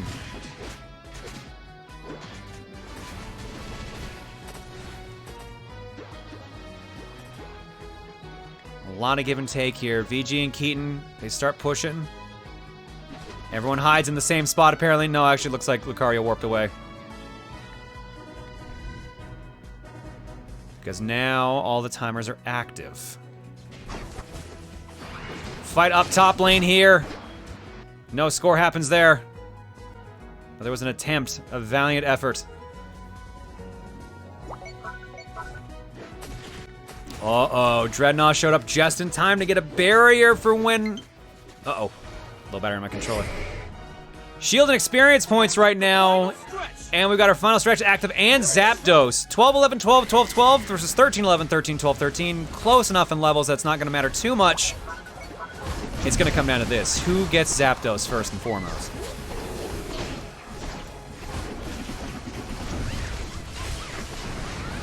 And the bird flips in favor of...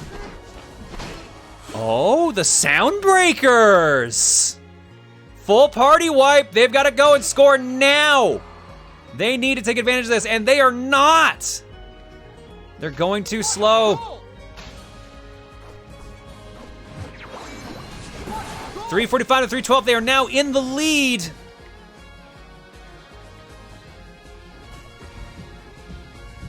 Can they get any more points in there? Nope, not quite. 345's not a big swing. That can easily be defeated since it's double point values right now. Oh, buddy. Let's see what happens here. There could be some problems here. Do we have a stealthy Pikachu coming in here? Sneaking up. No, they are guarded. Saunders, they're waiting. Mooch is not going to get those points. Oh, yeah, that was really bad for Alan Mooch. Meanwhile, up top. They're trying to block. This is a game of defense first and foremost. They've got 2 gates to guard versus 2. Slight lead. Will it be enough? 19 seconds. Any sneaky stealth points could make the difference right now. But Soundbreakers are in the lead in the last 10 seconds. What's gonna happen? They're trying so hard. Can they keep the defense up? 2, 1. They did. Time's up. Point to the Soundbreakers.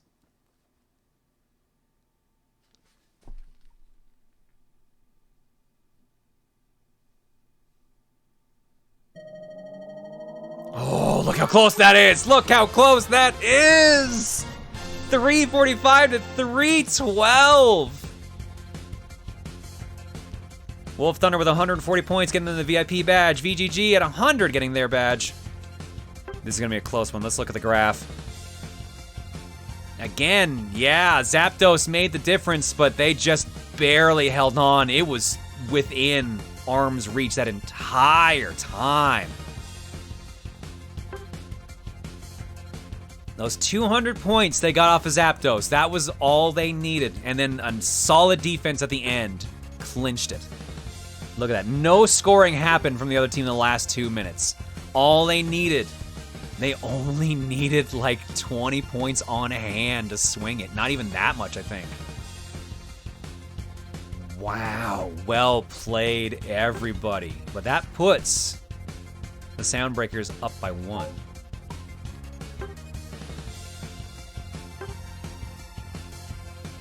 Wow, not even heavy on the kills this time around too. VGG definitely got a lot of kills. They got 10 with 1 assist. But yeah, otherwise, like, Alan Mooch got 8 kills, but everyone else was bouncing around 5 and 3. Lots of assists between the team. Lots of good, like, back and forth. Good teamwork overall. Solid gameplay. All right. Let's get that next match going.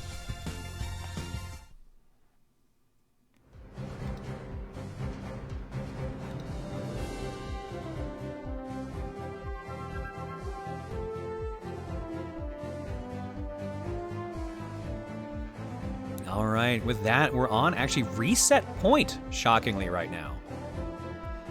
Zygardians need this win. If they can't win this, they do still have a security blanket, but it only goes so far. It's not that big of a blanket in the grand scheme of things. Soundbreakers still need 3 more wins overall. Zygardians only needs 2. And we've seen how close that match was. But we've also seen Zygardians bleed before, so let's see how this plays out.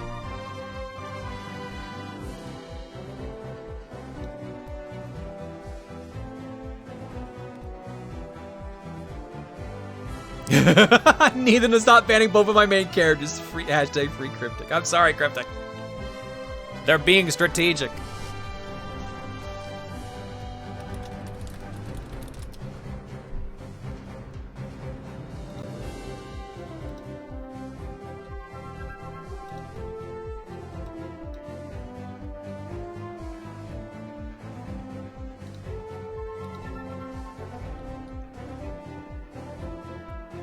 John, wait till you see the bans. Ooh, that bad, huh? All right.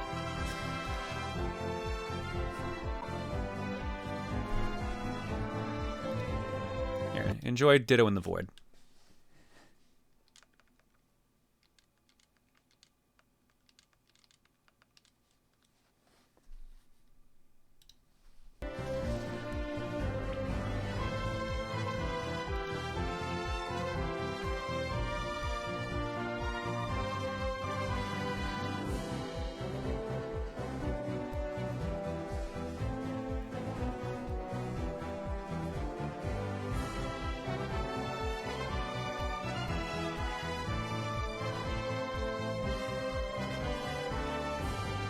Alright, I'm getting told the bans right now. Zygardians have banned Lucario and Blastoise. Soundbreakers have banned Serena.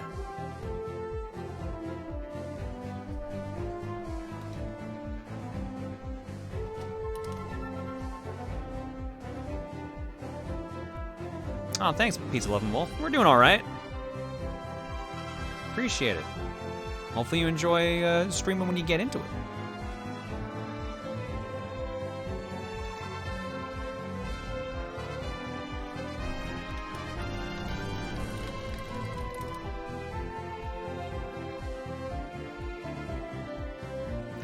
Ditto, my only friend.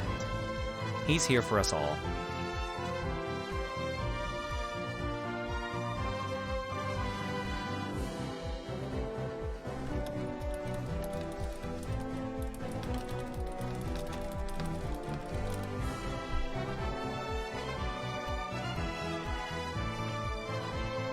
All right, let's do it.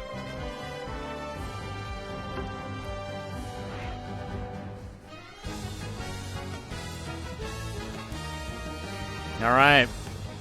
Purple team currently ahead by 1. The Soundbreakers, if they win this, force a bracket reset.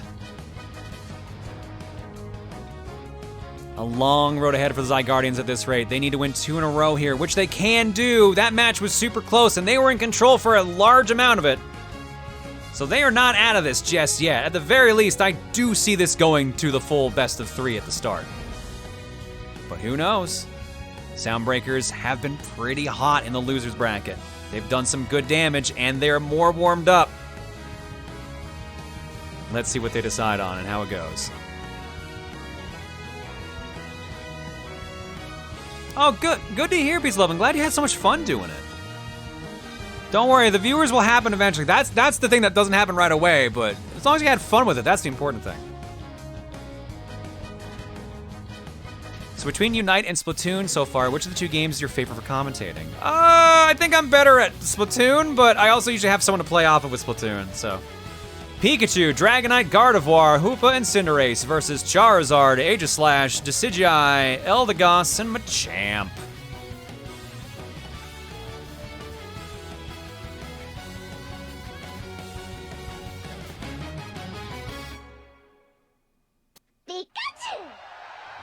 Yes. Soundbreakers on Team Purple. Zygardians on Team Orange.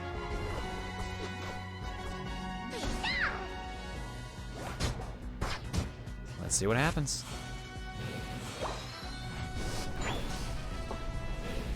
I'm expecting this match to start more or less the same. Did we go, was it almost 3 minutes without anyone scoring? I'm trying to remember how long it took before anything really happened of note, because otherwise it's just like a little bit of footsies, a little bit of killing, but no one's really getting aggro with each other, except for this fight right here, apparently.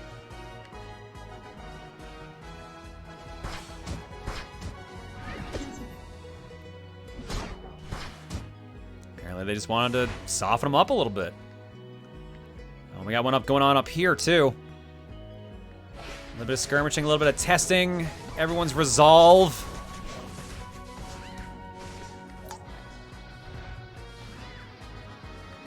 And then everyone just backs off and hangs out in base and heals up. Lather, rinse, and repeat for the next minute. Oh, meanwhile, there actually was a KO. KidArc defending as best they can. The sword is here. Or I guess swords. But it is not enough. KO'd. No points scored yet.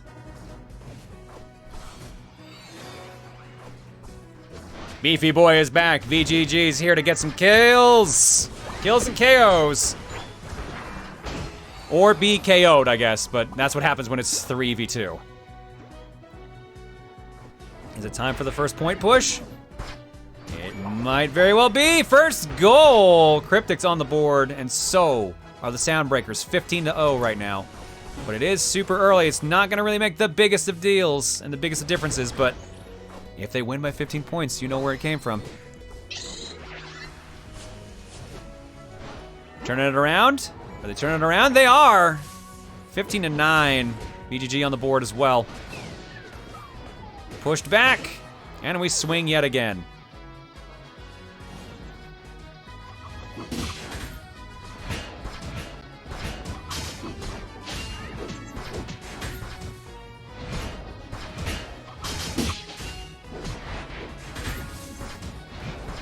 Man, the bottom lane's being really aggressive today.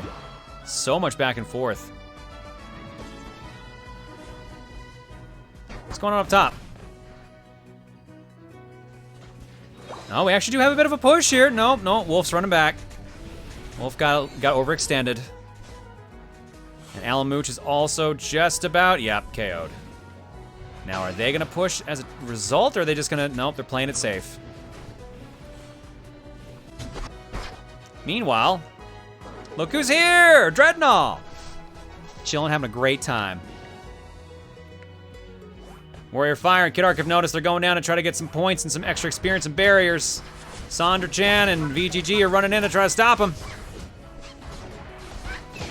Warrior just drawing aggro, pulling them away, hoping that no one notices. Oh my god, that sword went a-stabbing. GuyKitsune on a KO streak of 4. Busy Beaver. Right side team rightfully gains shield and experience points. 7-7-8, 7-5 versus 8-8-8, 10-8. Is that barrier going away fully? Yes, indeedy. 106-15 in favor of the Zygardians now. I think they got a little mad after that last match. Can't say I blame them.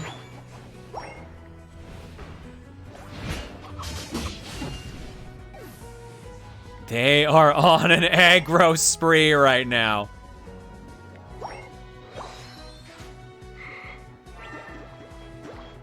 Meanwhile, looks like Rotom got KO'd. Nothing happened there. The fight finds its way back to the top lane. Although there's a bunch of fighting going on in the bottom lane still, too. They're just going around crazy here. Oh, I lost panning control again. Ugh. Really don't like that keeps happening.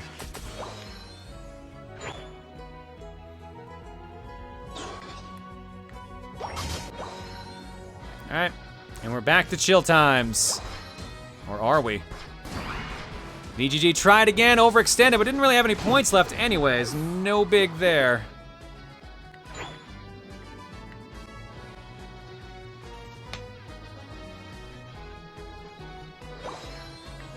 Trying to get my camera pan back. There we go, fixed it. Perfect, we're good. You can do it! You can do it. 159-15. I really hope you can, because it's a little early to already be tapping out on this. Meanwhile, big rumble on the bottom lane. They block the sound breakers yet again. Do they push forward? I think most of the party is here. 4 of them there. The Decidueye's up top, trying to block. I'm gonna guess they're in a little bit of trouble. Yeah, they're definitely getting rushed right now. But, I mean, there's a lot going on down here, so.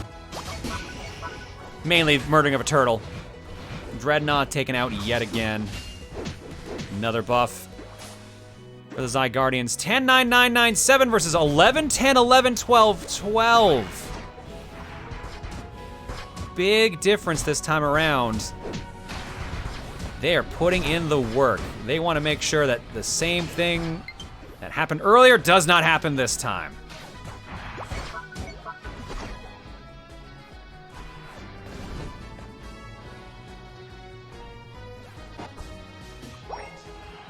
$180-15. VGG gets more points in and goes on a murder spree.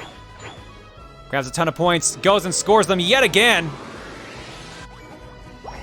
That is another base gone. 261-15.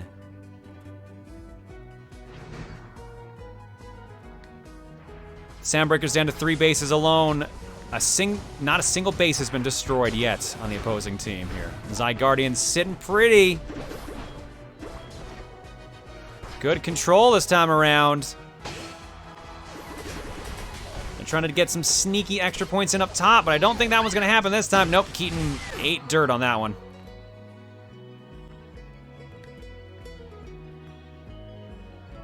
Don't forget, we still got a minute left before Zapdos gets into it and double points. It can still swing completely. But the fighting is going on everywhere at this point. Speaking of swinging, base suddenly got destroyed out of nowhere. 95 now to 261. A little bit of damage finally done. But 285 to 95. Looks like Charizard snuck in some extra points here. They're not alone, 290 to 95. 30 seconds left before the big bird shows up. That's a about to be a little bit more. 299, 305, 355, 357.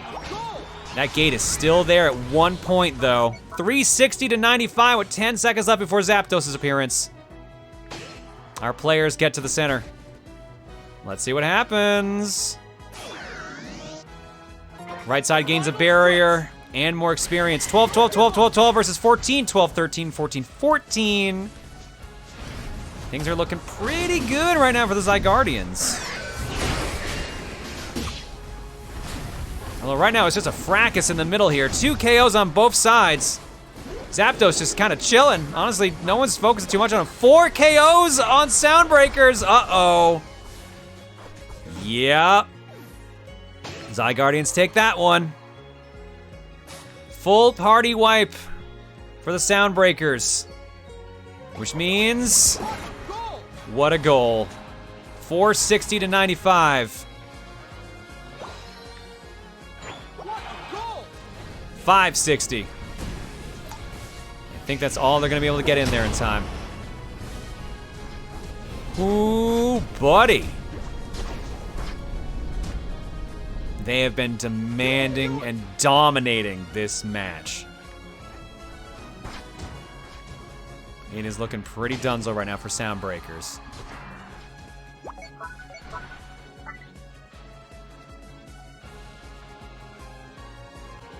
Honestly, at this point, are they even gonna do anything, or are they just gonna chill? They kind of don't really... Yeah, it looks like that's all they're doing. They're just chilling at this point. They're just waiting and seeing. Which, honestly, smart play. Well, at this point, a number of them have enough to actually, like, break a couple goals here. As long as they're around and guarding, it's gonna take too long for them to dunk. VG was just sitting there waiting. Yep, I don't think they're gonna get any points in at this point. I think it is donezo with 10 seconds remaining. 560 to 95 in favor of the Zygardians. 4, 3, 2, 1. Time's up.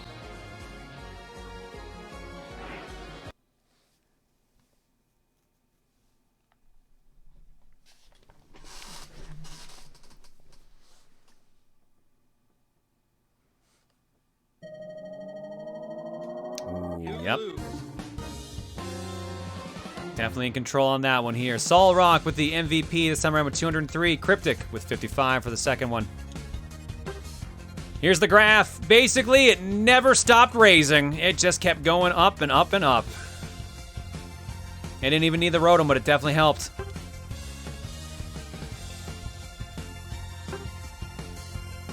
Scores everywhere. 200 also off the Zapdos. Ooh, buddy. Now, this puts us in an interesting spot here now. Keep in mind, this is a best of 3, but it is tied up 1-1. If Soundbreakers can turn this around and win this, it's a bracket reset and a new best of 3 starts. But if Zygardians win this, done deal. Everything's over. They win. How's this last match gonna play down? This is gonna be quite possibly the most important match of this tournament.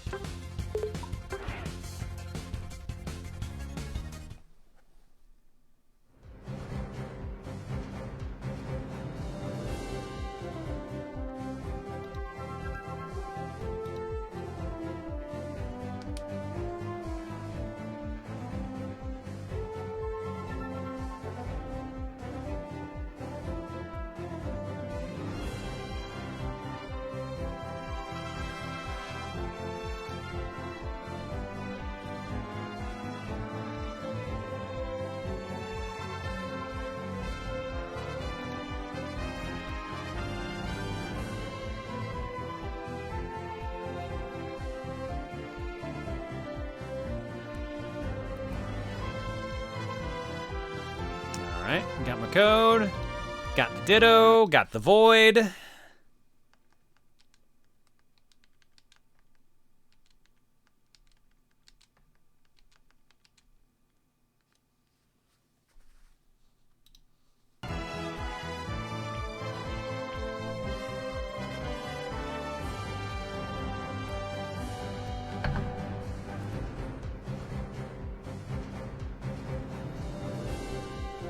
now, what are they banning?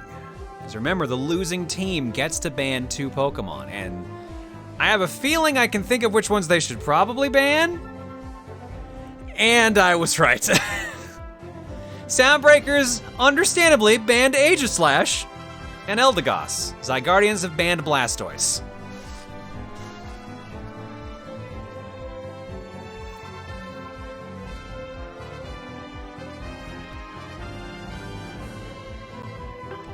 Let's do it.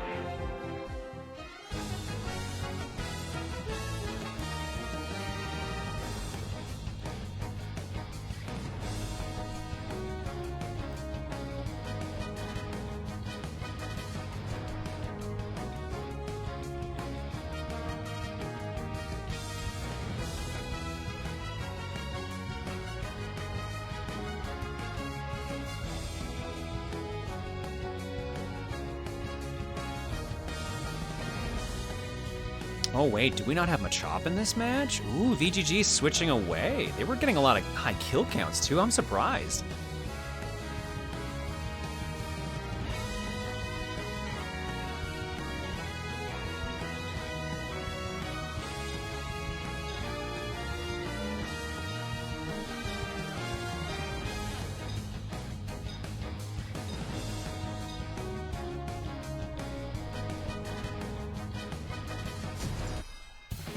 Pikachu, Lucario, Gardevoir, Hoopa, and Decidueye versus Charizard, Azumarill, Decidueye, Blissey, and Serena. Tied up 1 apiece. If Purple wins this, they force a bracket reset and we start another best of 3.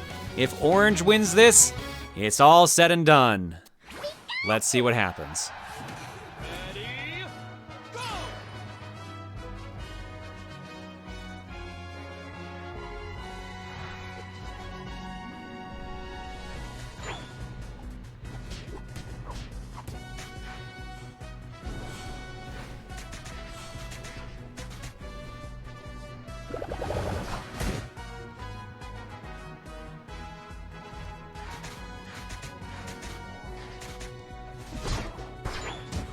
Oh, we got a little bit of stabbing, a little bit of fighting.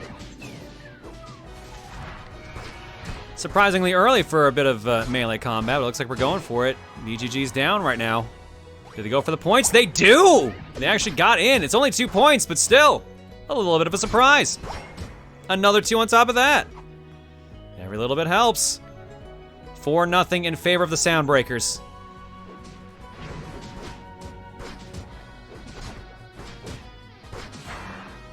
I think this might be the earliest we've seen points in one of these matches, too, now that I think about it. It's normally a little too early.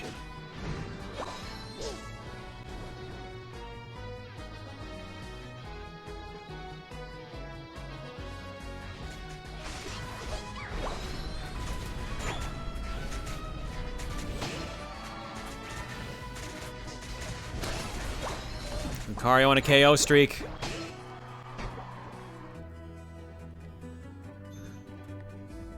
Not making any moves yet, though. Still chilling, making sure their health is okay. A little bit of fighting on the top lane here. Mooch and Keaton just tagging back and forth. And then we're back at it. Again, everyone just kind of chilling, leveling out. No time for big pushes just yet. We've gone up to 10-0 right now in favor of the Soundbreakers. But that still doesn't really mean anything in the grand scheme of things.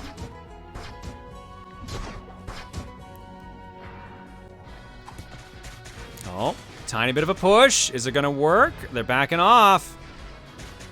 WolfThunder's down, but they don't have enough health to try to go score, especially with Alan Mooch there and Warrior Fire. Yep. Down and dead.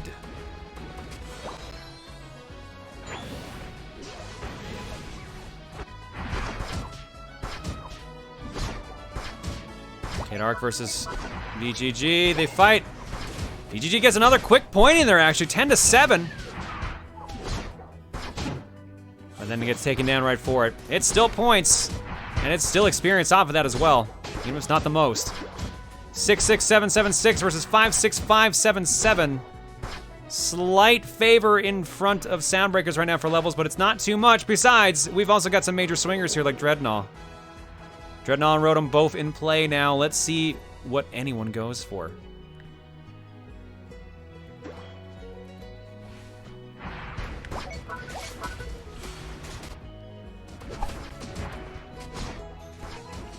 Big fight in front of Dreadnought, not necessarily at Dreadnought. Oh, Zygardians end up scoring 30 points and a little more on top of that. 42-10 on the top there. But the barrier and experience boost go to the Soundbreakers. Can they make up that tiny difference? Let's find out. Although I'm gonna be real, Solrock put in a little bit of work there just then. Between them and KeatonKid, 102-10, and that first barrier is gone. With one base out of there and Solrock fully evolved. Let's see what happens here now. The Warp's in play.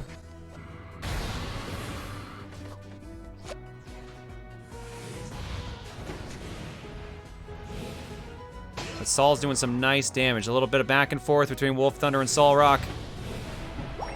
When Solrock gets it, are they gonna try to score or are they just gonna chill? They opt for the chill. Oh, and I lost my camera pan again. Ugh. Yeah, I can get it back this way.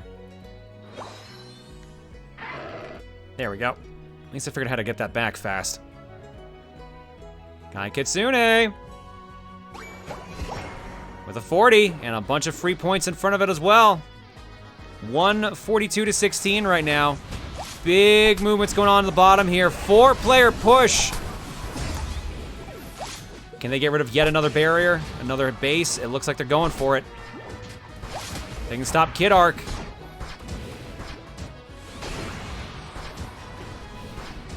KidArc getting a bunch of kills though. Them hoops. Them hoops are doing some damage. Pops the ult.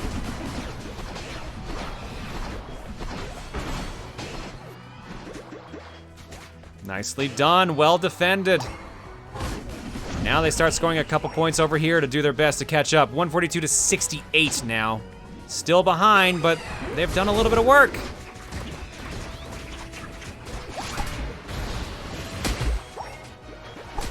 Oh, man, all the action's going on down here now. Holy crap. Uh-oh, but most of Soundbreakers have been wiped. 4 players out. The only Soundbreaker who was left is Pikachu, and they were upstairs ignoring Rotom.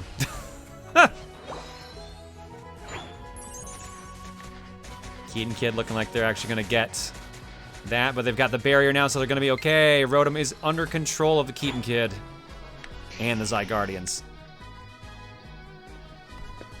I think that was my last possible battery warning. Let me plug in my controller.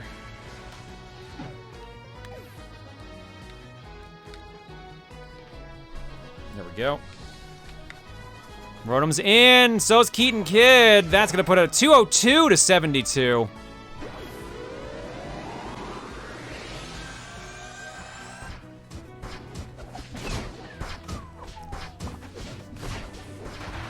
Almost was big points there as well, but right now, ooh, this is not looking good for the Soundbreakers. Is this gonna be championship point for the Zygardians? We do still have the good old Zapdos swing to see what happens. Who flips the bird first? Level-wise, we're looking at 11-10, 10-11-10 versus 12-11, 12-13, 12. Not a good setup right now. Strength and experience definitely sitting in the Zygardians' favor.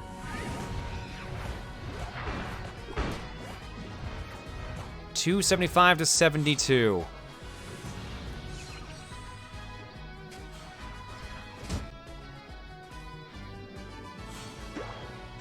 Keaton just kind of chilling. Basically being ignored. Alan doing the same, building up some experience.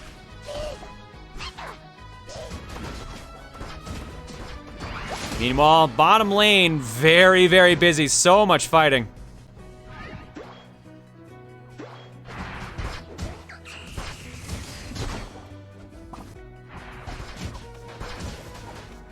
"15 seconds till Big Bird arrives. Who's getting it?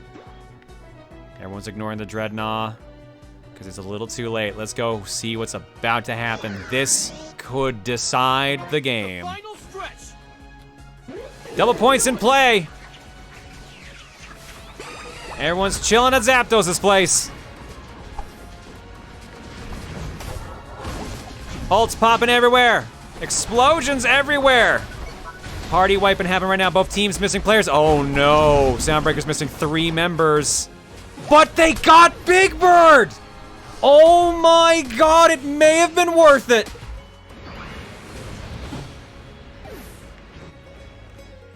The only problem is though, no one's there to score points and Big Bird's half done already. In fact, it looks like it's gonna be the other way around. The Zygardians are gonna take advantage of them being distracted and dead. 375 to 72. Make it 375 to 114. They at least got to take advantage of a little bit, but man, that's not good. Don't give up. That's super not good for them. This is looking very much in the favor of the Zygardians.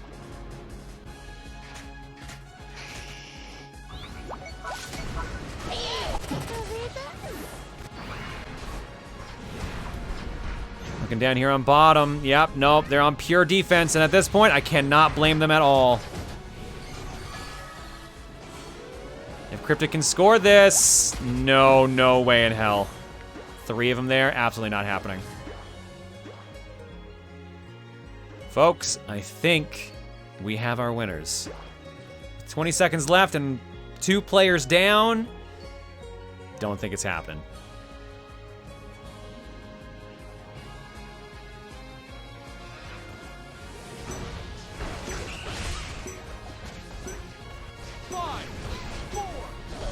The first match to have a Zapdos win, not swing the winner, and it was the Grand Champions. Congratulations to our winners of the first official Proton Unite League tournament, the Zygardians.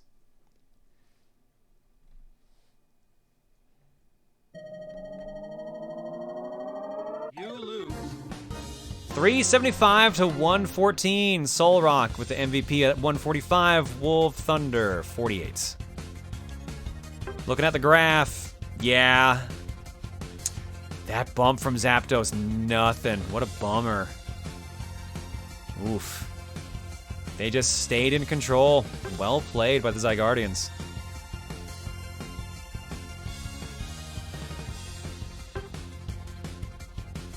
Damn.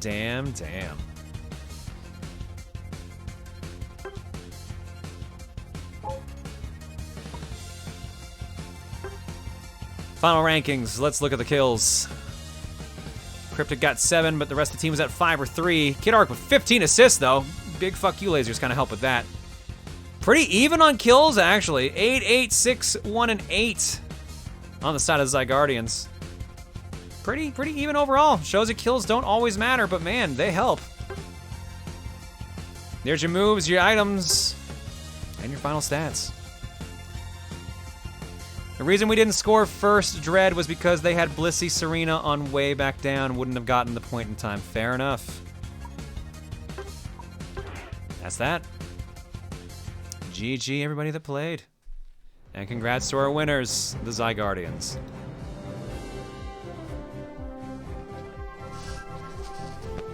Good games, everybody.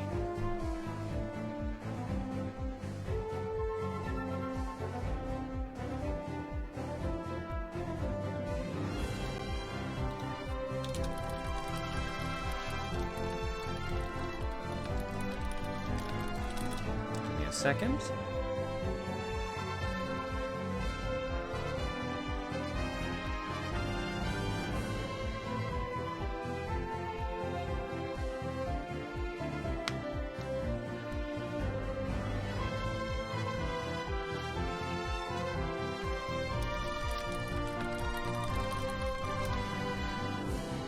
All right, well, hopefully you all enjoyed that. Again, we've officially opened a server now.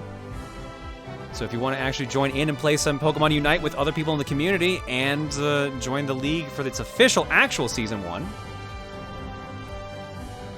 then go ahead. Deef, what did you make the command for Unite? Is it exclamation Unite?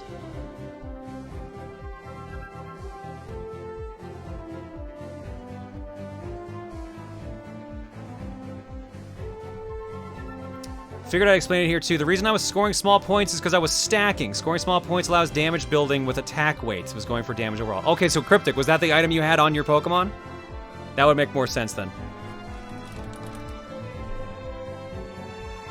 Is indeed exclamation Unite.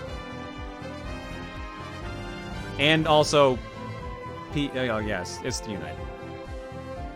I thought, or PUL. Oh, so it is both. Okay, PUL and Unite will both bring up the command. There you go. So yeah, hop in that server if you want to play Unite with a bunch of people in the community. And maybe we'll see you guys on stream in the future for the proper Season 1 finale. Hopefully you guys had fun. This was honestly kind of neat to shoutcast. Again, first MOBA experience, so definitely not good at it, but hopefully you guys had fun with it.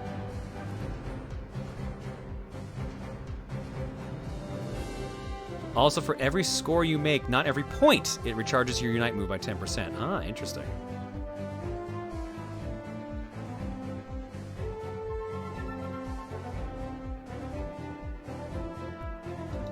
Twilight King, thank you for the raid. We're actually just starting to wrap up here now. Apparently Robocop is coming to Fortnite. Oh, he's in Fortnite now. Like today he got added. So I think at some point I'm gonna play Fortnite and unlock Robocop.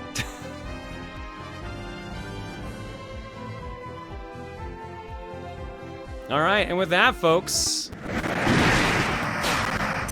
that's it. We're done. I am still doing cookie tomorrow, but this was 5 hours, so we'll see how I feel tomorrow. I wasn't feeling the best today. We'll see if it carries over to tomorrow, but thank you, everybody. You know what? I'm gonna run the one man again because I just love how short it is. And I also might enjoy explosions.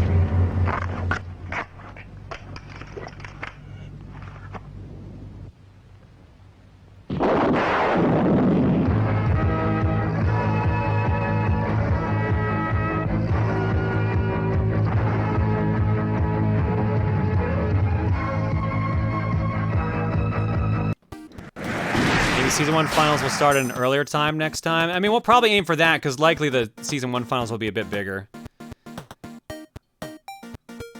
Negative. I was surprised we started at 8. I honestly thought we were going to start at like 6. That's even what I told Reese, because that's what I had written in my phone.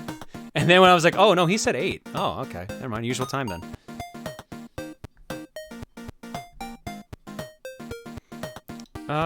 Let's see here. There's one art block post. Don Smile Esquire says, I guess since I'm sharing this Mandela effect with Fury, might as well do it with the rest. Did you know that in the Western opening for Beyblade, the famous chorus sings, Let's Beyblade and not It's Beyblade? Oh yeah. I always knew it was Let's Beyblade. That's never been a Mandela effect for me. Let's Beyblade! I didn't realize that was a Mandela effect for people on that one. Axel the Inferno for 43 and Purple Link 33 for 60. Thanks for subbing, you two. I don't think there's anything left in the carton. So let's see what the randomizer has. Love egg. Okay, there's one piece in art block, and we're just gonna quickly hop over there because it is related to the PUL. From Hex Universe, hey John and Booru Land, I wanted to start making posts on here. Gonna strive for putting something up for most streams. And felt a Pokemon-related post would be a good way to dip my toes into it. I absolutely love this community and everything the chaos brings. Thank you, Hex. Appreciate it. Thank you for the PUL banner. Or crest, I guess, in this case. Either one. And with that, that's it. Schedule for the week. Tomorrow's fortune cookie. I mean, you figured as much, but we're back to it anyways because we took a couple week break from it, so it's gonna be nice to have a normal cookie going on again. Monday, we continue Ape Escape. I don't think we're gonna finish Ape Escape, but we're gonna get pretty close. Wednesday, why am I hesitating? What's going on Tuesday? Hang on. Oh, there might be something on Tuesday. I might be hanging out on a friend's stream. I don't think that's solidified 100% yet. It's going to depend on how I'm feeling. But Wednesday next week is the continuation of Xenoblade Chronicles. Emil will not be joining me. It will be myself and whoever joins the CoCom team as per usual. And then next Saturday is Fortune Cookie again. We're back to the regular schedule for the most part. Greg Chun on Tuesday? Not yet. We have not locked down a time for that yet. Greg's a busy beaver, but I think he said he was going to get in contact with me, like, Monday to figure something out. We'll see. Folks, what's our raid message?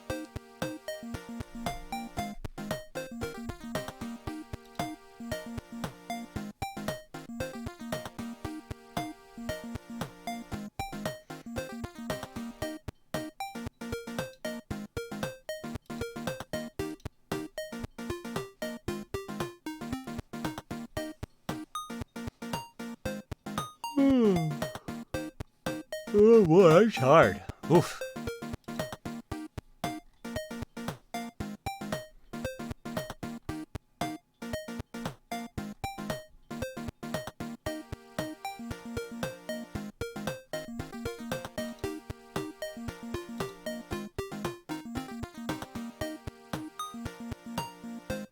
Out of curiosity, do you have any advice on what to do with background noise for stream as my family gets kind of loud? Look into... I'm assuming you're using OBS. There's some filters you can use and some noise gates that make it so you don't hear as much noise around you or outside. It's a little bit better. It's a little tricky to set up. I would read some tutorials, but it does tend to actually, like, help with background noise and stuff like that.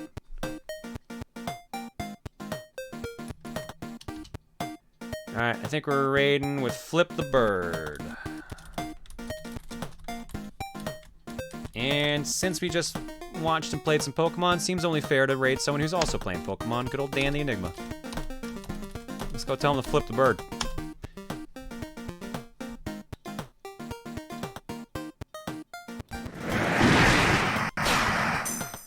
Oops. Hello? There we go. This is so tempting. The hell? Kaizo Ironmon attempts for the content. Flip the bird. What the fuck? We interrupt their stream to bring you a Proton John raid? Oh, hi, John. Yeah, How Dan. did Proton Unite League go? How did the Season 0 go? We flipped the bird. We're contemplating a very important decision. This run is either going to live or die on Brock. And I have to fight 5 Pokemon with just a Whale Lord. And at least it's a whale lord. In the meantime, I'm gonna stab you all while I think about this. Very important decision. Alright, well, enjoy getting stabbed. I'm gonna leave, because I don't like being stabbed. It's just a personal thing, I'm sorry. And I'll see you guys tomorrow for Fortune Cookie or Monday for Ape Escape. By the way, John, Night, you might everybody. want to swap over because VOD mute. Thank you, Dan. Bye!